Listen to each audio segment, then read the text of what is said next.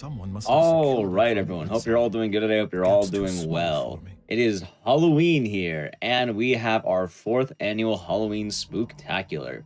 I've actually been running this for about 4 years now, and this is going to be just as fun. Before I begin, you may be wondering, why is my room not blue? My lights recently broke, so I'm probably going to replace those halfway through this marathon, so order new ones. But yeah, I'm going to be one of your Dices. I do run the show Speedruns from the Crypt.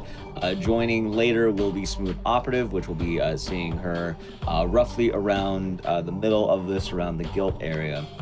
Anyway, we have a lot of fun games on deck for you as well. We have a lot of fun in costumes. To start things off, we'll be going into Primal. Before that, we have a lot of different games. As well, I am dressed up. And before you ask, I'm actually dressed up as a character from one of our later games, Faith, which is, I think, somewhere down here.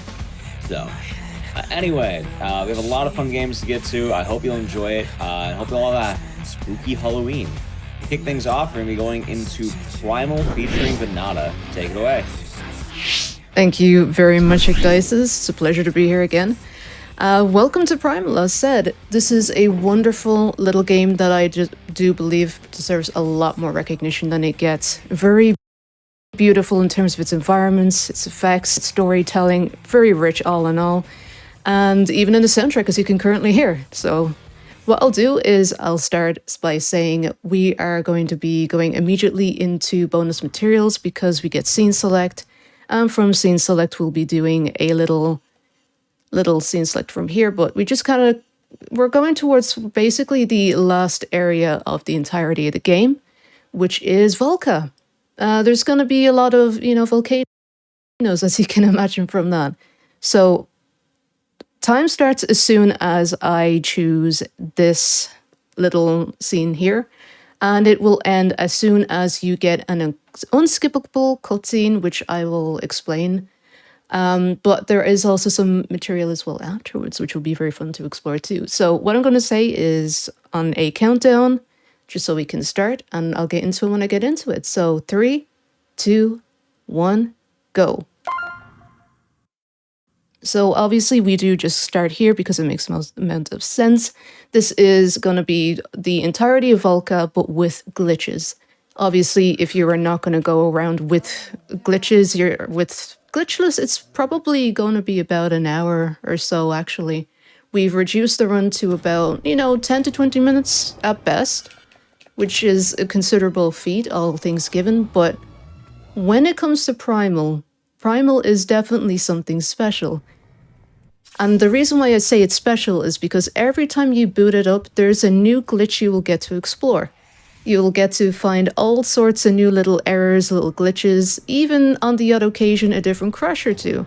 Because unfortunately, like many games that have come before it and after it, it never really got the polish it needed. And which is the most glitchiest of all? Volca, because it was last in the entire thing.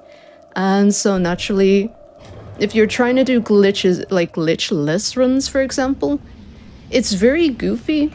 Because I've even had issues where you're doing absolutely everything fine, yet lo and behold, suddenly you have one of the characters who's just 50 feet in the air and you gotta start over again.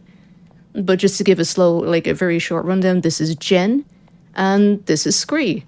You can go in between each of them at any moment that you please. And it also is incorporated into the run because we made a major discovery.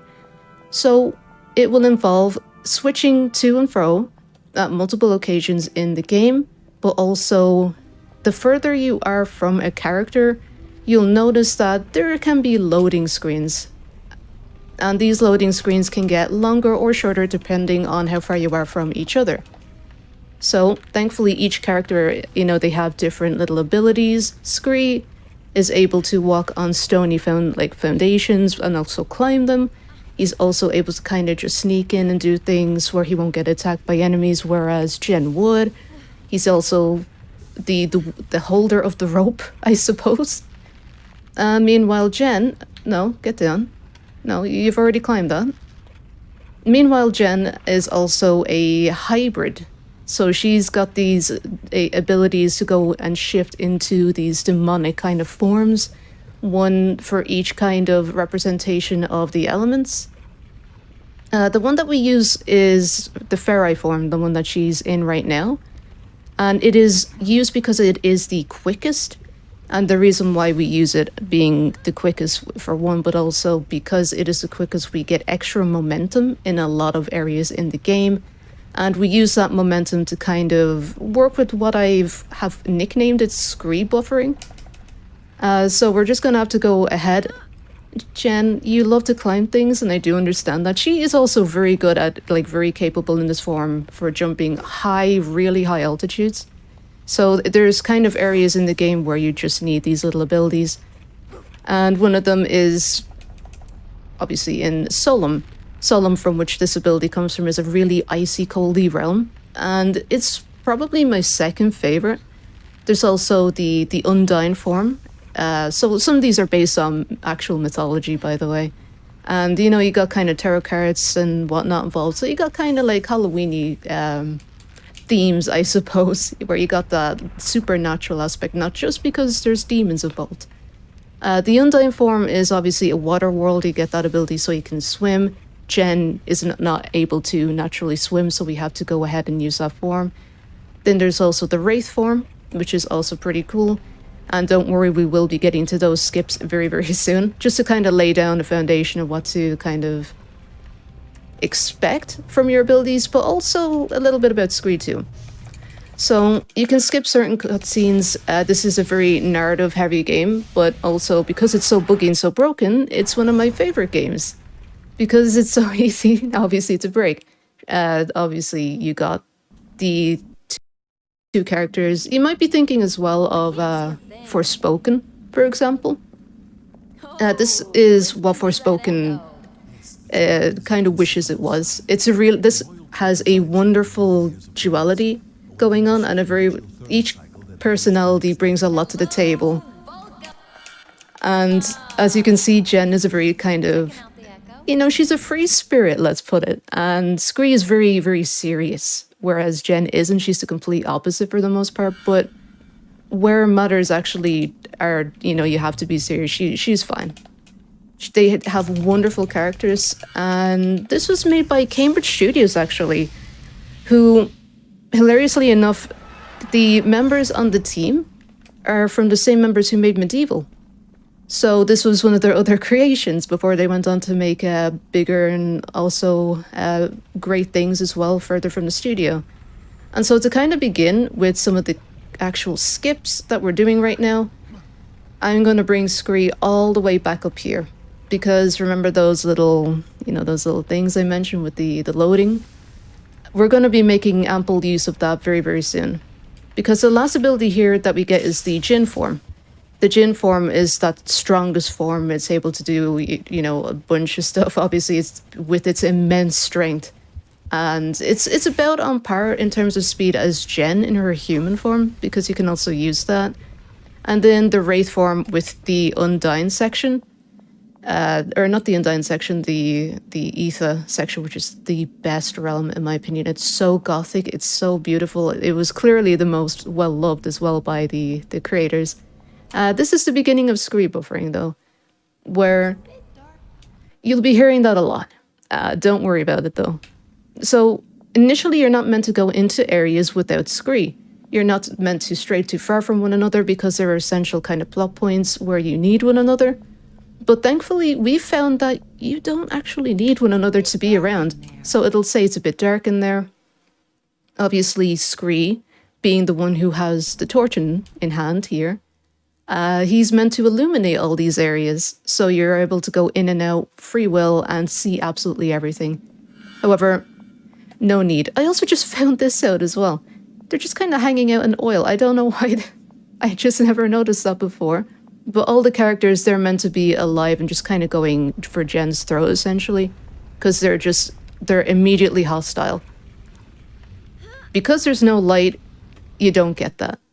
And this is another area then as well where we are going to use the Scree buffering, as I've called it, to go out of bounds in this area. Thankfully, even though we're in Furry aspect and we're not actually using the Jinn form, we're able to just run along here. Also, when you see kind of Jen sinking and then rising, you kind of know that you've gotten that glitch. It's a visual indicator, I suppose, so to speak, to let you know that, hey, you know, you're kind of in an area you're not meant to be with Jen, but don't worry about it. It's going according to plan. Also, it's kind of blue in here. Usually it's meant to be just far more brick red and obviously illuminated, but we're not going to do anything. So there's two things in this upcoming area. You can stay in the Ferri form and switch back to Scree and then back to Jen. You tank a bit of damage in the process, and I'll show you where. But I'm going to play it safe because you do actually need quite a bit of health. As you can see top left, if I hold down the triangle button, there's a little diamond. That is an extra energy crystal. And so if you wind up taking too much damage in a demonic form, the one that you have active will suddenly just be refilled and you don't have to worry about it, but I do need that for something. This is one of the Wraith abilities, and that is slowing down time. You can do it in fights as well, and you don't have to worry about anything relating to health, because when you're outside of battle, it does just kind of chip away at your health inch by inch until there's nothing left. But that is the safe way of doing it. You don't necessarily have to do it. You can just rush in and you may or may not get hit. But I am going to need all the help I can get because there's a few other little things that, you know, you don't want to just walk in unprepared for. And again, it's a little bit dark in there, but it's okay because once again, we do this. She is on the floor. Don't worry about it. No, she's not. So it's okay. And we're going to go around here. Essentially, it's a very linear path that we have to take through all these other areas. And the reason why we're not just going from A to immediately the end of the level for B is because you have to use little trigger points in the level so that parts of them are active. Because the entirety of the levels have been loaded in, but not properly enough. So you're not going to be able to walk in here and interact with stuff. You'll only have to have kind of a shade of it, so to speak. I'm not really sure what the term for that is, but nevertheless. You will have that kind of issue where you're not able to interact with things. Jen will go invisible, and environments will kind of just look fine. And you have that kind of issue as well with Scree, too. If it doesn't really... it's not just Jen herself, it's both characters. And naturally, there is also a ton of cutscenes, which we are skipping because we do sequence break quite a bit of this. You're meant to be talking to like the Queen Malakel and whatnot of the entirety of this land. We avoid her entirely. We do not trigger the cutscene for that whatsoever. And a ton of other stuff then too. You'll notice then at the end as well of the level in this section where this is the area where usually you face Malakel. You don't want to go into around here to the midway point. You want to go straight over here because if you do, you trigger the cutscene. And when you trigger a cutscene where both characters are involved, both of them are transported into the same vicinity. And you're not going to be able to do the skips anymore because you're going to have to find a way of getting rid of Scree again. So we're just going to avoid going into those cutscenes entirely except for one, actually, hilariously. There's one particular cutscene in the Hall of the Gods.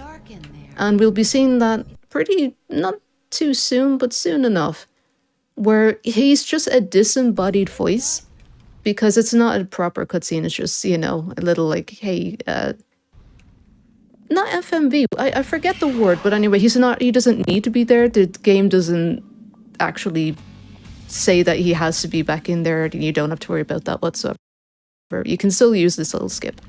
Major skip, actually, I should say, because it carries you for quite a degree of the runs in most of the realms, because it's not just in this realm, it affects all realms, which was genuinely why it was such a massive finding. Shoutouts to Tova for finding that, actually. And even though there's a torch on the wall here that just says, you know, it's a bit, you know, there's light here, Jen complains about it being dark. I don't know why that's a thing, but it just is. And again, just like earlier, we are going to go ahead and go out of bounds here. Thankfully, we are able to just kind of, you know, just traps around the area there on the left, so that will be quicker. One thing to note though here, even if you're doing like a glitched run, or glitchless, excuse me, there is a certain area where if you tap off of Scree as you're running, or Scree kind of taps off of Jen as she's running, you will instantly go out of bounds. It's just an oversight on the devs' part. And this area is also interesting because we're not able to really go out of bounds so easily here. So what we do is go over here, do the little scree buffer, and pop back in. And thankfully then we don't need to worry about anything. Initially, what you would have to do in this whole area is Scree can also possess objects, and that would include this one right here. And you'd have to bring that, like, break that down and bring it to the other side so that Jen can also get across. Because thankfully there are environmental puzzles in the game, as well as just kind of going linearly through. But if you're ever going to pick up this game at all for any kind of run, this one would be the quickest, I think, but also, like, what I'm showing you right now is basically very safe ways of doing this run entirely. Whereas the not as safe ones, you're going to be saving way more time in. And there's also some gentlemen on the other side of doors. Don't worry about it. This is why I took the safe route, because sometimes they will absolutely clobber you to the point where you have to use up your diamond, and if you don't have that diamond anymore, you don't have that aspect. You're able to get, like, Vitae to regain, like, that ability to unlock it again, but you need Scree for it. So you basically channel energy from Scree, so you get extra power for your abilities, but he's all the way over here, so we can't actually do that. But, you know, going according to plan, we don't need to worry about it. And King Iblis, who we were meant to meet very early on, but we just kind of glossed over it. He is also going to be in one of the rooms that is coming up very soon. He'll look really goofy, and you can go through a bunch of stuff, but not to worry. Because there's also this area too. It's very easy to break the character pathfinding by not going through a single door, which I found to be very strange. I went through the entirety of the level going back and forth like this, which was very strange, but at the same time I wasn't waiting on loading, at least, for the entirety of it. I finished it that way, by the way. But the game is just so broken. If you pick this up, you will legitimately find a new glitch for every time you boot up your PS2. Because this game did initially come out on PS2 back in 2003, actually, but it came out... No, it's 2000... Yeah, it was 2003, 2000... There's a Japanese version as well of this game, which took a whole other year to make, and if you're doing glitchless runs, that is the version to go for. And this is the Hall of Gods. We're just going to skip that cutscene. There's just a disembodied Scree's voice here, but he won't appear anywhere near you. As you can see, he's like completely missing. So initially, this is like this whole area is just filler. It's just padding for Volca, quite frankly. So what I'm going to do is skip it, because why not? We can. And what we have to do initially is see that little statue over here? Yeah, we're meant to basically break that down.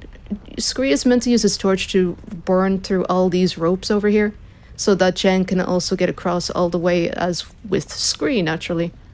But as we go over here, there is a guy that you kind of do need to prepare for slightly. Because he's just protector of the door, essentially. He's one of the guys that we ran into when going through a door, and it just kind of slapped us randomly. And it's this guy. So just kind of go around him. And we may not have enough momentum actually with that. You do need enough momentum through the Ferri form in order to do this. I also have found out within our whole very small, albeit very wonderful... Oh, we actually did have enough momentum. We have a very small but wonderful group speedrunning this game. It is quite niche, I will agree.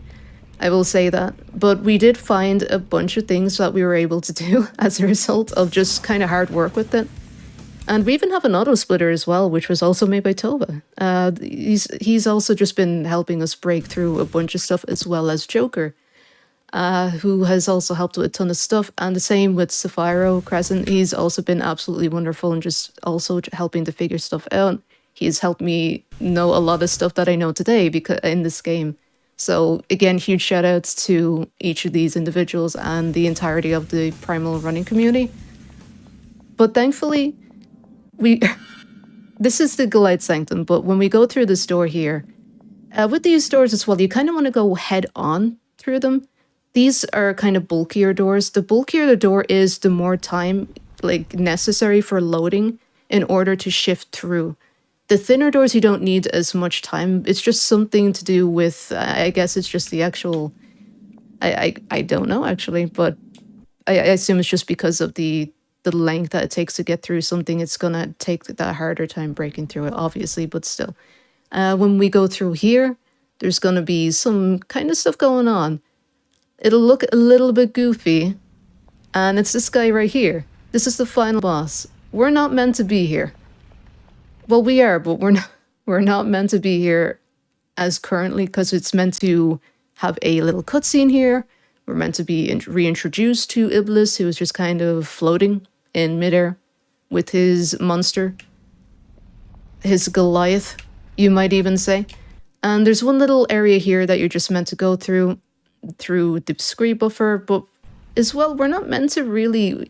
So this is meant to all be the final showdown, the final boss battle for this area, and we're just skipping it entirely. That area is also meant to collapse during the fight, which is why Jen just gets catapulted into the air. And over here then we have, like, Jen is also looking. When there's an enemy, it's kind of like in Silent 3 and Silent 2 as well, where there's stuff to look at. The characters will focus towards that thing.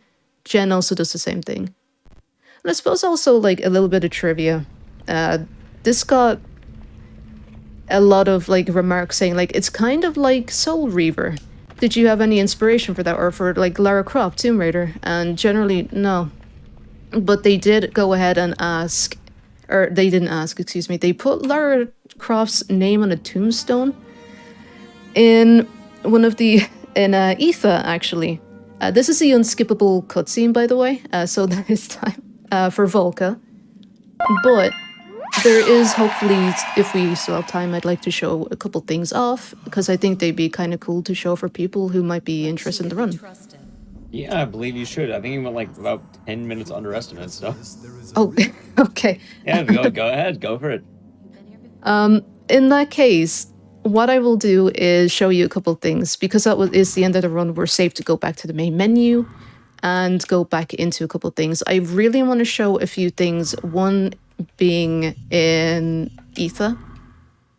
Again, you're able to do scree skip basically everywhere, but you're able to go through all these little areas, and this is fancy dress, and one of my favorite areas in the entirety of Aetha, because you're inside this aristocratic kind of area, like this castle, big huge mansion, but you know, you take down the establishment and it's quite fun.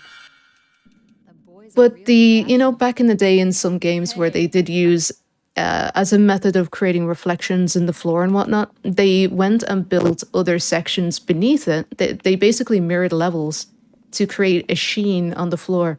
And one of my favorite things, the reflections work.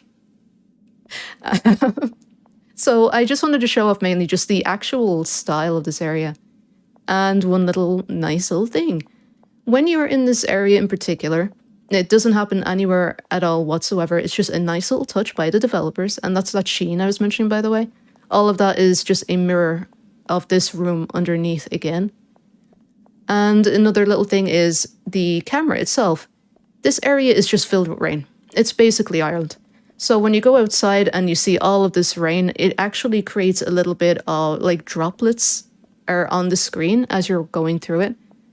And another little thing that I thought was very, very cute, and I'll show it to you, obviously, but right now we're kind of just underneath the shade a little bit, but as soon as we kind of go out more into the rain, you can see the effect on the screen. And the music as well was made by Prague Orchestra. If you ever just find yourself kind of streaming the beginning of the game, you kind of miss out a lot on what's going on for people who like to watch VODs. Shout out to the VOD watchers. But unfortunately, it does tend to get muted, so you don't really understand what's happening with the game. But there's this little ballroom. Oh god, okay. So this whole FMV that comes up, they didn't finish it for the actual demo or anything. So you would have people just dancing through other people and whatnot, but there's one, I'm just going to skip over this section just for, you know, safety for the stream, but because it does tend to get muted. But one thing I wanted to show you in particular is when you were approaching one of the guards. Any of the guards, all of them, in fact. And the reason why I want to show you too, also reflections again. I'm sure you can tell this is one of my favorite games of all time because of just the wonderful storytelling, the music, the atmosphere, just everything. But when you approach these, they will bow and move on. And you don't see that anywhere else in the game. Not to that level of detail. But you will see like everyone does it and then they just kind of go about their merry way.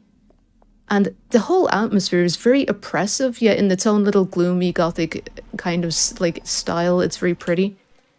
And I think that's also just very, very nice. And furthermore, just to kind of get back into Volca, what I really want to show you, just that ETH is my favorite realm, and I would like more people to actually run that realm. As well as Volca and any of them that you want, actually. It's very, very handy to say, like, you know, XYZ, but to see people do it, I think would bring them a lot of enjoyment, quite frankly. It is a niche game, though, I said. It's very narration heavy. It came out on PS2. I think as well, if you're in North America, you can buy it on PS3. But it also did get ported to the PS4 and I believe the PS5. The only thing is with the PS4, using the legal emulation, the skyboxes got screwy, which is an unfortunate thing, but nevertheless, it happens. But it doesn't take away from the enjoyment of the full bulk of like the main meat of the game. So I would encourage, because it's also, if you get a secondhand copy of Primal today on PS2, it's $2.50. It's literally just like $2.50 if you're in the US, or like €3 if you're in Europe, or just like pounds. It's the same amount. And normally most secondhand shops or whatever, like, you know, anywhere that will sell games most likely will have a copy. So I would encourage you, if even just to try it out, definitely do so, because it's not going to be much, thankfully, out of your pocket, unlike some older titles. And there is one thing that oh wait, hold on. I'm going to do this, right? I'm going to show you another way of running this area, because I think it's pretty neat. We found this most recent, which has thankfully brought the run in under quite a significant amount of time. So we just have to bring Scree all the way to the back. We're just going to basically put him in a corner, up top here, and take full control of Jen for the entirety of everything again, but this time with a little bit of a difference. So about here should be good. And I'm not sure how much time we have left, but if we're getting near to that, just let me know. This is what I'm going to do if I can. Just go out of bounds here. This is my own optimization. Because I found out that you can just do this. Just go into this little area here. And then go over here, drop down again, because you need to be at a certain altitude to reach sort of areas on the wall that you're able to walk on. And this is just how you do one of them. So you just want to go over to this wall over here. And we are still breaking this level as a result, like just as a note on that. You just kind of want to get in underneath this ledge here by doing this, and you can just kind of walk, or you can just kind of do a little flounder about it around them if you want. So maybe about there we might be okay, because at a certain altitude, that's when the next portion of the level loads in when you go through this wall. And I think that's kind of cool, but I also don't understand it. It did not work. That's unfortunate. So I'm just going to come back out of bounds here, but because we are breaking this level, like, I'm sure other people who are going to be interested in this run, you are also going to find quite a lot to break as well. Because, as said, every time you boot up the game, there's something new to find. This game teaches you something new every time you actually play it. It's really genuinely wonderful in the most hilarious of ways sometimes. So we're just going to go slightly down further, about here, but we got to go down a little bit further. And, you know, if you want to do just explore, just go for it. Like, the whole levels are loaded in pretty much, not as in this area, of course, but in, say, Solum, the very first level, pretty much everything was loaded in. And the demo was very ambitious. They were going to have little hubs, it looked like, for just general side missions and stuff, it looked like. And this is like how we would do, this is the latest skip that we found, but as said, there's going to be 1,010 different ways of breaking this whole game. And we're currently working, well, I'm currently working on Nita, because I want to bring that down even further. I found that you can break, basically, with the path breaking for certain like areas here, for example, as well as in Etha and whatnot for Scree and for Jen. Putting them in different little areas somehow breaks the pathing for some reason, so it's very helpful in a run. And I found one in Etha, which is literally in a corner. So I don't know, it's a little bit goofy though. But this is kind of just how you would just trailblaze through the entire level as well, as an alternate choice than the one that I just showed. And you can just go back down in bounds by going through here, as we kind of did earlier on anyway, but just, we're doing it by going down on this little area, and then bang, you're right in. And that would be kind of it. Yeah. So, yeah, that's it for Volca. All right. Well, first off, I want to say thank you again for doing the run. As well, if anyone did want to find you on Twitch, where can they find you? Okay, if you would like to find me, I'm found on twitch.tv/Venata. You can also find me on Twitter, Venata, same alias. I don't really use social media that way, but if you want to reach me on Speedrun as well, speedrun.com/Venata, on there too. Definitely inbox me there or on Twitch, because I will get back to you immediately, especially if you're trying to run the game. It's genuinely a wonderful game, and hopefully you will also consider running it. It's very, very short. Yeah, absolutely. As well, for anyone who did not know, when we were originally planning to have on Primal, the estimate was a bit higher, but as you see how broken it is here, a lot was found while we were setting this up, so it kind of went a little bit differently. Yeah, sorry about that. No, it just kind of shows how games change. Absolutely. All right, well, that is our first run of the night, and we have plenty more. If you have not checked out Venata, please do so. She does a lot of fun games. Anyway, we have plenty more Halloween fun coming up next. We'll be Obscure, and we'll be right back. All right, everyone, we are back from the break, and welcome back. Hope you all been enjoying it so far. We've had our first run, and our next game is going to be something just a little more obscure. Anyway, I imagine you probably groaned. The next game is going to be an interesting one if you've never seen it. We actually have a co-op horror game of a game that you may not have actually heard of. I know I'm not going to do the same joke twice, but we will be having Obscure 80% with Tainted Town and Aishma. All right, everyone. Hello, my name is Tali. Go for it, yeah. And I am Ishma. Hi. We're here to show you this obscure gem of a game. Sorry, I had to do it twice. But yeah, should we just get into it right away? I mean, before we start, if you in chat have any obscure Halloween facts or anything you want to, tell us during the run, go ahead. We'll be here for about half an hour or so. And with that, let's jump right in. In 3, 2, 1, go. So, I know we just promised co-op horror. Fun fact about this game, it doesn't actually let you play co-op in the tutorial. So the first part of the game, it does start out basically the same as the single-player version of the game does. So right now, I'm doing nothing except sitting here and getting ready for my part. Well, an obscure co-op game, right? Right. But what you see right now is that Aishma is playing as Kenny. What you'll notice later on is that each character comes with different abilities. Kenny is actually the fastest character in the game. He has a sprint feature that you can see we're tapping the trigger to make happen. So the trick is to just keep tapping to make sure you get the speed boost without actually burning out his stamina. It's kind of interesting thing because, Kenny, is supposed to be like the sports person out of the group of characters that we're going to play as. However, oh yeah, there you go. I didn't tap good enough, so now he's out of stamina. Can't run anymore. I don't know, if you play for a sports team, I think you should have a little bit more stamina than that, but then again, I'm not a sports person, so what do I know? Fair.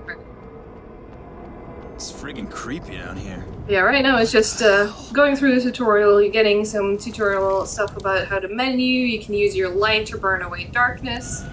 It's going to be quite important, both for just general obstacles like this, but also for the fights that we're going to be doing sometimes later on. And yeah, you're just trying to figure out what has happened at this school. Because the plot of it is basically that, you know, we're high schoolers and something shady is going on after dark. Another obscure fact about Kenny's run animation is actually, as long as you're running, you are not allowed to interact with anything. So you kind of, you know, want to pace Kenny in a way that when you are, like, say, in front of a door that you want to open, you're not running at that moment, so you can actually go ahead and open it. Also, at this point, we could be 2 players, however, we choose not to right now because depending on who dies first, it might change who controls who when we actually get into the main game. So it's just do not have to reset based on who dies first. We're just what is he doing? We're just letting him both die. And yeah, it's faster to. Oh, sorry, that was me being too fast.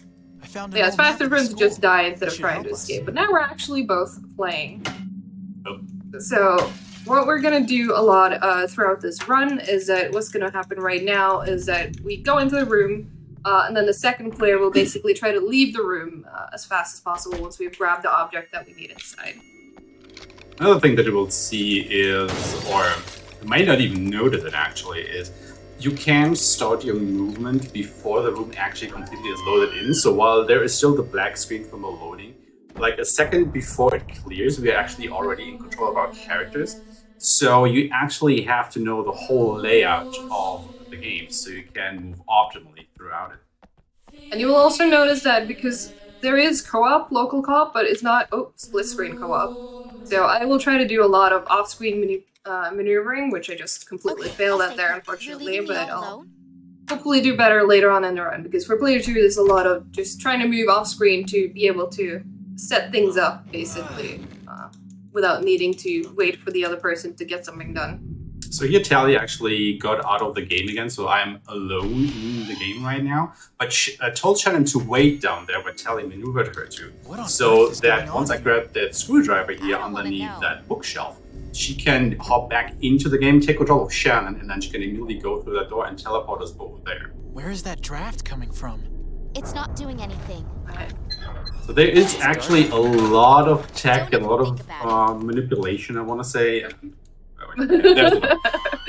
Normally you wouldn't even see that room. You would just see us immediately go through that door here because you know, during the loading screen I was able to already enter the rest of the door and go through it.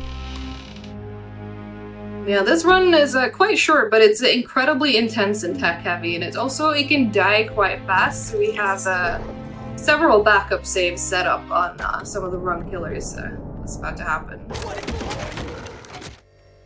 Also, there is a nifty fast travel mechanic here. Like at certain points in the game, the group basically sets up camp, so to speak, like a base room that you can come back to on the map. And you can just fast travel back there anytime in the game, which is quite handy. And it's now this courtyard. The downside to that is that we will fast travel back there a lot, which means that you really have to know where to go to next when you fast travel back there. Which can be a bit of a challenge, I can't lie. I'm going to the meeting point. Yeah, and now, like I mentioned right at the start as well, each character has their own unique abilities and like different attributes. You will see now that the reason we play as Josh, he's way faster than Shannon. But there sometimes comes into play, like I will still make sure to run here because Josh gets knocked back, so it's just faster for me to make sure that I follow, but then overtake him once he gets knocked back. There's a whole lot of tiny optimizations like that in this game. Right. Now here I will grab some acid into a plastic cup because we need that to dissolve a chain lock that blocks another door here. However, now we have like 30 seconds to get to the chain lock, so yeah, this is going to be another point where it's important for me to move along with Josh, because at the top of the stairs I will receive the basal black, and then in the next room I'm going to go do something that I will need an audio cue for, so I'm just going to listen out for that. What the hell's going on here? Yeah, it's a total mess. Alright, there you go. I just want to make sure that I have that window broken. Sometimes I miss and hit the wall, and it's very important for me to hear that the glass actually shatters. Totally never happened before that you didn't shatter it and I already walked into the next room, and then we came back and I was like, wait, why can't I open the door? Exactly. Oh, yeah, the glass is still in the way. Yeah, she actually broke the glass through this door, so we can go through there now. Just way faster to get that done ahead of time. Friedman? Are you there? One of the really neat ways this game is optimized by playing in co-op. Now we're just fast-forwarding through some puzzles. We don't need to actually read the riddles, we just know the solutions. Thankfully, they're static every time. We're gonna do some codes later on too. They're thankfully always the same. Friedman's in the library. Library. Ah, God. This is exactly what I meant beforehand. It was like, I was already like ready to go into the next building that comes after the library. No. Thankfully, Josh reminded me that it's actually the library. Yeah, no, it's library first. I mean, you did too. But credit to Josh. Thanks.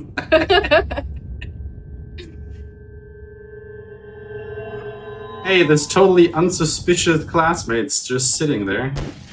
I mean, nothing fine. bad will happen to him, right? I think I remember my code. I'm always paranoid about forgetting this code. I'm also trying to position myself. Oh, and yeah, I just mispressed. It worked. In a certain way so that I don't need to like pick up the useless stuff, because all I want is the key, but if I stand too far to the right, she will also just stop picking up documents and stuff that we don't need. Yeah, I didn't take any damage, but oh no, I did take damage. So one thing that we haven't really talked about in this game is that this game has permadeath, and that is why this game is quite difficult to run, because if your characters accidentally die when they're not supposed to die, that can just instantly kill your run. There's nothing you can do about it. But there are certain parts where we will intentionally make the characters die because it's faster. Kind of like we did in the intro. So I will try and make sure to take a very specific amount of damage with Shannon to make sure that, because she's unfortunately going to die. So yeah, we don't want her to have too much health because that makes it very slow when we do need her to die. But at the same time, we need her to have enough health to not die before she needs to die. Because this next section, the cafeteria, is one of the biggest run killers. Yeah. For sure. Now we're doing some quick inventory management. Because what will happen in a second here, once we get to the next floor, we'll grab a battery that we have to, or a fuse essentially, that we have to insert to switch on the lights here, because, you know, all these enemies, they, oh my god, what a champ. They feel light, so, you know, we try to go through here. Oh my lord, these guys. I think I'm actually gonna go ahead and heal. Yeah, at least use an energy drink if you're not using the first aid kit. We're gonna go for some extra health in this, just purely for marathon safety. Because while we do this puzzle, we will be attacked by enemies and they can kill you while you're trying to solve the puzzle. Which is obviously not good. It's also this very finicky technique with making sure that you leave the room. Sometimes you can leave the room as soon as you see the animation start. Sometimes you need to wait to see the item name of the pickup, so that was one of the ones you think we only need the animation to begin in. Alright, I think you should be safe. Nope, you are not. Don't have me. Yeah, come here. Alright, get it done. Why are you reloading? No idea. Takes care of that. Alright, I killed it. So I killed all the enemies. Normally you would not have to do that.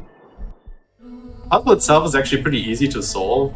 You have to, you know, flip these switches, and what you do is you start in the low center and then just make your way around clockwise until the lights turn on, and that is the puzzle. Yeah, I'm just trying to pick up backup health and some other resources while Josh is running through the rooms as fast as he can. But yeah, this puzzle, it's just so intense to do this. It's so easy that one of the characters just dies in that room, and that is basically run over.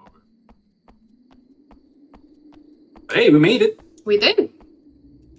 So far, so good. We're past the first big run killer of the game. But don't worry, we have a few more of The those. stairway collapsed. So the run might still very well die, but again, we have backup saves if that was to happen, so it's not too bad. There's also another very interesting thing about this game is that the characters have separate inventories when it comes to weapons, but for general like health items or quest items, it's a shared it's a shared inventory. So what I will sometimes do is, like right now, I will make sure to give all my weapons to Josh because we are going to stop for the death very soon to skip a boss fight. But what I can also sometimes do is to just make sure to select the right quest item or from the shared inventory ahead of time while he's running to the next room. You can really see the difference in speed in here as well. You can see why Josh is the character you want to play as to run, and not Shannon. Like the OG speedrunner of the group. Just a shame we don't have Kenny, who is even faster. But what can you do? I mean, he died in the intro. Exactly. Idiot. Alright. It's This is a very fun room as well, because we're going to set up something up for later in the game, just by making sure this projector is down. Yeah, we'll just grab some backup health. I also want this backup health. Alright, so now we're coming up to something where I will be disconnecting again, because if both players are in the game, both characters will travel to a room. If only one character, or if only one player is in the game, only one character needs to travel if you tell the other person to wait. So we're just sending Shannon up alone into the boss fight, but she's not going to fight. She's unfortunately just going to die after she's opened the path for the rest of the group. So say goodbye, Shannon. And this is the part where if you've done really well taking the right amount of damage, she could die in just one swipe here. We're not unfortunately quite that lucky. Because, you know, marathon safety, so it's going to take us a little bit longer to die here.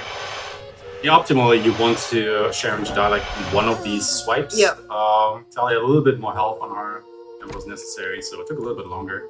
But hey, still got through it. Now, you actually don't want the queen, as these enemies are called, to do the lava attacks, because they barely deal any damage to you. They just more like stun you and get in your way. But, you know, sadly, just also twice, so a bit of time loss there. Yep. But hey, at least, you know, we did what we were set out to do. And now I'm playing as Stan. But please don't get too attached to Stan, because we're about to do a very similar strategy with him. We just need to get through a couple more rooms. They're cheaters. They're basically disposable resources, right? Yeah, we have another very scary room coming up here, so Josh's gonna go in and grab some important items for one of the last boss fights of the game, the very last queen that we're gonna fight. So it's very important to have Stan on the door. I hope I'm in the right spot to get Josh safely out as soon as he grabs the item. Because this tier 3 mutant, as they are called, will come out and have to juke in here, and go in and grab a light grenade. Okay. And then Stan can immediately leave and save my bacon, because I don't have the weaponry to deal with these guys. Yeah. I would definitely die before I was even able to fight him.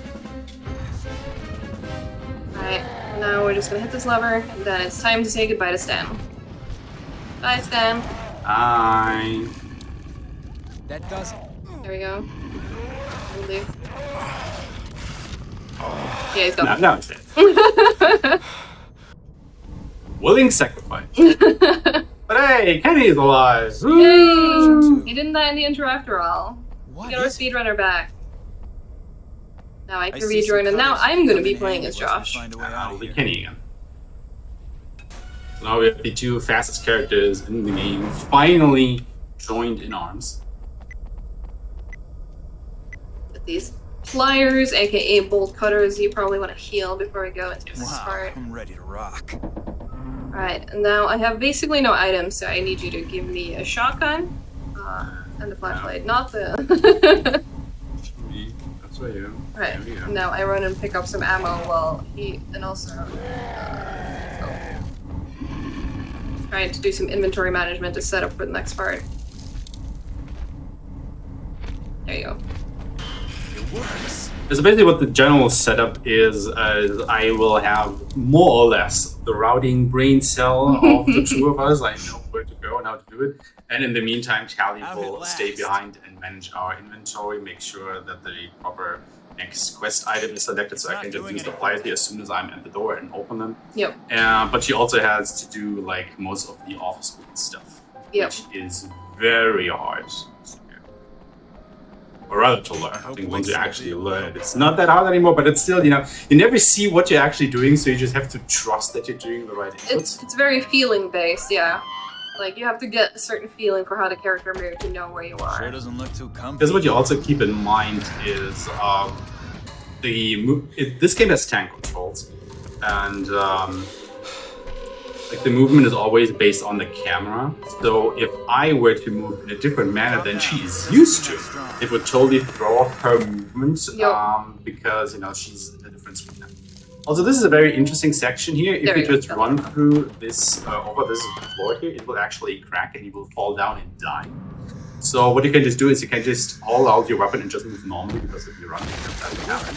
However, if you were to do it a little bit faster, you can just toggle your weapon aim on and off, and that will make you go through that a little bit faster. However, it's a bit unsafe to do that, so I tend to not do that in the marathon setting. Alright, now we're gonna teleport back. I'm gonna switch to Ashley. I keep calling her Shannon, I don't know why. Because Ashley's ability is that she's the slowest of the gang, but she also does the most damage to make up for that. So now we're going in to fight another one of the queens, so we definitely want to make sure that we have her damage and also her special ability, which allows her to double shot with the shotgun. So what you're gonna see here is that Ishmael will be using Kenny to try and bait out certain attacks so that she doesn't cover her face. And I will try to do as much damage in between there as... Oh, she's not there. There we go, she's dead. There we go, and now I can switch back to Josh.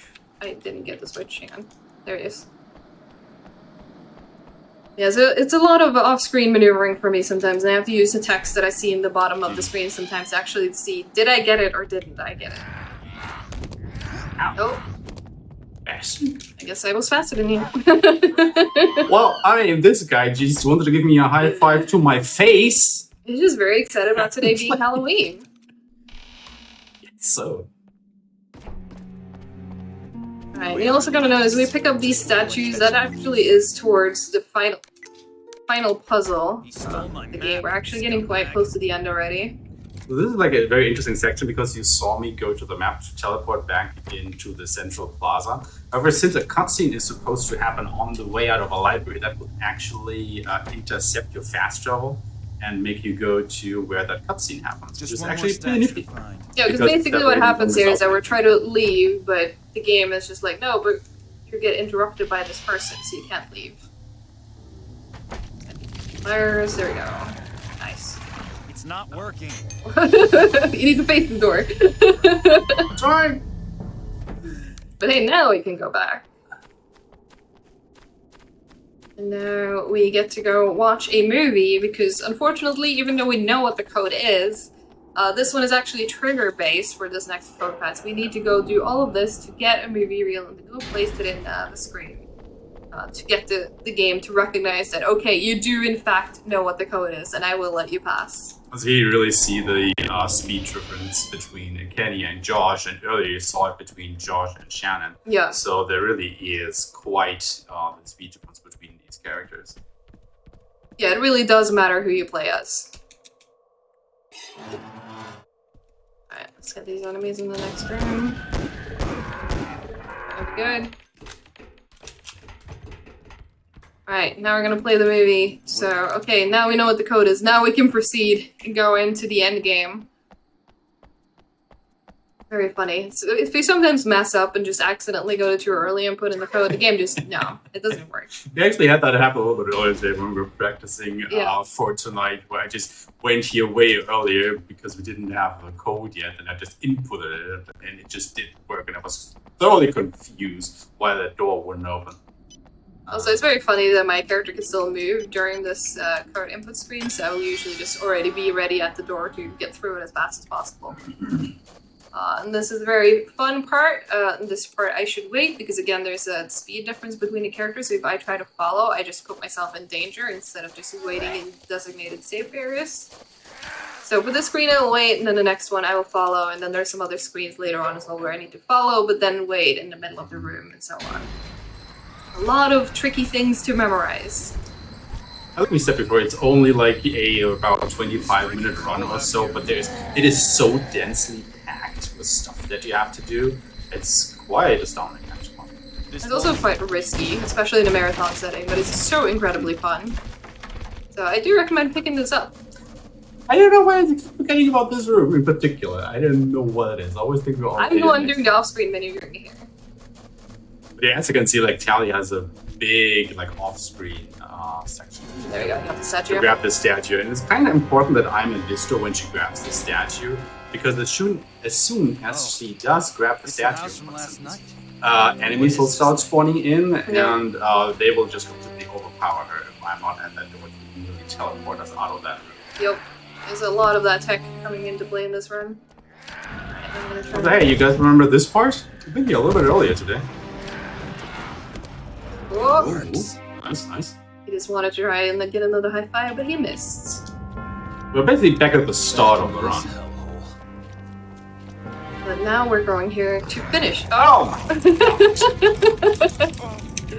Yeah, that's always really tricky. You really. Oh, Dude, what are you what doing? are you doing? Run. Spam the reload. Actually, have to heal here. Yep. Wow, I'm ready. But yeah, if you don't hug the sides of that hallway, you will get grabbed by the enemies in the middle. And that slows you down. That is not recommended. Also costs health. Yep. which But we is picked up a lot of back less- health, so I'm not too worried about that part of it right now. So here's another round killer. This room, this enemy is incredibly feisty. Let's see if we can get him in time before he kills us. Okay, he's dead. We have died so often to this guy because he's one of the toughest normal enemies in the game. Actually, one of the toughest enemies in the game. And it's just so incredibly hard to get rid of that guy. Yep. But we're actually doing quite well, and we're about to come up to, because again, this is a co-op run that isn't always co-op, so... Oh, it's on healing and not the statue stuff. I'm about to be done with my part of the game. This is the last queen we need to beat. Throwing one of the light grenades at her, and then we just unload. And you try to not take more damage than you need to. Right, she's dead. Reload. And then I disconnect, and that is me done. I'll stay here. But, I mean, Aisham is still playing for a little bit. We have one more item that you need to grab just to switch to open the door for the final boss. So Kenny right now is running to pick that up, and the reason we asked Josh to wait is because we are unfortunately now going to say goodbye to Kenny for real this time. Gonna take another death abuse too. Once the item has been picked up, just get quickly back to the main room and get to the final boss. Only we have 5 main characters. We killed 3 of them. Go What is figure. this thing? Yeah. Basically how speedruns go, right? That's how it goes. Imagine if we were in control of the Stars team from Resident Evil. Chill, Chris. I wonder who would make it out alive with those guys. Yeah, and here too, you would ideally have Kenny low enough on health to just die very quickly on one swipe, but you know, it's a marathon, so we'd rather have him take a few extra hits and die a bit slower just so he doesn't die too early. At Here least we the go. enemy cooperated and just killed me very quickly there. Yeah. So now we're at the final boss, so again, we're gonna use Ashley, because she does the most damage and has the special ability. We don't need Josh, we'll just have him sit here and wait, I guess, as a backup in case the run dies. But what you're gonna see Ishma do here is that we need to shoot all of these tentacles. If you hold your flashlight boost while also using her special ability with the trigger, you can get each of these tentacles in a double shot. It's usually at least 3 shots with a shotgun. So this strategy is definitely worth using. So, oh, you good? Alright. Oof. I'm a bit concerned. I think we're good. There you go. Yeah. Alright, but yeah, just one more tentacle. 2. 2 more tentacles, sorry, I can count. It's just the ones that are actually moving or pulsating Yeah. that you have to kill. That's 5 of them, so you need 10 shots total to get out of this fight. And now we're on to phase 2 of the boss fight. And fun fact, once you get to this part, you don't need to do anything else. You've beaten the boss. All you need to do now is survive the timer. Because again, one of the big concepts of this game is that the enemy is weak to light. And I guess if you just hang out here long enough, the light will come and kill the boss for you. So that's literally all it does. I forget what exactly the timer I think it's is. about a minute once I gain control. So, but yeah, usually I use the song to like now when is the time coming up. But yeah, basically right now all Aishma will be doing is to try and dodge the tentacle slams. He was trying to slam straight down, easy to dodge. If he does like a swirl, we will try and shoot him so he doesn't actually hit us with that. And that's it. That's gonna be the end of the game once that is done. I've totally never died here when we did this. Yeah. We were just doing another marathon, I think it was, where Charlie was explaining everything that was going to happen, and I just immediately died, and that was that. Be careful. I'm worried now that you mentioned it. It'll be fine. Alright, time's coming up. I'm really happy with that one.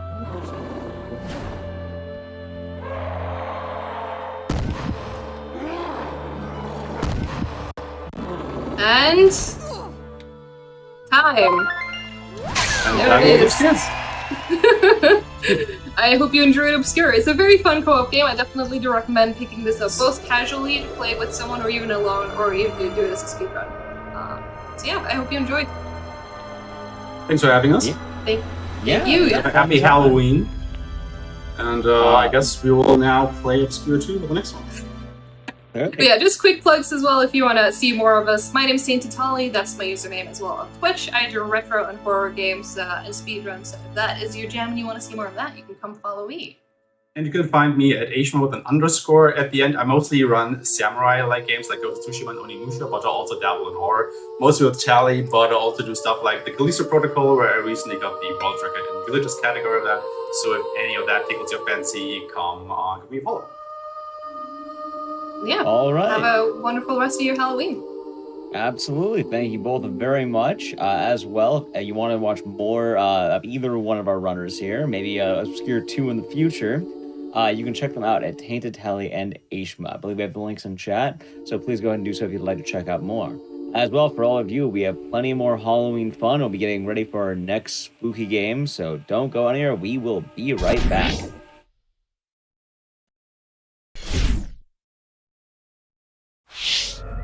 Alright everyone, welcome back from the break. Hopefully you've been enjoying the run so far. We just finished up with a pretty fun co-op run of Obscure, and I think our next game is going to be pretty fun as well. In fact, I think I'm actually getting the signal that I think we're ready to go. Anyway, up next we're having Signalis. Our signal is... I tried forcing that one. Either way, Signalis with Ms. Scarlett Tanager. Take it away. That was such a bad dad joke, act. I had to come up with something. So, hello everyone, my name is Miss Scarlett Tanager. You may have seen me do other spooky games or be well known for having bunnies and always bringing them into the camera. We're going to be playing Signalis today on a category I don't think has been shown yet, which is glitchless, specifically the artifact ending of glitchless. So we're actually going to be playing on the current patch, which is going to be pretty interesting because there is some fairly significant changes that were recently made to the game in the current patch. But anyway, we're going to get right into it. And time's going to start in 3, 2, 1, and I forgot, and go! I forgot the time doesn't actually start until you skip the first cutscene. So anyway, we are playing as Elster, who is a cute, adorable little robot who does cute, adorable little robot things. And we're currently looking for her girlfriend. That's pretty much the plot of the whole game. It's looking for your girlfriend crossed with Cthulhu. So you can just imagine how that's going to go. So anyway, our girlfriend is supposed to be in here, but she's not. Very rude of her. So instead, we're just going to steal her key card as soon as it pops up here. There we go. And because this is glitchless, you're not going to be seeing some of the pretty infamous glitches like the buffering glitches or admin key skip or dull skip. So you're going to see parts of the Signalis speedrun that you don't usually see, which I think is pretty cool. Especially because I'm one of the people who pioneered getting this made into a category to begin with. Because for those who know the trials and tribulations that is down patching, sometimes it can be an actual pain to get a game to down patch properly. All right. So this is the first area of the game done. That's the Penrose? Penrose is the name of that ship. So story of this game. It's complicated. It's really complicated. But essentially, a bunch of ships going out into space trying to find habitable worlds for colonization, and how it goes horribly wrong when they come into contact with forces of Cthulian nature. And I'm not even joking, this game straight up has copies of the Book in Yellow, which is very infamous in the Cthulhu mythos. Though, sadly, you can't skip every cutscene in this game. Like, this cutscene I can't skip, and I think there's 1 or 2 later that I can't skip. And then there's the pretty infamous 1.5 time when we get to chill that happens later on. But, yeah. Alright. So we're going into the first person mode. Generally, these are just look around, find the thing that you need to click on, and click on it. But, so here we go. Here is the King in Yellow. Have you ever read The King in Yellow, Ek? It's a very messed up book. Oh. Sorry, cutscene did not want to skip there for some reason. That was weird.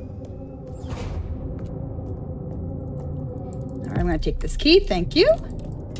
Now, one thing that's different between the any percent category and the glitchless category is because we're playing on current patch with glitchless, there's a whole bunch of little changes. If you've seen previous speedruns of this game, you might see that speedrunners will like wiggle in front of the door whenever they unlock it in order to sort of get the game to let you open the door faster. You don't have to do that on current patch, which is pretty nice because it's a little bit of a pain to do correctly on old patch.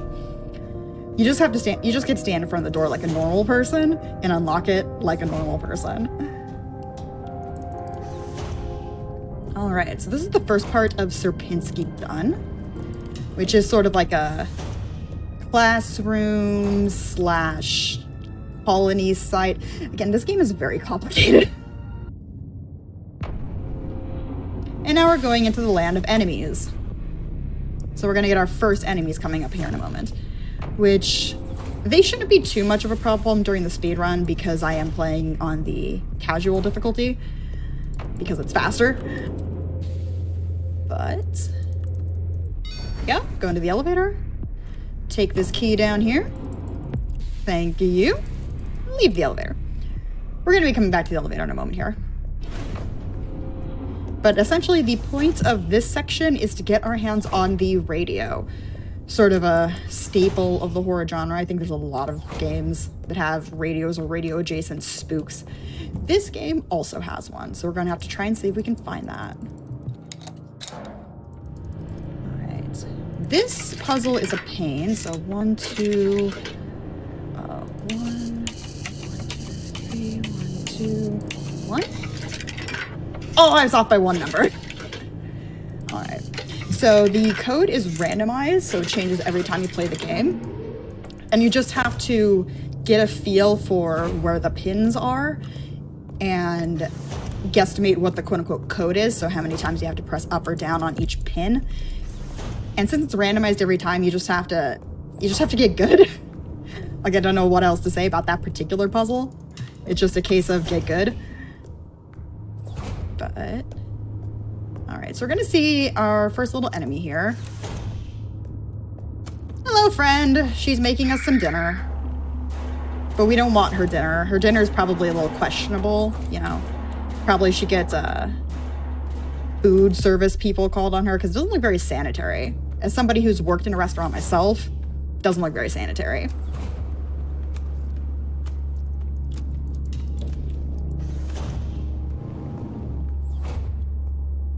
Hello there, friend. Please don't hit me. Thank you.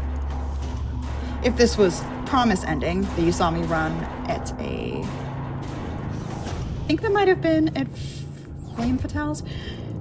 When I ran Promise Ending, you want to get hit a lot in that ending, but we don't want to get hit at all because this is Artifact Ending, which is technically the real ending or the true ending of the game.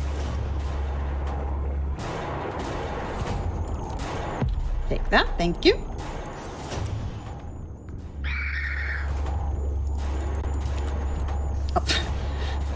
Off of reflex, I just did the door wiggle that you would do in any percent there.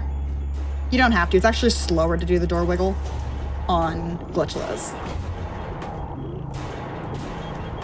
So no door wiggling needed. Just stand in front of the door, open like a normal person. So one other big, fairly recent difference they made to the game is on the current patch, they made a few fairly large changes to the inventory system.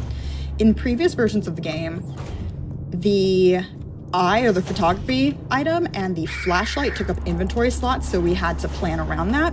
On the patch that just got released, both of those items no longer take up an inventory slot, which is pretty nice. Not that we use the photography tool. Let's do this. But the fact that the flashlight doesn't take up an inventory slot is really nice. And there is a new option in the game for an extended inventory system that takes the, I think, 6 slots that you have in the regular game and just says, here, have 8, which also just chef's kiss. It's great for the speedrun. It makes so many parts of the game just more streamlined and less of a pain. So this is the radio. We finally got it. So now we're going to go do a whole bunch of stuff with the radio. Oh, I was talking too much and was not paying attention.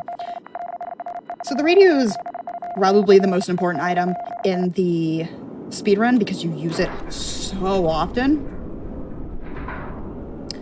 All right. There we go. And the slight downside is that the codes that you get off of it are a bit randomized. 0525. I'm missing a code. 50524. Okay.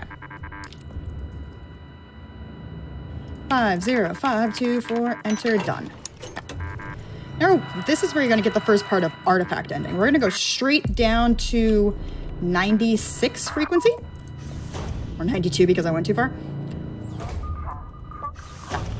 There are 3 specific frequencies you need to use in artifact ending, and 3 keys you get with those frequencies.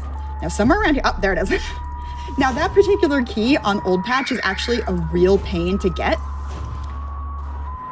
For some reason, the hitbox for it is like a single pixel or something. Thankfully, it looks like they've made it easier to get that key, but the keys don't show up if you aren't actively playing on the radio a specific frequency. But now I'm going to bring it up to about 230, 240. Oh. I'm trying to find out which specific frequency has the next code that we need.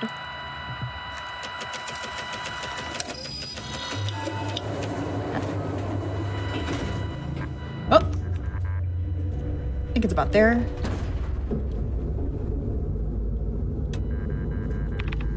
Okay. The code is missing part of it now. So this code I'm actually going to write down. So I have a piece of paper next to me. 90083. 90083. 90083. So we're going to need that code for later. But for what you may ask, we're going to open another safe with it. However, this particular safe is a little bit of a pain.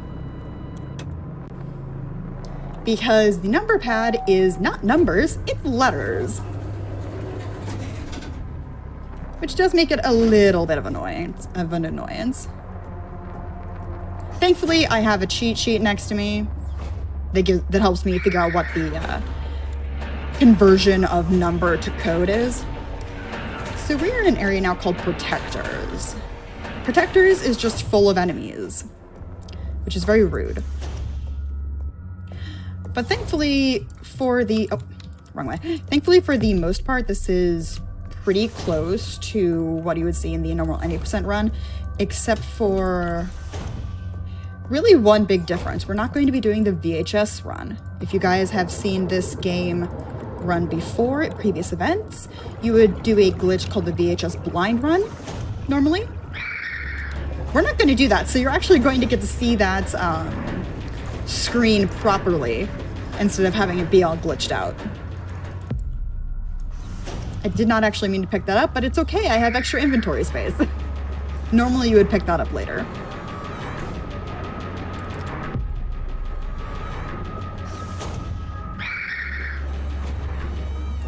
Well, that was very rude of you.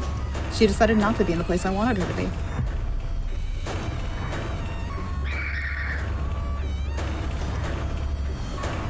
So we're just picking up items here. The goal of this area is to get 5 keys for a door. This game, 2 or 3 times, I believe, does the whole collect 5 or 6 things to open a specific door, and that's pretty much the point of the chapter. In fact, it does it 3 times. So we're just running around trying to collect these keys. There's 5 of them this time. The other times you have to do this pretty much the same thing. It's 6.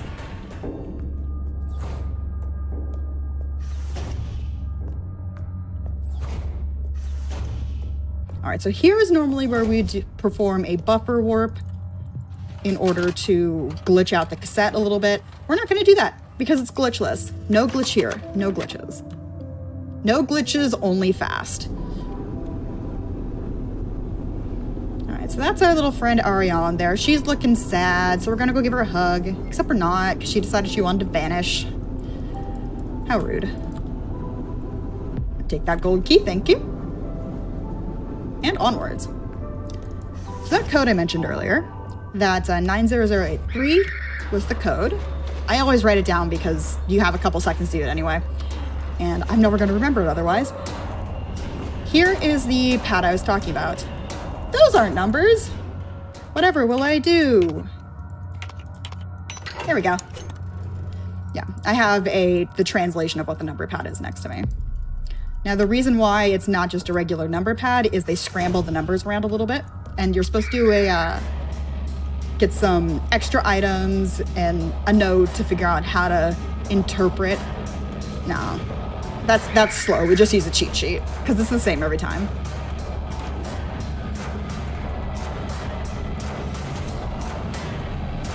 All right, another change. Oh, can't hear that yet, right? Because I accidentally picked up the thing from earlier. So we're gonna put away the key, put away that, pick up the shotgun, put the shotgun away. Oh, didn't want me to put that away. So the reason I'm picking up the shotgun is technically free on the current patch, which is pretty nice. So you can always take that as a backup if you need it. But I'm just picking it up because of safety. For those who haven't seen this game before, there is a boss coming up called Mina. Mina can be one-shot incredibly easily. The problem is it's not quite, I wouldn't call it frame perfect, but it's definitely you need a setup to pull off the one-hit kill. And if you miss it the one time, it's pretty much just use the shotgun to take her out. Because I'm gonna pick up these flares. 1, 2, 3, 4, 5. 1, 2, 3, 4, 5. 1, 2, 3, 4, 5, 6, 7, 8. I just have that number memorized in order to try and get this gas to go away so that fire stops. Which it has, lovely. So we can grab this key. And take that, thank you. Why, hello there, friend.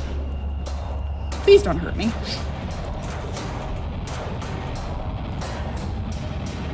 Alright, so I opened this door a moment ago. I unlocked it as I was going through in order to free up my inventory a little bit. You gotta come in here and get this 10mm socket, and then we gotta go find the wrench for it. Because we need to break a vent system, if that makes sense, to get the last key that we need.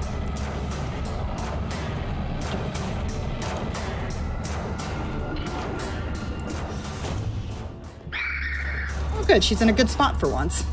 She's not going to be on a good spot when I come out of there, but... And here it is. I'm going to equip that and combine these two to make my life easier later. Yep, not in the best spot there. Now I could take the ladder instead of jumping back down this hole, but it's actually faster to just jump down the hole again. Normally this is where you would get the water key if I hadn't picked it up by accident earlier. Oops. Now there's some friends popping out of the floor. We're just gonna ignore them.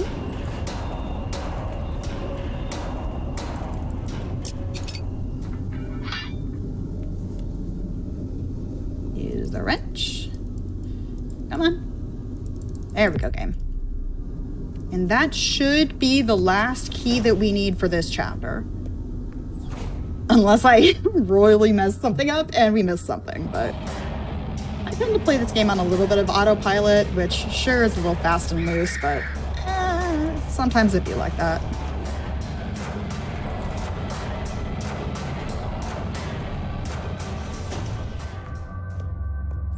Oh good, she's in a good spot for once. right, here's the door, and 1, 2, 3, 4, 5. Excellent. I'll just face plant in the door until it lets us in. And for safety reasons, I'm going to pick up the shotgun again.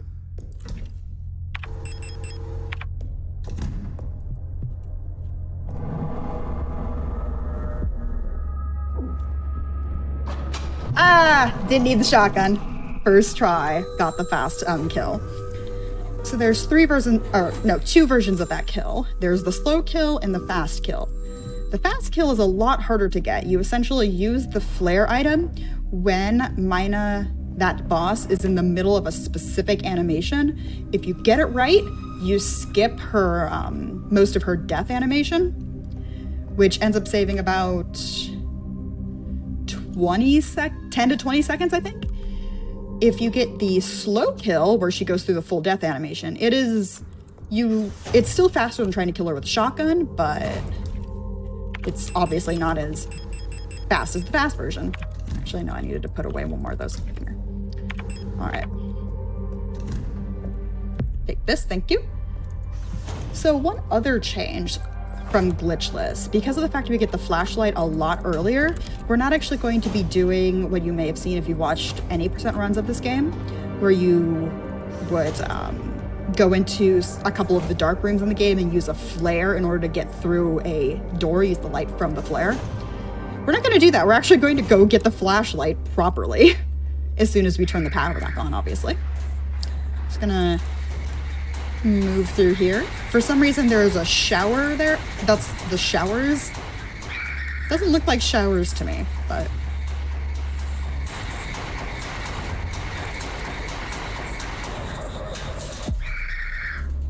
Why, hello there, friend. We're just gonna go. So the point of right now is we're trying to restore the power because the elevators aren't working, the power's out. We need the power back on. Thankfully, the fuse we need is right here, and if you time that, did it well. If you time that correctly, you can both grab the item and push the enemy away so you don't take damage. You pretty much always take damage coming out, though, because it's just too tight of a squeeze to try and get around that enemy.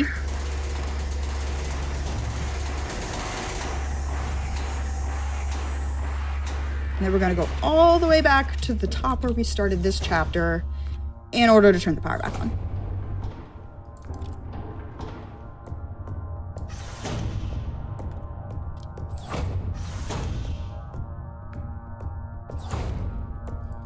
Alright, the code is 2467. Oh, I clicked out of it on accident instead of actually turning it on. Oops. Okay. There we go, power's restored.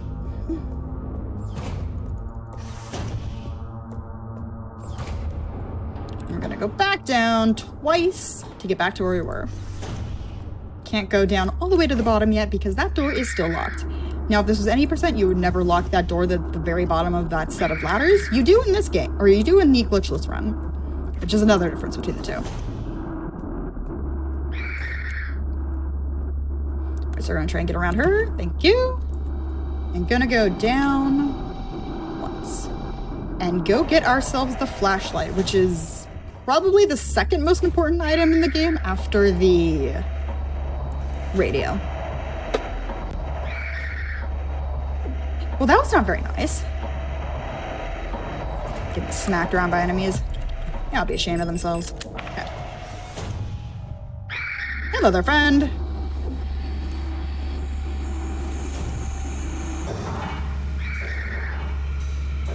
Please don't hurt me. I've got things to do. Okay. Now, an upside to this game is that you do have an overtime regen. So you can spend quite a bit of the game at low health and you'll be fine. Though there is going to be a couple times where I am going to be healing for safety.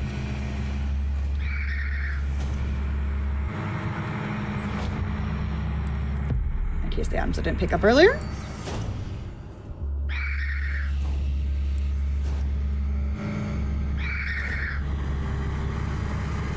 Why, hello there, friend.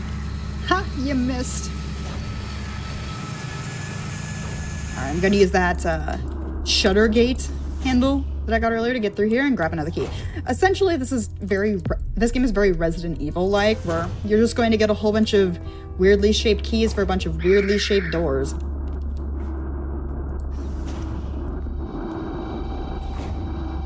Alright, look away now if you don't like flashing lights.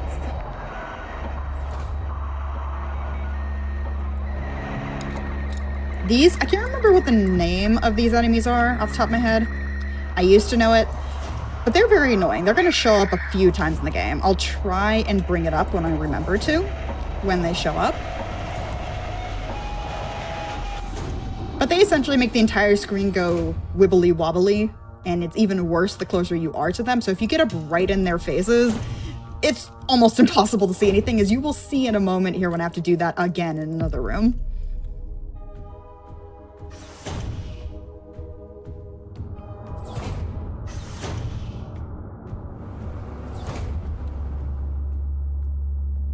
So here is the other dark room here.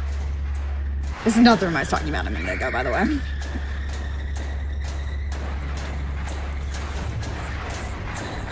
Because we need some tape. Because what I just picked up a moment ago in another room is a broken cassette tape. And apparently you can just fix a cassette with regular tape. Okay. I'm going to be a little bit careful here because I'm a little bit lower on health than I would have liked. Oh. Okay, cool. I just got probably the best RNG enemy position. That's grand.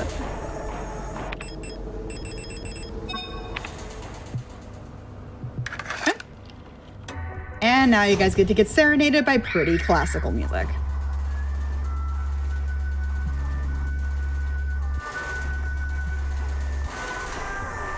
I can't remember what the name of this song is. It's a pretty well-known classical piece, but I'm straight up blanking on what it's called.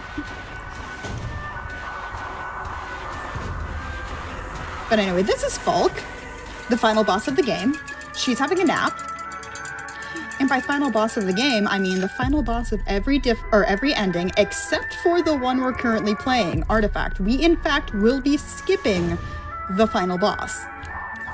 In this ending specifically.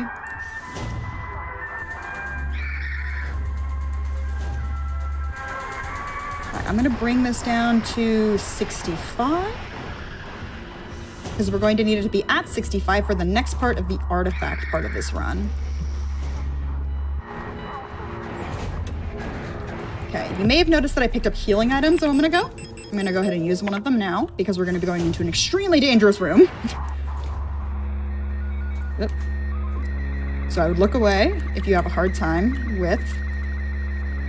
I got the key. Use it again. And we're out. So that is a room that you would never see if this was the enemy percent. Because you don't need to go in that room at all, so, I mean, why would you see it? So that key that I got is the post box key. Because what we're trying to get is the library key for one of the puzzles that we need in order to finally finish this area. Go almost all the way back up.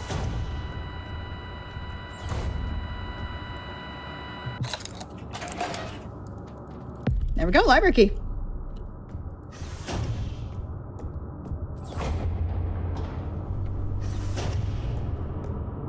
Whoops, wrong floor. I've done that plenty of times while playing this game. I always forget to go down the 8th floor. Why, hello there.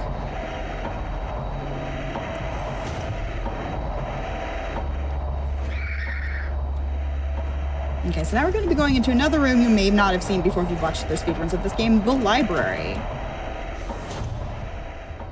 And a puzzle you probably haven't seen, which is this big monstrosity here. And I have the code for it. Up. Up. Left, up, left, down, left, down, right, down, right, up.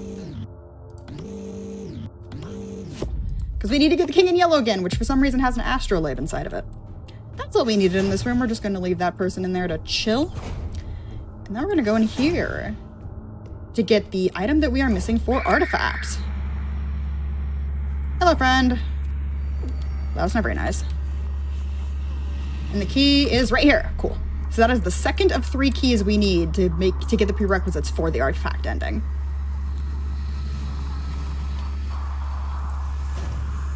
Now that that's done, I'm going to bring this code all the way up to 125 for something that we need at the very end of the game. There we go.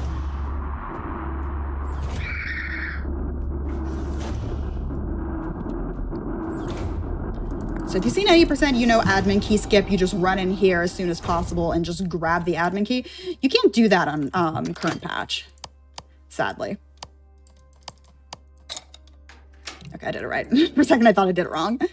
So that is how that is actually supposed to go. You're supposed to get the astrolabe. You're supposed to use some planetary alignment chart stuff in order to figure out what the code is. You don't have to do any of that on 80% because the hitbox for that keycard that I just picked up is slightly overlapped with the actual safe itself. So you can just pick it up through the save. All right, and that is the admin area. I can't actually remember the name of that area. It's been a while since I've paid that much attention to this game's storyline, except for the fact that pretty lights everywhere and lots of Cthulhu.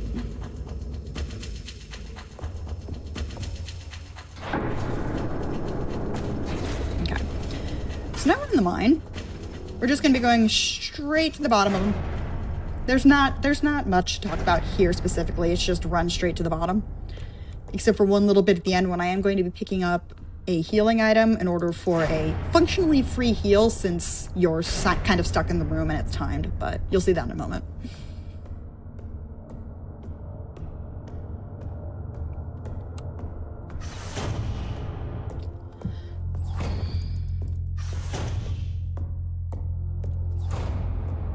There we go. Cool. Now we're just going to take Elster and we're just going to do some dancing. Because there's not really much else to do when you're going down to the mines. Sometimes I can get her to spin in an actual circle. There we go. I got her spin in an actual circle for a little bit, but you didn't actually get to see most of it because she was in the darkness.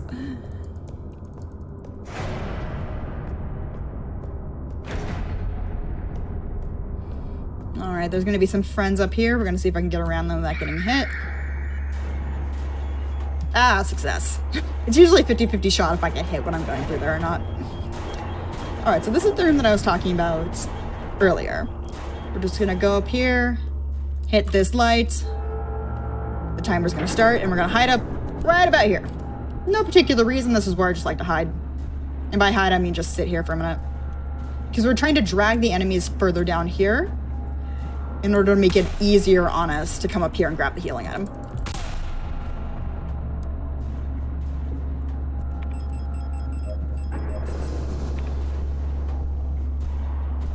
There we go.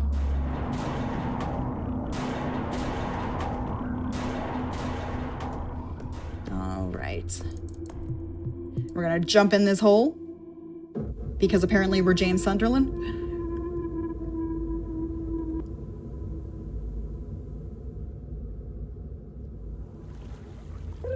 And now we're gonna chill for about a minute and a half. There is nothing that we can do. We just have to sit here.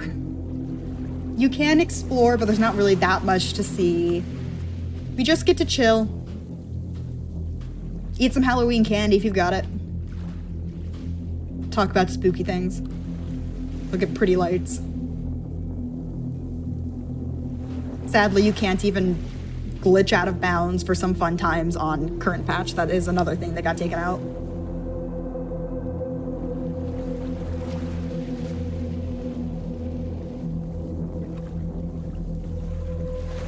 So how's everyone doing?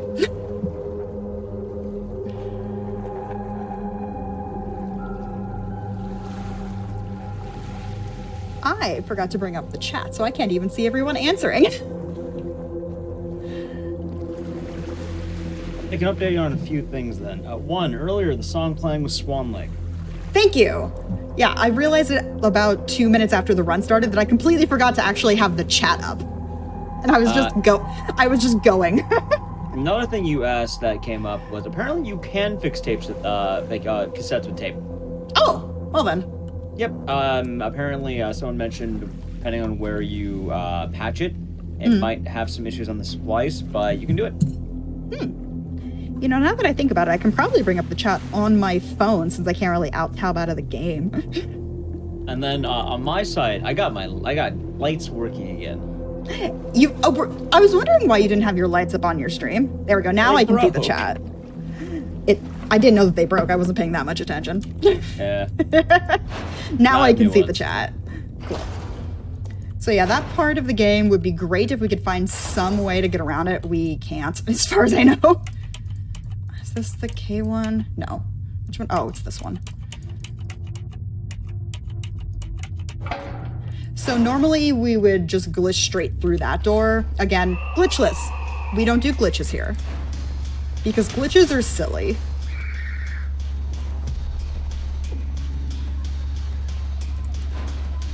Alright, so we are in nowhere. That's actually what the place is called. Well, that's not very nice. Alright, look away now. If you have trouble with flashing light, because we're in one of those rooms again. We're out of that room, but we're going to be going right back into it in a second. So way back in the very beginning of the game in Sierpinski, we picked up I think it was the plate of balance? I can't remember exactly which plate it was, but we picked up a big plate. That is the key to that door, but there's 5 others, so we're going to be spending this part of the game getting the rest of them.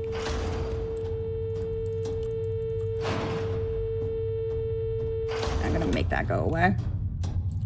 Pick up this wedding ring. Apparently we're going to be getting married. Just kidding. No, we're not. All right, I'm going to pick this up. Because now we're going to be doing the second boss fight of the game. I can't remember the enemy's name, so I just call her Leggy. And we're just going to run up to her and shove a flare inside of her. And shove a flare inside of the boss.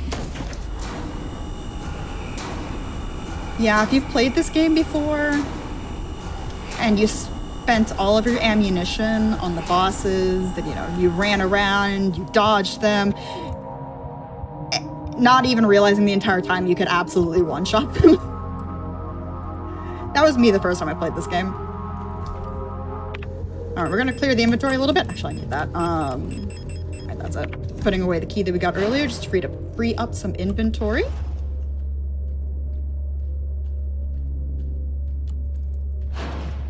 Alright, now's the time for the really scary moment, at least for me. I'm gonna go through this door, and the screen's gonna go black, and you're not gonna see anything. That was a little bit there, was a glitch that was introduced with the most recent version of the game. For some reason, the game just decides you don't get to load into the room for a couple extra seconds, and every time it happens, I think my game crashed.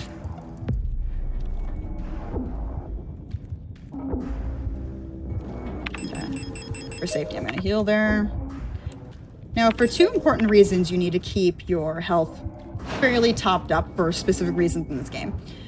Because as you saw there, instead of going around the room just navigating the maze properly, I just decided to run through barbed wire because Elster is just built different.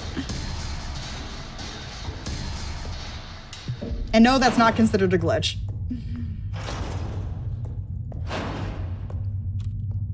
It just can possibly cause a game over if you do it too much.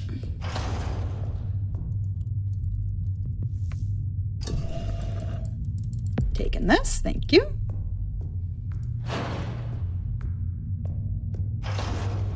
Alright, so the big glitch that we're not going to be doing in this run, in this part, is doll skip. We are not doing doll skip. We are actually going to be getting the doll. Now, you've seen me pick up 2 of the pieces so far. There's 3 of them. We're going to be picking up the 3rd one in a moment here.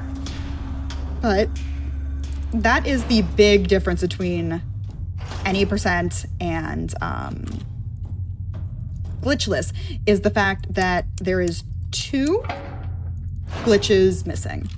Technically, you can do doll skip on the current patch, but admin skip alone, the one that I didn't do earlier, saves about, I think, a solid 2 minutes, two or 2.5 minutes.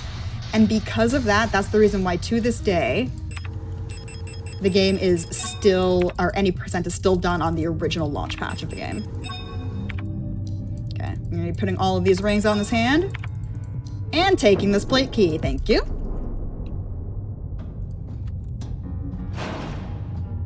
And there's also, you know, other things that are more obviously missing, like no door warping, no, pretty much anything to do with the infamous warping glitches, the buffer glitches that you can do in this game.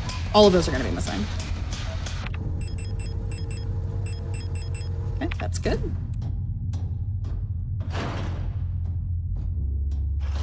Now, just because I'm doing this as a marathon run, I'm actually going to go in here and I'm going to grab this repair patch. This is for the next room here. Normally, I would not do this, but just because of this next room here. Let me in before I get hit, thank you. Okay.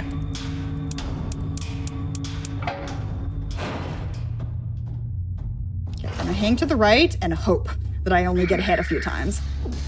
2, 3, okay, turn around. This is fine. This might not be fine. Just kidding, I picked up those repair packs. So I have lost so many runs to that room because I didn't judge how much health my character had. Which is a little annoying, especially when you're on a really good pace.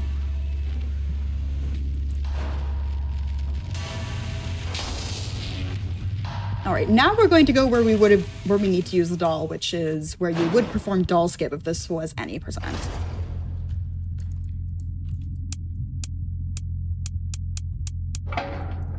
I always remember the code to that door by, it sort of looks like a bird.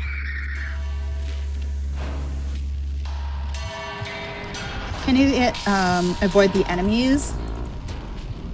Oh, right. I almost forgot to actually put the doll together. I was like, wait a minute, please, I have to pick that up. Him? Thank you.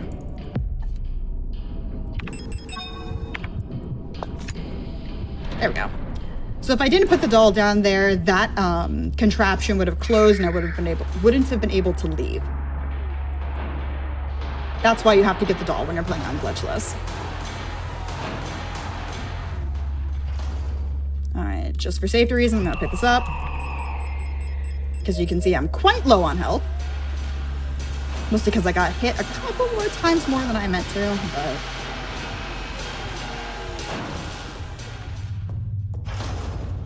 Alright, now it's time for probably the most infamous joke in speedrunning of this game. Once we go through the key door up here, which we're totally near the end of the game, guys. Totally. Absolutely. Right at the end of the game. Credits and all. I promise.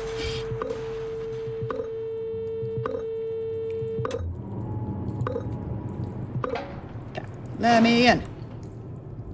We're just gonna plug our face into the wall there, and credits. End of the game. I promise. I swear. Totally the end of the game. Final cutscenes. See? Credits. The main menu must be the end of the game, right? Looks a little different, but I'm sure it's fine. Oh wait, nah, it's not the end of the game. It fakes you out halfway through. So we're back on the Penrose, and this section of the game is to sort of show you what Elster and her girlfriend Ariane's life was sort of like, before their little ship crash landed and everything just went bad for them. Because their ship, if I remember correctly, their ship was supposed to be trying to find a good colony world for them to set up a colony on.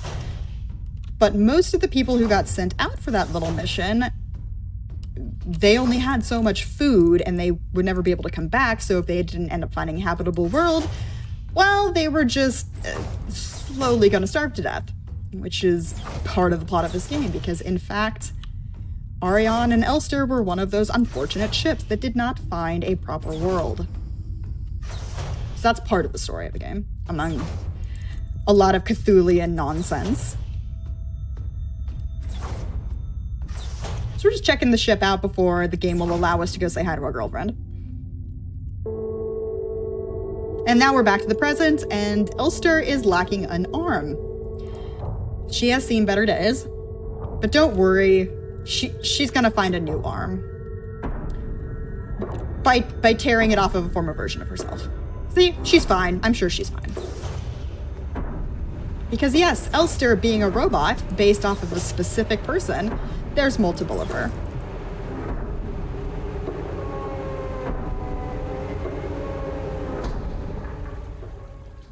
And we're back on the beach. Thankfully, we don't have to sit around and do nothing for a minute and a half here, which is pretty nice. We just have to get to that boat in the distance.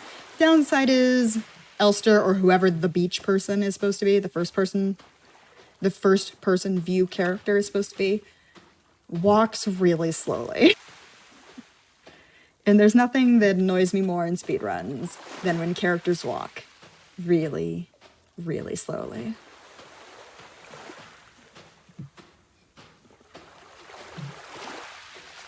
There we go.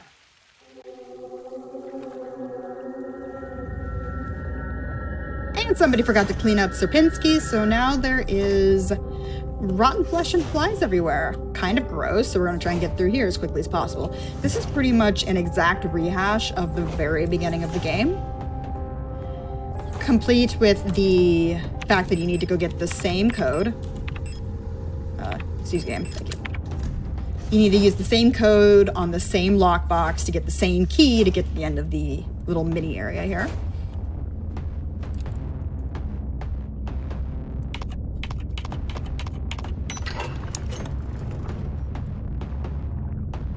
So walking away from things. Are we playing Death Stranding? I wouldn't know, because despite pre-ordering Death Stranding and owning the copy, it's over on my bookshelf, I have not played it. I have a still copy of Death Stranding day one. Mostly because it hasn't been on my radar to play it yet. Alright, we're just gonna say hi to these guys and face tank them. Because it's actually faster than trying to go around them.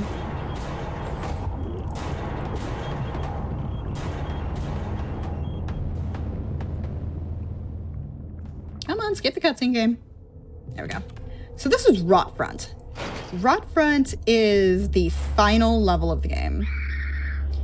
I can't remember storyline-wise where it's supposed to be set. I think it is supposed to be one of the colony worlds. But again, this game's story is very convoluted and confusing at times. Alright, so you saw me picked up the flashlight earlier because my entire inventory got wiped during the fake out death. That's all you need the flashlight for. The game won't let you pick up that specific item if you don't have a flashlight.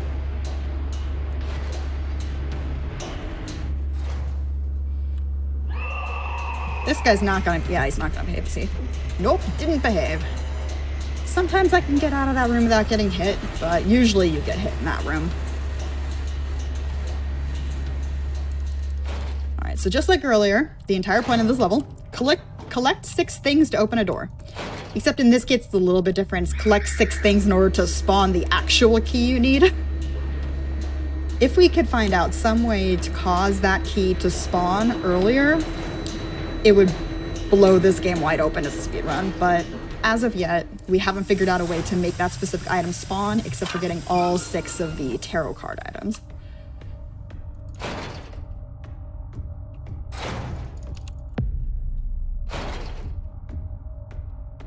One of the moons of Neptune, I believe. Oh, okay. I remember it was some sort of colony, which if it's moon of Neptune, that would make it one of the colonies.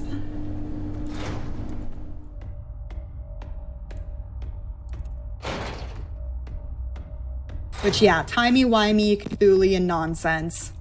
You go from a ship to a colony on Neptune to 5 other areas in space and time. Just because we're trying to find our girlfriend.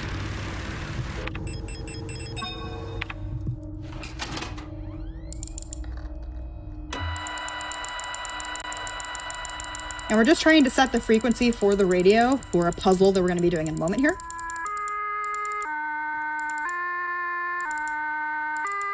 Oh, whoops. There we go. As long as you hear the music start playing, then you're good.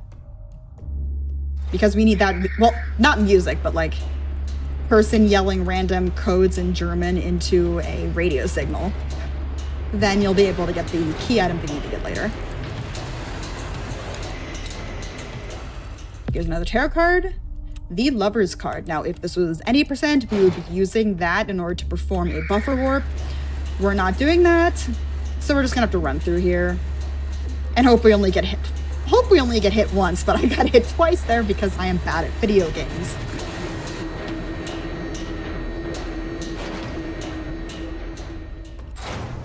Yes, I saw somebody mention in the chat genetic memory or the memories of AI. Yes, that is somewhat part of the story of this game. It's complicated. Like, there's multiple versions of Elster, but each one of them remembers her girlfriend Ariane. So they're all trying to find her, and they have gotten progressive lengths in that journey. Okay, there's the tower card. But we're going to be the one who actually finds her, right? Totally.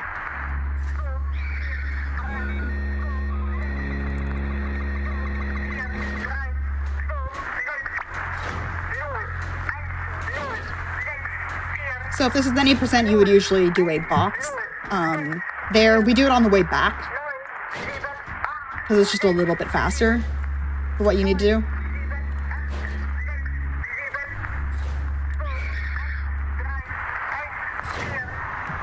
Okay, I'm just going to do a quick code here. Thankfully, it's easy. It's just Aeon. Take that tarot card.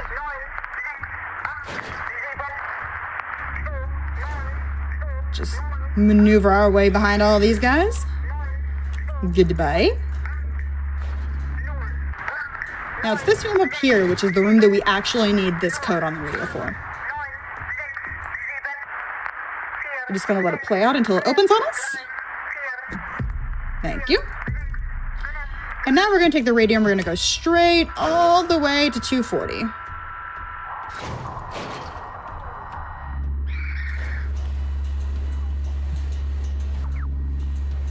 Oh, whoops, I went to 250. Oh well, I'll fix it in a minute here.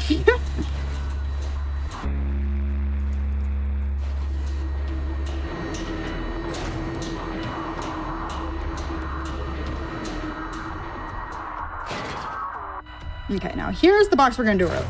This box is extremely important because we need to pick up these two keys. We're gonna put these tarot cards away. Now, if you forget to pick up those keys, and you go towards the end of the game without having grabbed those two keys, there is no way for you to go back and get them. So it is very important you don't forget to pick the keys back up from the box.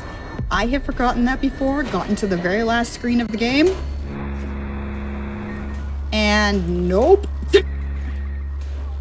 Ended up losing a run to that.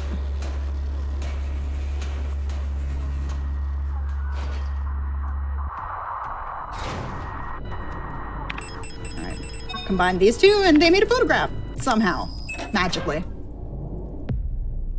That is the second to last tarot card that we need. So you may have seen a couple times a girl in a sort of like blue and white dress that we've seen, but we've skipped the cutscene. She's the person who took out the second boss with a rifle, and we, picked her up and put her down on the bed and was very nice to her. Her name's Issa. Issa is our friend. We like Issa. Nothing bad's gonna happen to her. Don't worry about it. Okay. So the reason why I put the radio code to 240 was because the last key is here. That is all 3 keys we need. Yay! All right. There's Issa, and Issa is now a pile of chocolate pudding. Because this game also has it's not quite like a virus epidemic component, but is a little bit. So all of the enemies that are around here are replicas, so the quote-unquote robots, but they are infected. So if it's a person, just making sure I have all the keys, if it's a person, they turn into chocolate pudding. Oh. 1, 2, 3. If it is a replica, they turn into a monster. right, that should be good. There we go. All right, so we are almost actually at the end of the game, believe it or not. We are not going to be fighting Folk. We're not fighting the final boss. I'm sorry. Game. There we go. Instead, we're going to turn around, instead of looking at the king in yellow, and we're going to use those 3 keys on this. All right. Now, the final boss of this game is this really, really long code. And time is going to come when I do the last input. 01064. All right, as soon as I pick up the flower in here, it's going to be time. And time. GG. So yeah, by getting all 3 of those keys, it lets you get this ending. Technically, in order to get the code and figure out what frequencies you would need to use, and that really long code at the end, you would have to do a whole bunch of, exploring and get a whole bunch of extra stuff, read a bunch of notes, figure out what the frequencies are, pay attention. Except this is a speedrun, so we already have all that information, and thankfully it's not randomized. But this is the artifact ending, and it is the only ending in Signalis that you cannot skip. You can skip every other ending in the game to get to the credit, or not the credit screen, the end game screen. This one you cannot. But yes, that was Signalis. This is, I think it's considered the true ending of the game. I don't know if any of the endings are actually the true ending, but this is considered the true ending by at least the fan base. Elster and Ariane, in their Cthulian warped world, get to stay together for their last moments on the crashed Penrose ship. Both remembering each other because there's a bunch of amnesia and memory problems in this game. And I think it's very sweet. And finally, the game's gonna let me skip it.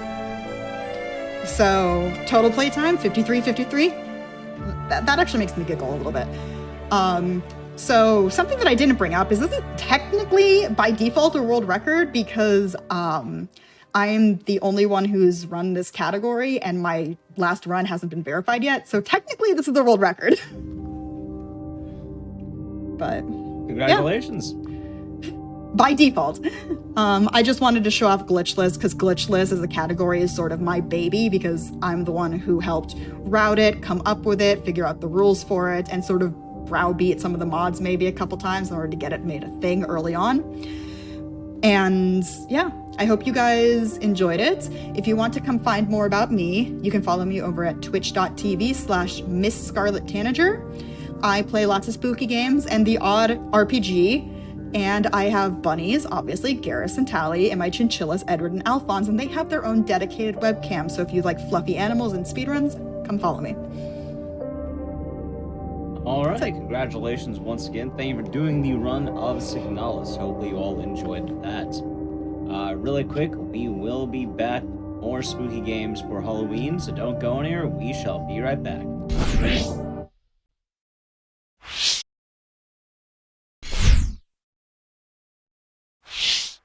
Alrighty, everyone. Welcome back from the break. Hope you've been enjoying the show so far.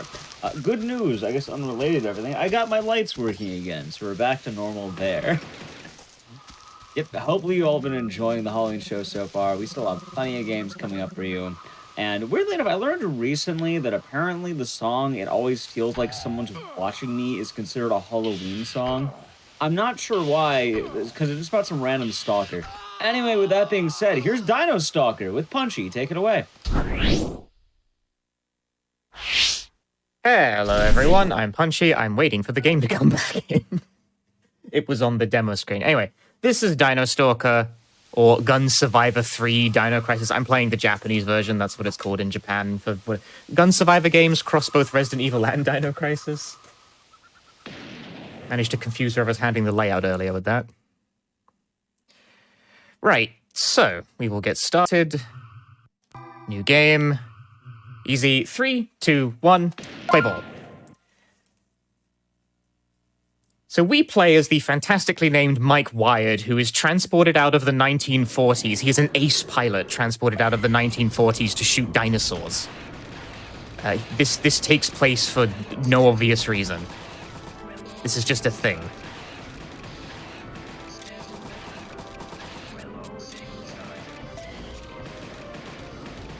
So this takes place on rails at the start, but it is not a rail shooter for the most part. We can aim and look around. You look around with the left stick, aim with the right stick. People tend to think this is a rail shooter. I'm not totally clear why. Special weapon. You can carry a special weapon and a normal handgun at all times. Although right now I only have the handgun.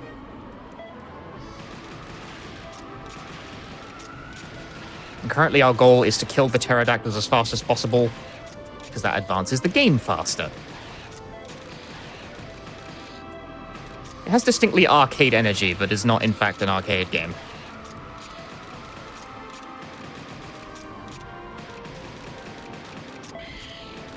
I hear them, but I don't see them. There they are. Nope. Camera. Nope. Okay, then we hit the boss of level 1, which is just a giant horde of pterodactyls, and you gotta shoot them all, which is easier said than done. Actually, that was easier said than done. I got them all. You kinda gotta try and track the movements ahead as they, like, circle around you, and the camera wildly swerves up and down and makes life very difficult. Cool, got them. There we go, cool, stage clear. That's level 1 done. Skip the cutscene. I should get an S rank for the first stage, since it's just like a composite of enemies killed and clear time. In that stage, you gotta kill them all to go fast. Yep, S rank. I'm the fastest gamer. Now loading. I'm not sure Dino Stalker is really a very Halloween-y kind of game.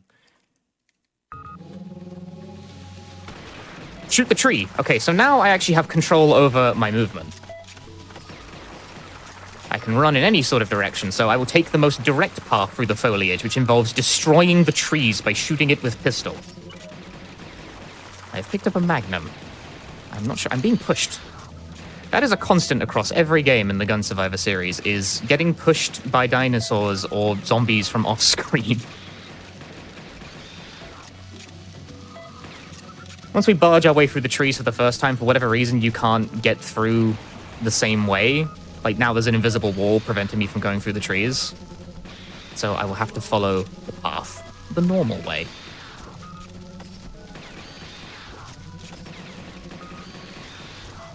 And I will blast my way through anything, or they can get to me first. Do I want... That's poison cure. We'll take that for later. There is, like, an inventory of healing items in this game, although they use automatically in the best case scenario. So I would like a poison cure, because there is a potential to be poisoned as I bob and weave through some poison bulbs at a later point in the level. That is enhanced handgun ammo. This is very helpful. Means we do more damage with stuff. Change to grenade launcher. I'll pick this up. That's a resuscitation pack. It'll instantly revive me on the spot if I run out of health. Circle around here. Stay hard left, since our objective is over yonder. I would like this. Thank you. That is the plasma gun. The plasma gun shoots time. It will delete dinosaurs from time itself if they get hit by it. This is very handy because deleting dinosaurs from time is very efficient.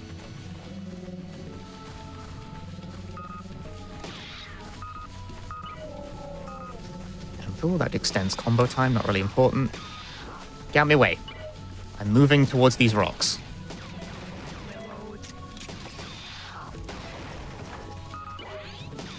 So I can be knocked off this bridge if I get hit in an awkward way, so I prefer that to not happen. More enhanced handgun ammo for me, excellent. Okay, I've made it to the boss arena with my time gun intact. And the first part of the boss is kill the raptors. I will use my time gun for this purpose, because it hits in a very wide radius. Like, it doesn't really have to actually hit something in order to kill it. As long as it sort of gets within the same ballpark, you're okay.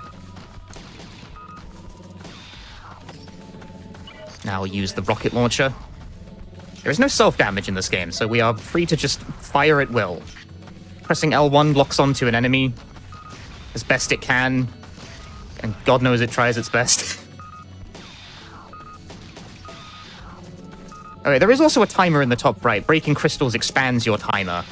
And you game over if time runs out, but this is a speedrun, so like that element doesn't really have to be worried about in any especially meaningful way. Okay, so now we get to the actual boss. I would like to keep the... I kept the enhanced handgun ammo for the purpose of shooting these guys quickly, since the enhanced handgun ammo does the best job of deleting these guys' health bar, but you gotta hit them, like, straight in the mouth.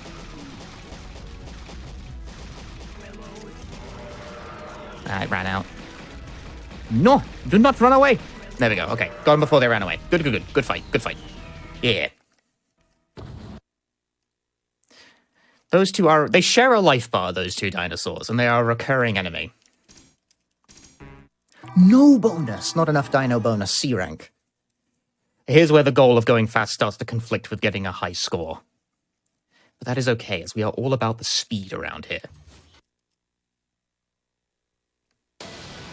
Okay, stage 2 is on a boat. I'm being attacked by the Loch Ness Monster, all of them. Every single, all of the Nessies. This type of dinosaur has a name. I don't know what it is. Do I seem like a dinosaur specialist? I should be. I probably should be, honestly. I think the only Dino Crisis game I don't run is 3. You'd rather think I would, actually. But I don't.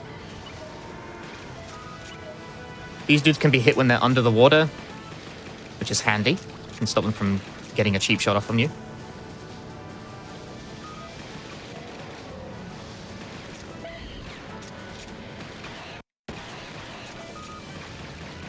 Otherwise, we are trying to kill things before they rise out of the water, because doing so will keep the boat moving along smoothly. The boat will stop for groups of enemies. I do not have direct control over the boat. But shooting the enemies before they are even able to pop up will keep things going along at a pace. And then there's that guy. I shot the shotgun. You can get rid of weapon pickups before picking them up by shooting them, which destroys them, which is a mixed blessing. Sometimes it's really annoying. I accidentally deleted the shotgun there by accident. I would have preferred to pick that up. But sometimes you really don't want to pick up a weapon because you can only hold one special weapon at a time. So picking up a new one will delete your current one, and sometimes you would prefer the current one.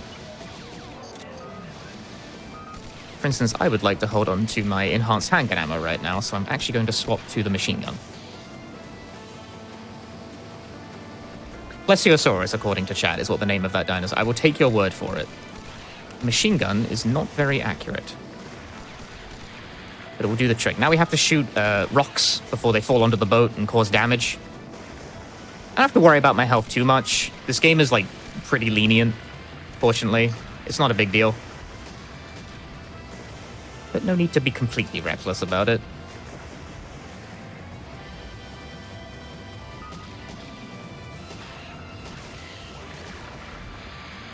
Ooh, nice lag. Pick up a laser gun here. The laser gun is odd to handle, but I'm using it to preserve my enhanced handgun ammo for later. It is very effective on the boss. Enhanced handgun ammo is a great weapon in general, and it is generally best preserved for boss encounters. Whereas the special weapons are a lot more variable in usefulness, and especially in this boat level, you don't have a great ability to control what special weapons you do and don't get.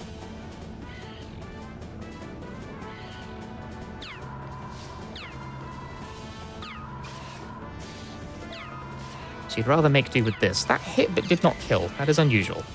That hit and still didn't kill. That pterodactyl was a survivor. I honestly didn't know you could hit with the laser gun and not kill.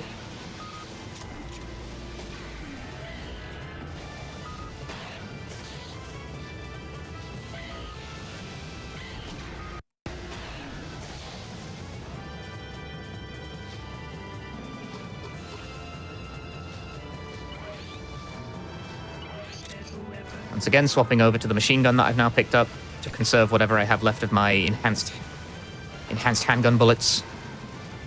For the boss, it only takes one hit of the machine gun to knock these guys out of the sky, but the machine gun is very inaccurate, so I'm kind of taking a risk by doing that. I'm just only firing a bullet and just hoping that it catches within the square.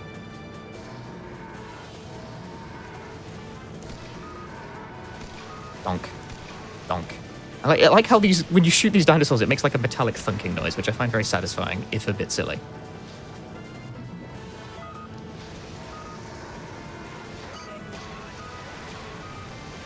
I've once again picked up the time gun. For time-type purposes. Okay, so the boss of this level is another enemy horde type deal.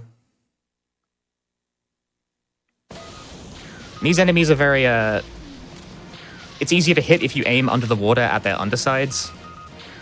Larger surface area and all that. But you can also get them while they're coming out of the water. You can also not hit them at all. That is a great idea.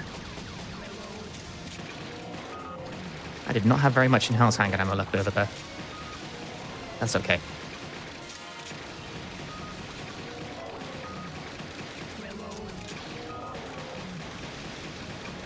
One of the things you can pay attention to here is the remaining enemy counter at the top. You can't really see when you're shooting under the water like that. You just have to kind of trust that you're pointing in the right direction.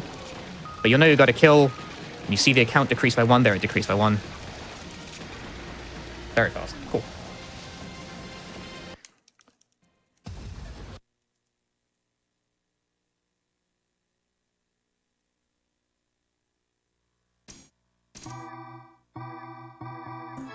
Ooh, S rank for the gamer again.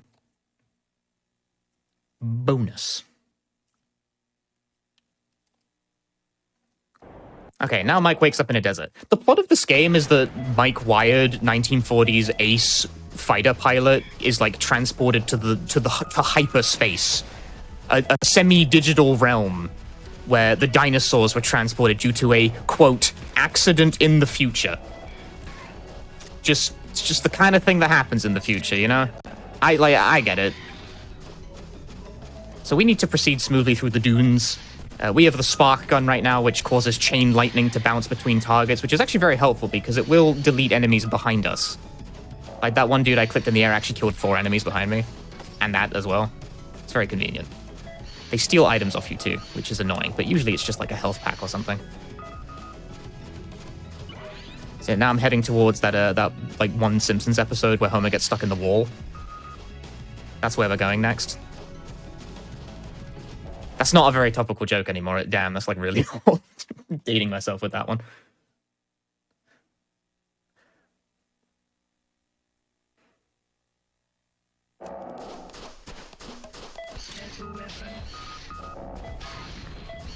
Get out the way.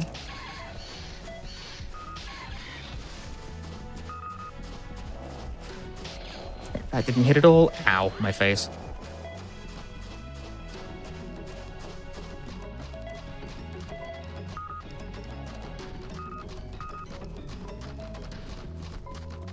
Is that gonna bother me? Seems like you might have. Okay, now I'm seeking... I'll go a little bit out of my way here rather than taking the straightest line possible to get this enhanced handgun ammo in the corner. Again, for the usual reasons. It's faster during boss fights, yada yada yada.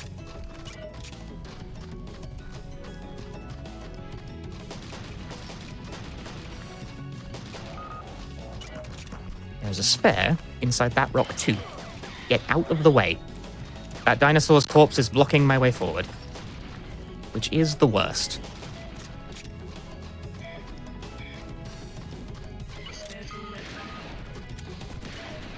Oh, I just sort of casually slipped off the edge. Cool, thanks.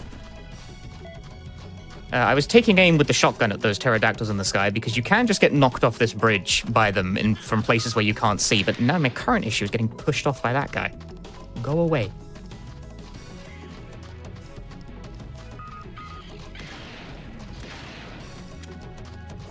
There we go. Okay, I've crossed the bridge. That is a difficult point. That is where many runs die, because if you get knocked off the bridge, it's like, well... Next.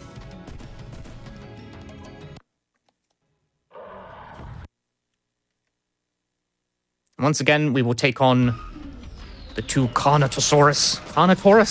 Carnotaurus. That's the name of it. We can shoot them in the head with the enhanced ammo. That's the best way to go about it. Shooting the gun as fast as possible in gun survivor games, there is a rhythm to it. It's not simply mash as fast as possible. If you mash as fast as possible, you'll drop potential shots. You need to shoot within a certain rhythm, but there's like it's kind of like quick shooting in a normal Resident Evil speedrun, actually. It's like there is a rhythm to it. They are all like this for some reason.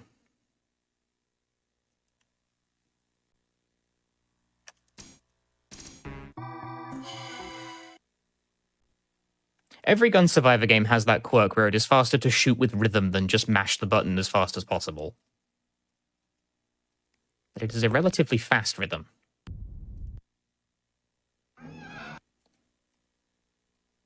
Okay, we are now traveling with Paula from Dino Crisis 2 to defeat the mother computer, which is controlling the dinosaurs or something. I don't know. The plot of this game is really silly.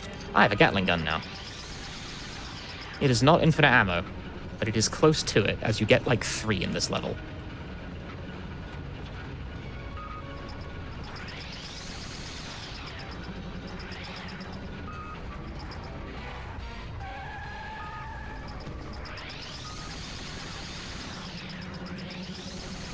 I believe the idea is that Paula is currently driving the car, although you cannot see her.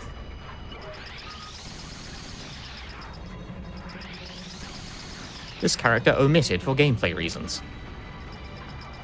So the quirk with the Gatling gun's firing type is that you have to rev it before you can successfully, like, actually shoot it. So you end up sort of tapping the button to keep it revved.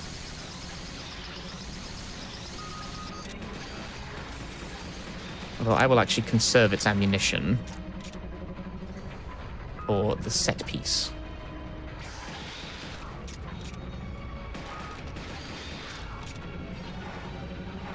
Yeah, that's a napalm launcher, which I do not want. So I shoot it to get rid of it, and I can keep my Gatling gun for this section instead, where I have to kill a rush of oviraptors. And the Gatling gun is best for this, as it has very large ammo and good damage. Also, it just sprays bullets all over the screen, which is handy. So you gotta do that sort of like tapping rhythm to keep the gun rev, but without just like constantly firing and wasting all your shots.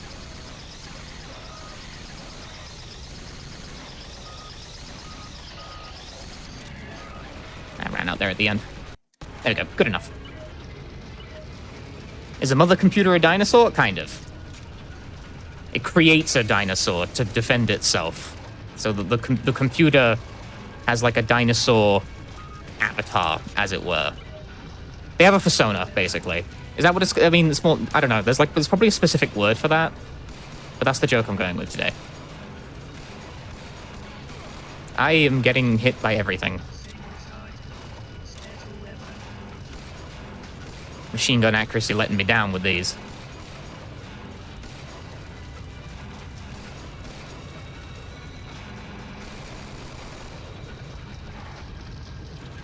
And now a small fire will stop that dinosaur from chasing us.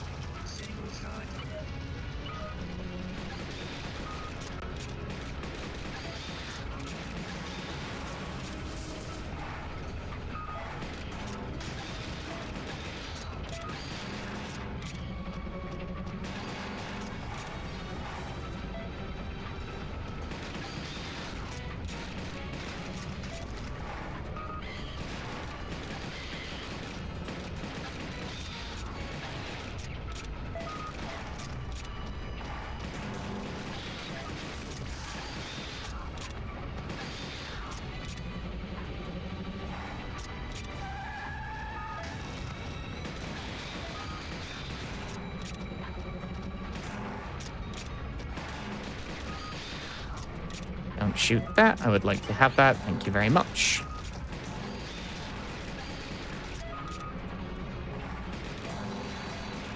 I was trying to blow up the tanker back there, because it gets all the enemies in one shot.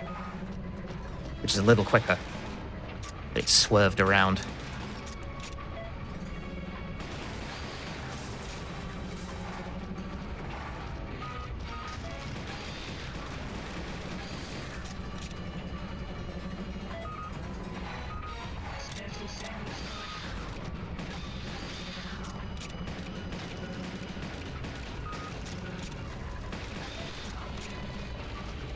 Okay, now we pick up enhanced handgun ammo, and I will once again try to conserve that for the boss by using my spark shot instead.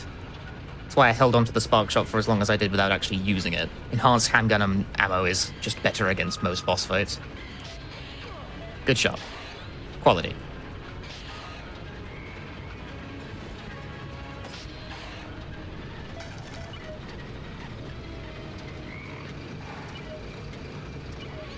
We get given a rocket launcher here, which proves sort of useful. Rockets are not as reliable as you would like in Dino Stalker, unfortunately. You have to hit, like, pretty much right between the eyes to get good mileage out of it, like, right then. That's a great time to do it.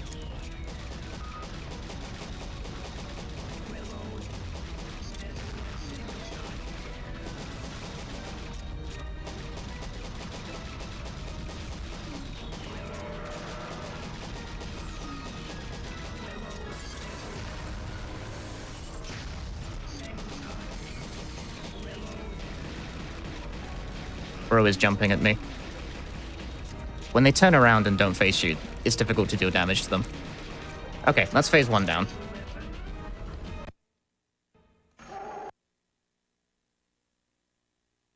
And now we are chased by bigger T-Rex. Firing my 2 rockets immediately because we are about to be given a better rocket launcher that I am not going to use. This is where mashing we get given the missile launcher, which is different. Fires missiles rather than rockets. But we would like to save the missile launcher for the final boss.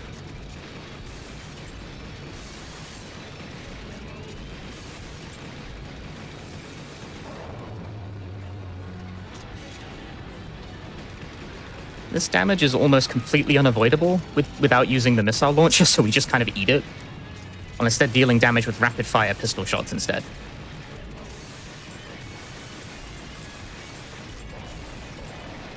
Okay. That felt pretty good. Felt pretty good, anyway. So the missile launcher actually fires a volley of 4 rockets at once, but they all have to connect, like, between the eyes to do maximum damage, so they're a bit... It's challenging. It's challenging to make the best out of it. If it hits side on, it doesn't do nearly as much damage as you would think a direct missile collision would. Okay, now we have the Trinity fight.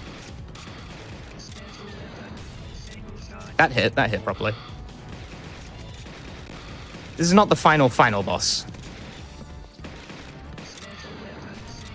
See, that didn't hit properly. Where are they? Where are they? Where's the guy? The Trinity's up there. That hit properly. That hit properly. Oh, that was fast. If a lot of your missiles don't connect cleanly, it is difficult to get a fast kill on that. That was relatively good. That boss also fires projectiles that can intercept your missile in mid-flight, which is not so hot.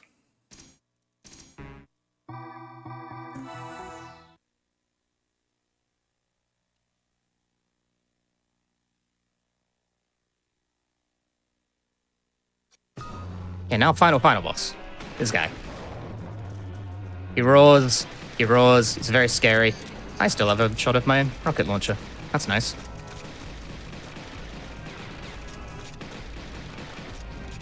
Where is it? There it is. That is a 4-shot rocket launcher. And that does the biggest damage. See, half those shots didn't connect properly. That's one of the problems. Gonna go for that enhanced ammo real quick.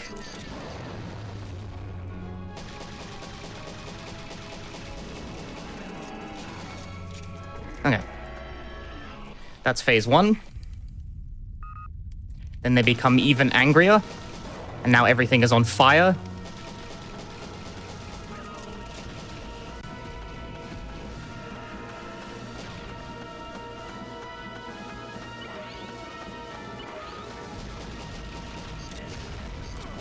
Ow, that didn't do any good.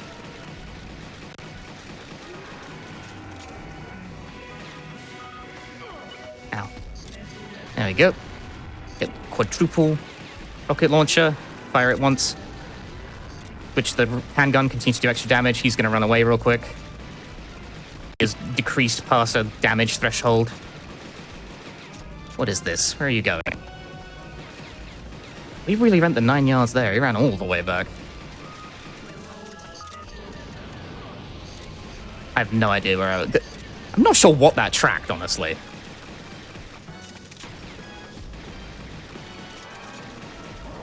Nah. That'll be coming up in like 2 hits. Time. That is video game. That was the final boss. GG.